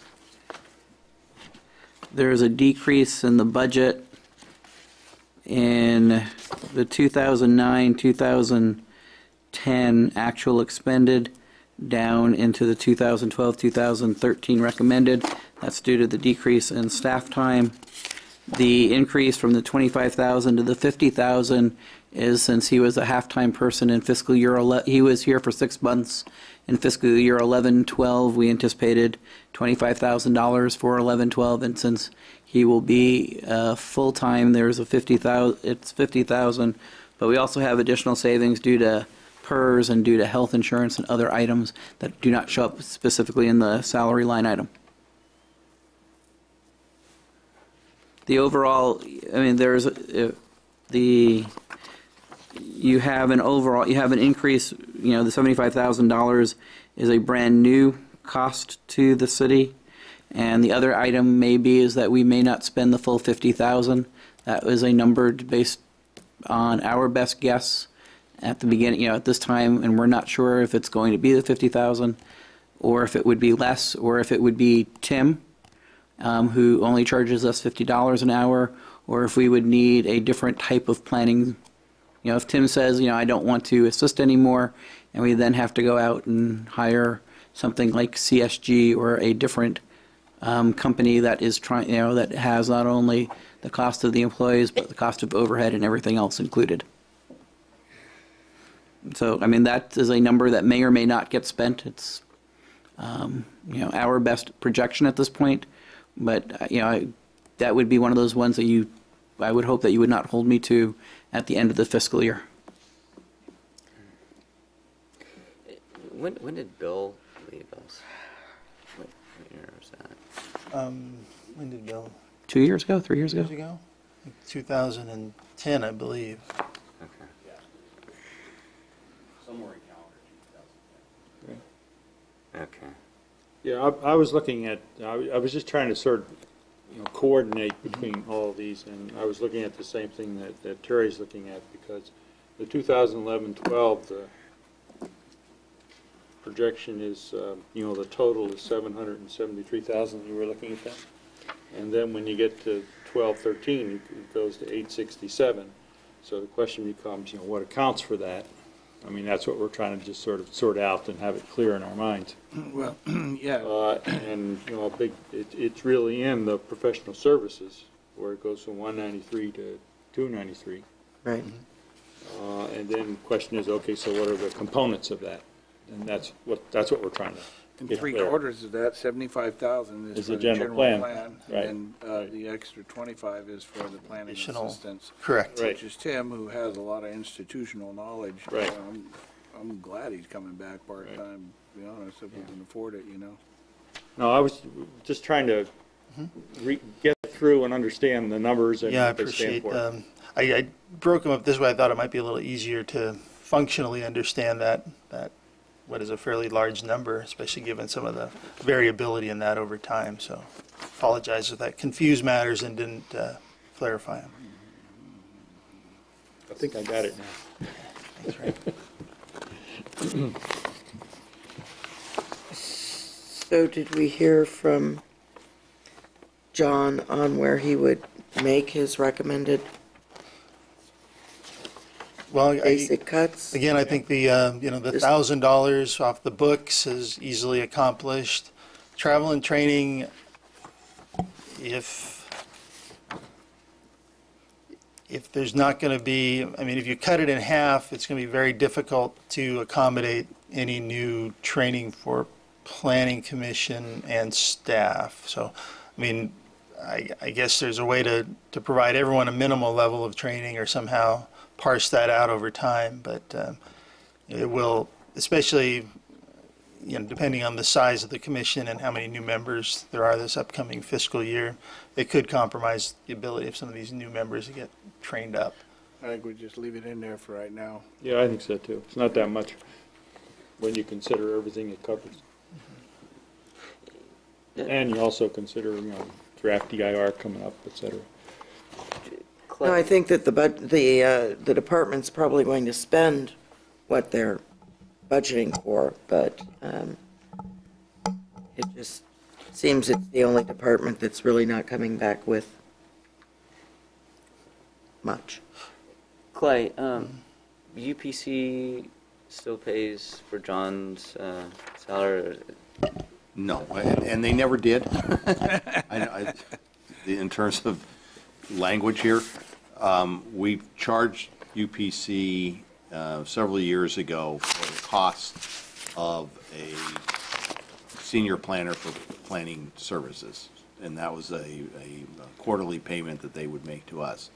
Now we are charging them a quarterly payment, but it is for all the services that they get from city staff in terms of processing their application. So it's a little bit of John's time, it's a little bit of my time, it's a little bit of Randy's time, and other staff people who might be involved with the application.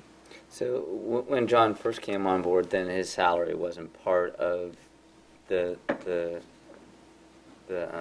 budget for community development? No, it was. It was. Yeah, I mean, UPC was simply, it was just a revenue source that Stuart would show in his revenue side. So, I mean, he's always paid by the city of Brisbane and works for the city of Brisbane. Well, yeah, no, I mean, I know that, but, Yeah. okay. I think very similar to the idea of netting out, if, like on this graphic, Right. the net cost, whatever That's they right, because that's paid part for, of the UPC's among other contribution permit fees, correct? Right. Similar is in there. outcome. All right. And the presumption on the general plan update, the 75,000 would be spent on, There's a gap, a couple of gaps of, the policy work was all done, obviously, several years ago in terms of looking through the policies, but there's a gap in the technical information in the EIR, for the Baylands versus what it requires to, what it's required to address the citywide general plan. So there's going to be some technical work. Things come to mind are soil stability issues, or one thing that aren't really addressed very well cumulatively beyond the project boundary, for example, in the Baylands EIR. We know there are other parts of town that have seismic safety and stability issues, so there's going to be some refreshing required.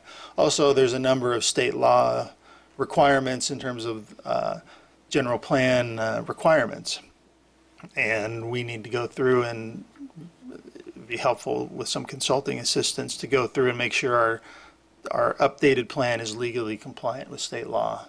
Things like complete street requirements and things that weren't required in '94, and from a policy standpoint probably were touched on but may not be in the form that state law now requires them to be included. okay. And that's for the $105,000 that you were, The 75,000, 75,000. correct. Yeah, general plan update.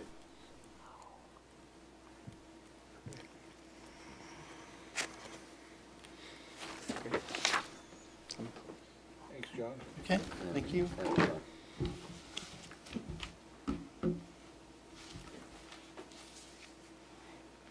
All right. Next is Ted.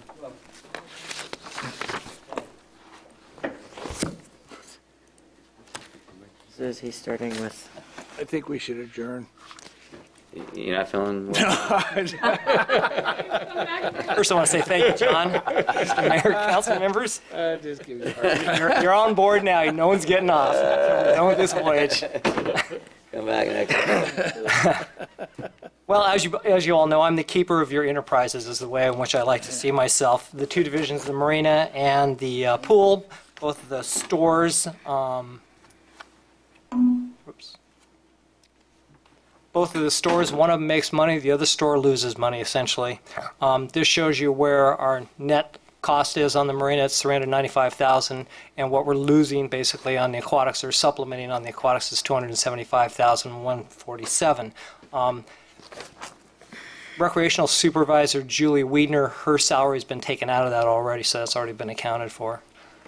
This is a combination of both the marina and the aquatics programs as well, showing the salaries at 34% again. Julie's salary is not in there, and I believe Stuart has accounted for my leaving at the end of the year with respect to this as well. Getting down to the aquatics, 37% are the salaries. It's cashiers, it's lifeguards, it's support for the mechanical room that many of you walked through the other day and took a look at. Major services and supplies for the aquatics is the pool chemicals, the professional services, which are mostly the aerobics instructors and the swim team instructors. Utilities includes the gas, the therms we've been talking about a lot, the electricity, and the water and sewer. Obviously, that goes up in the summertime. And they sort of balance themselves. And when we get to the doomsday scenarios, I'll kind of show how I've sort of averaged those things out. You might notice in your documentation that on the pool chemical side, pool chemicals originally were under professional services. It made no sense for it to be there since we spend that amount of money each and every year on the pool chemicals. It made sense to me that it's a maintenance item. So that money, about $16,000, was shifted up into maintenance on the sheet that you're taking a look at on the aquatics detail. Travel and training, this is an item you can probably go ahead and take off for this year. This covered the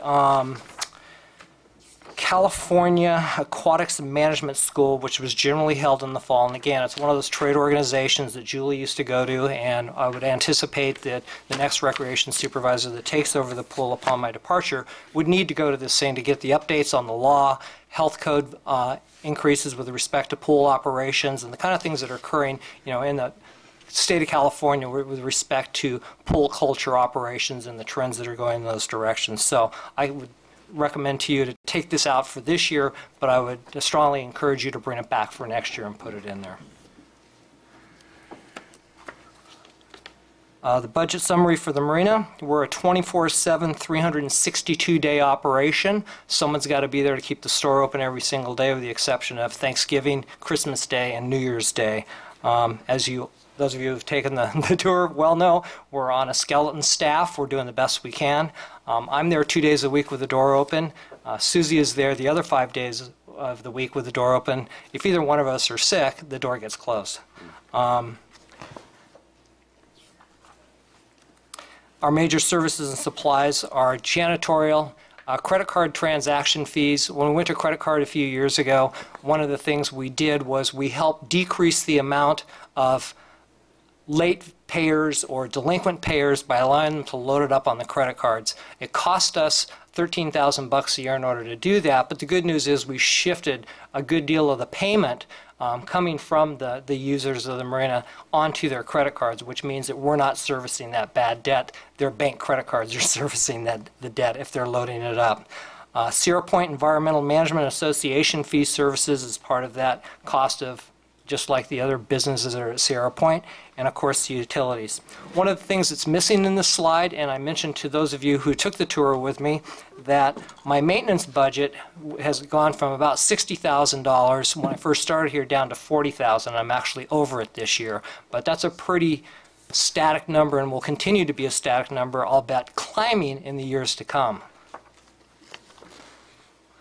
Travel and training, we've actually already cut this quite a bit in the last few years. What this covers is the California Association of Harbor Masters and Port Captains annual conference, and like you've heard from other department heads this evening, that we have a Northern California meeting, Southern California meeting where they alternate each year. In the last 2 years, as part of my succession plan, I've had Susie Hamblin, who's my assistant administrator. We've taken the 1 week and we've cut it up where I've paid one fee and 2 of us attended. And in that same vein, we've paid for our own transportation and our own hotel to go down there. So most of this is just the registration fee for that alone.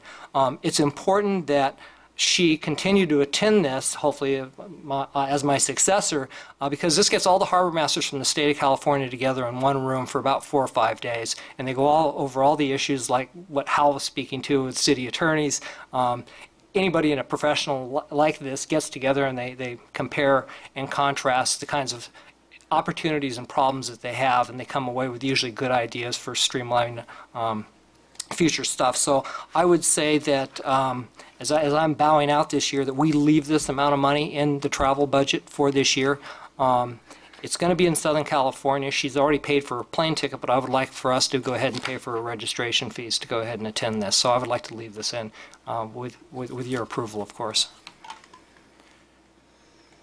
And the doomsday scenario. The doomsday scenario shows the 10% cut of $27,000, and we're looking strictly at the pool because the marina actually makes money. At the end of the day, as I showed you at the first slide, we're about $400,000 ahead after expenses.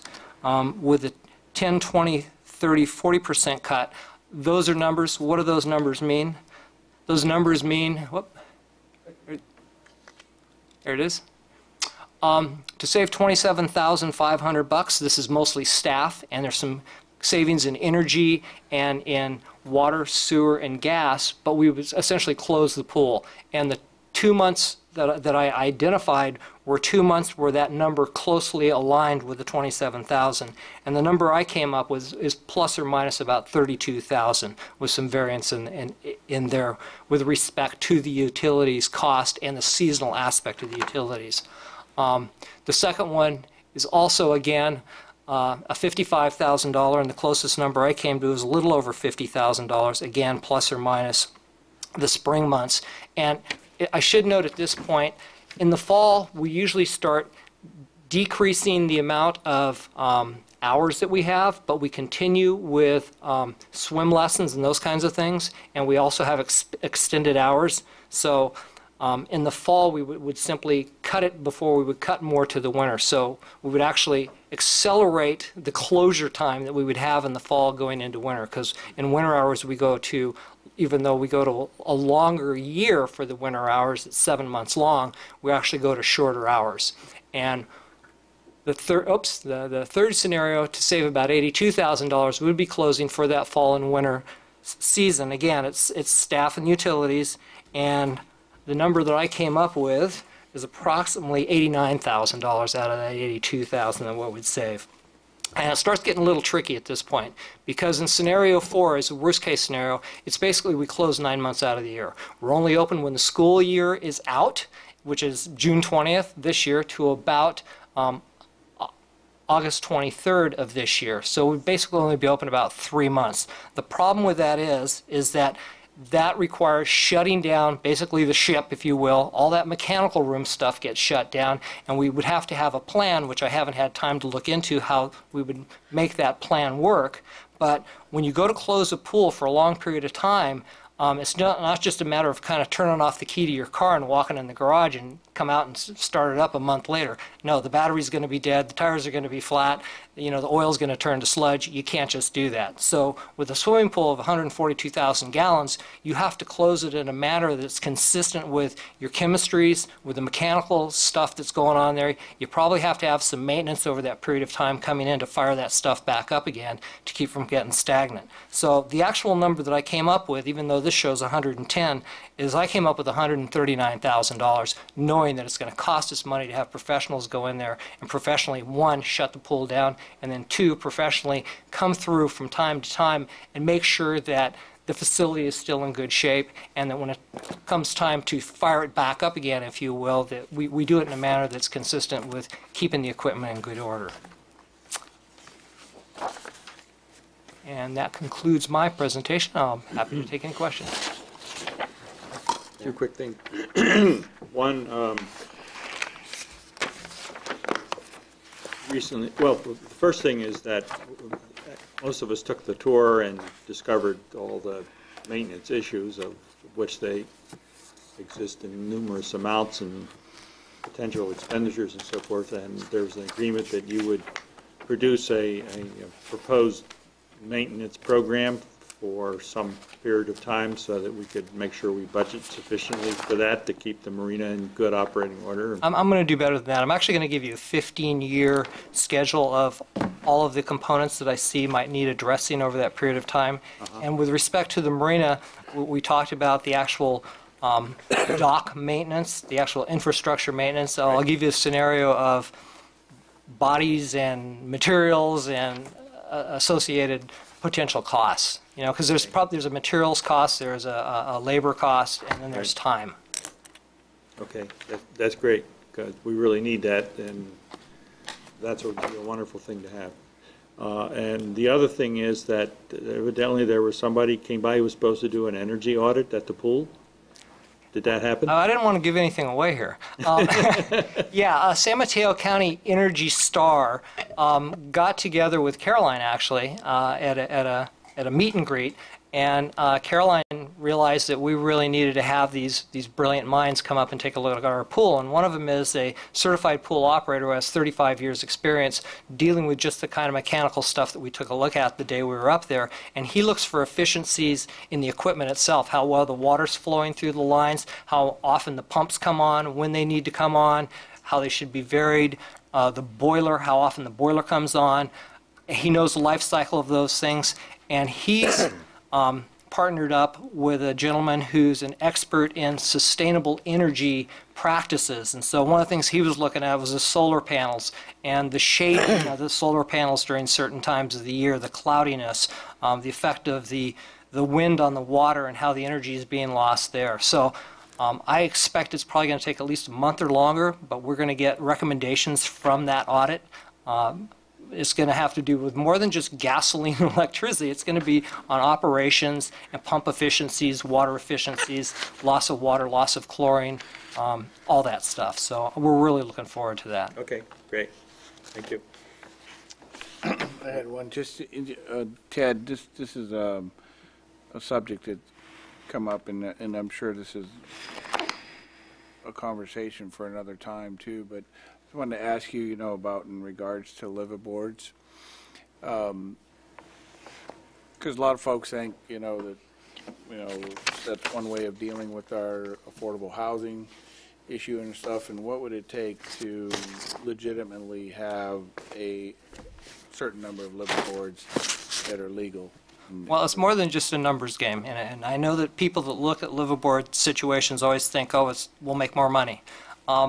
When you take a community from the land and you put that community on the water, all of the associated issues that go along with that, mostly lower socioeconomic issues, because liveaboards tend to be folks that are on a boat because they're one step away from living in their car. Right. And that kind of goes throughout the industry, with some exceptions.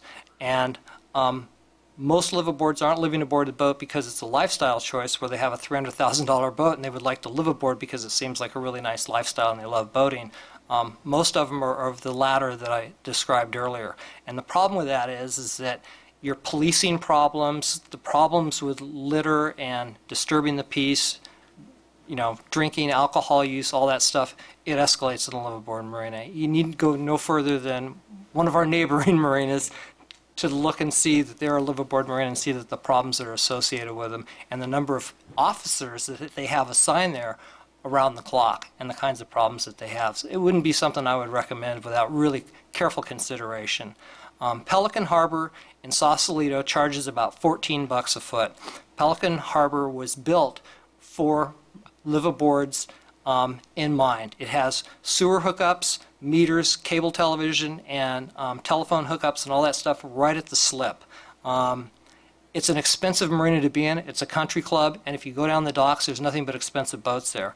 And generally, it's people that would like to own a house in Sausalito, but they can't afford or they can't find one to buy, so they buy a very expensive boat, and they come in and they live 3 or 4 months out of the year, and then they're somewhere else in the country.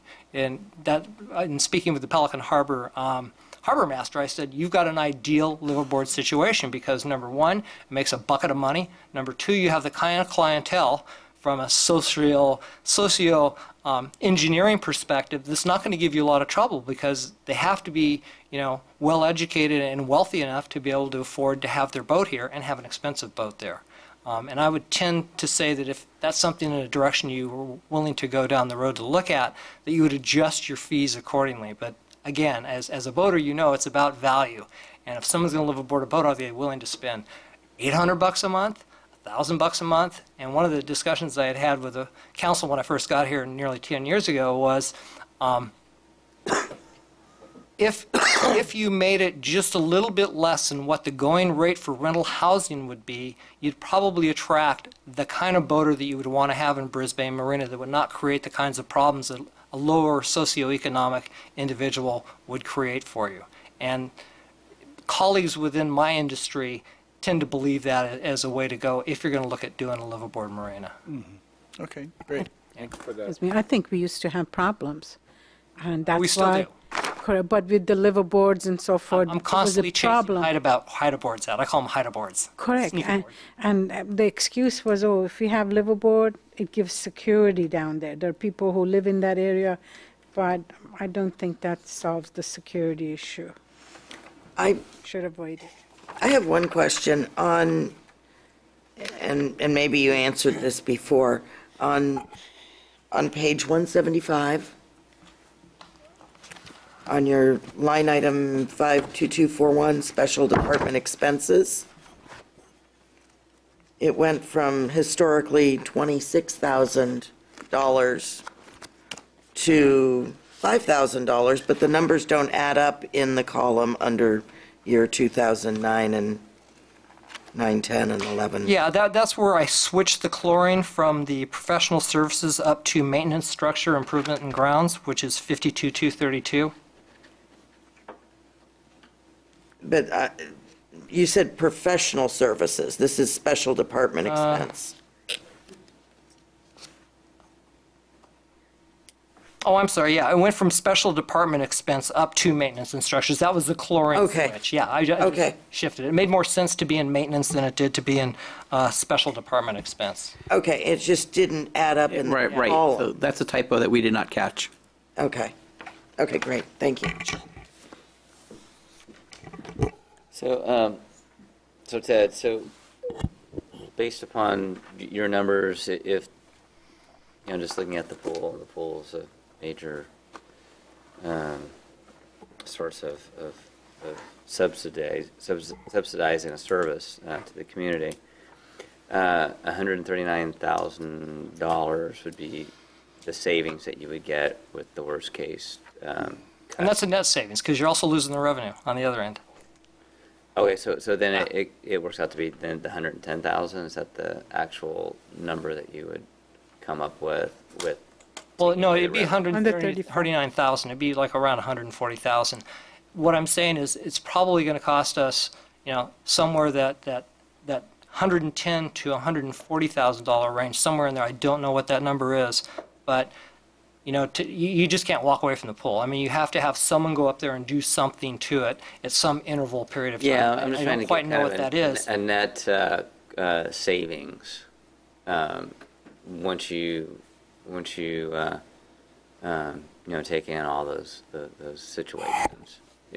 What would be the net savings after all the expenses of shutting down the pool and only Well, see, that's, having it open? yeah, that's what I'm saying, is in between that 110,000 and that 140,000, somewhere in that number is an additional cost to kind of maintain the pool in suspension, if you will, until you decided to reopen it again. And I don't know what that number is. Those are magical numbers to me, because equipment's made to run. It's not made to sit. Right. And, you don't know what that window is, because they don't do studies on the stuff being necessarily pickled.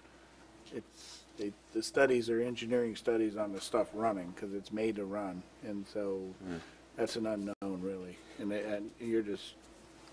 Yeah, Exactly. It's kind of interesting, to look at the budgeted cost for the pool, being at 464, and then you would think if you were shut down 3/4 of the time, you should save 3/4 of the cost, but you only get about 1/4 of the cost in savings, and so This is a thing I've been saying for years.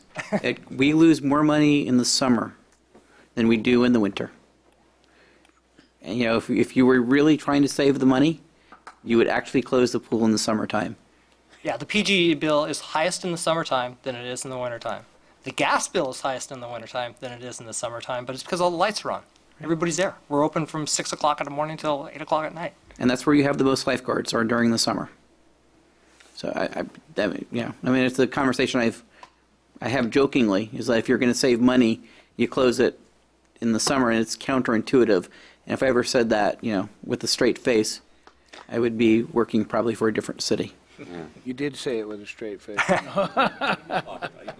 Say everything with a straight face, Stuart. And then the last thing, Ted, I know we did have the increase in the fees for the slips, and I know that, you know,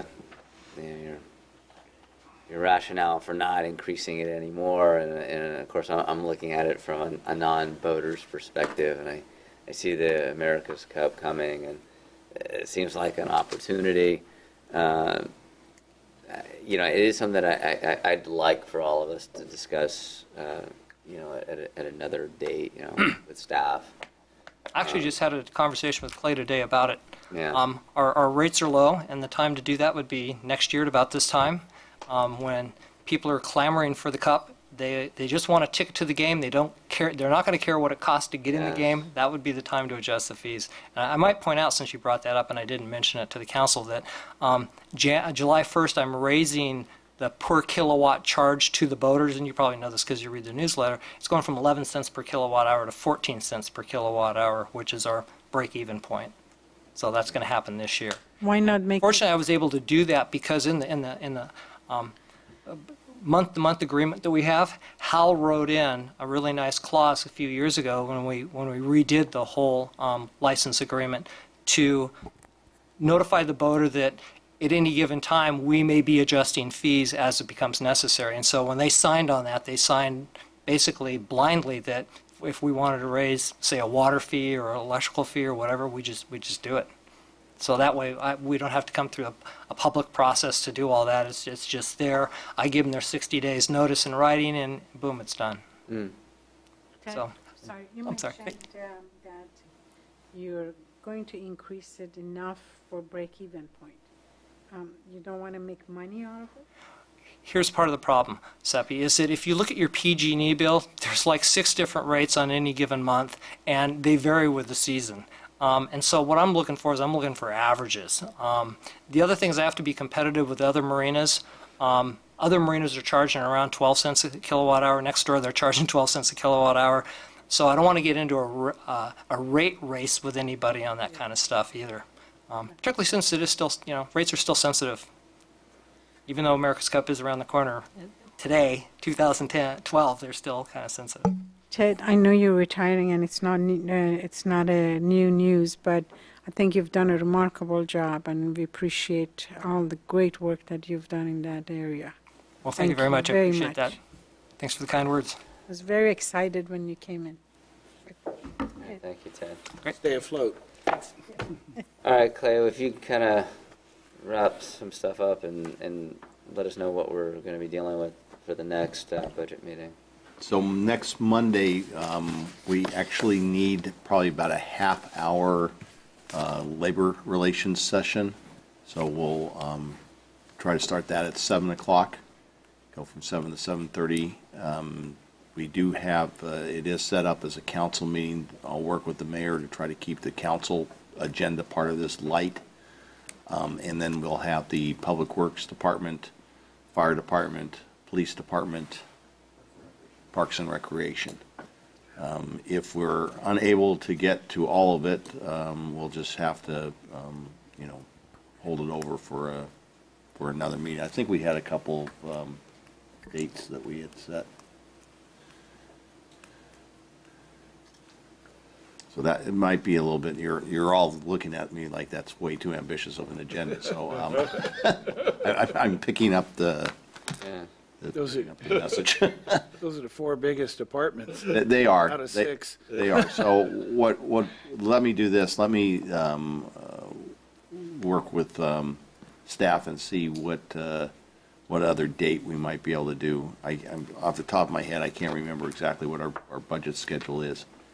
So we'll see if we can't maybe get that down to probably maybe 2 nights. Okay. Yeah, something during the middle of the week, have a special meeting, that's what you're thinking? Yeah. But, okay. All right. Any, To adjourn. yeah. I'll second All that. right, all those in favor? Aye. Through it all.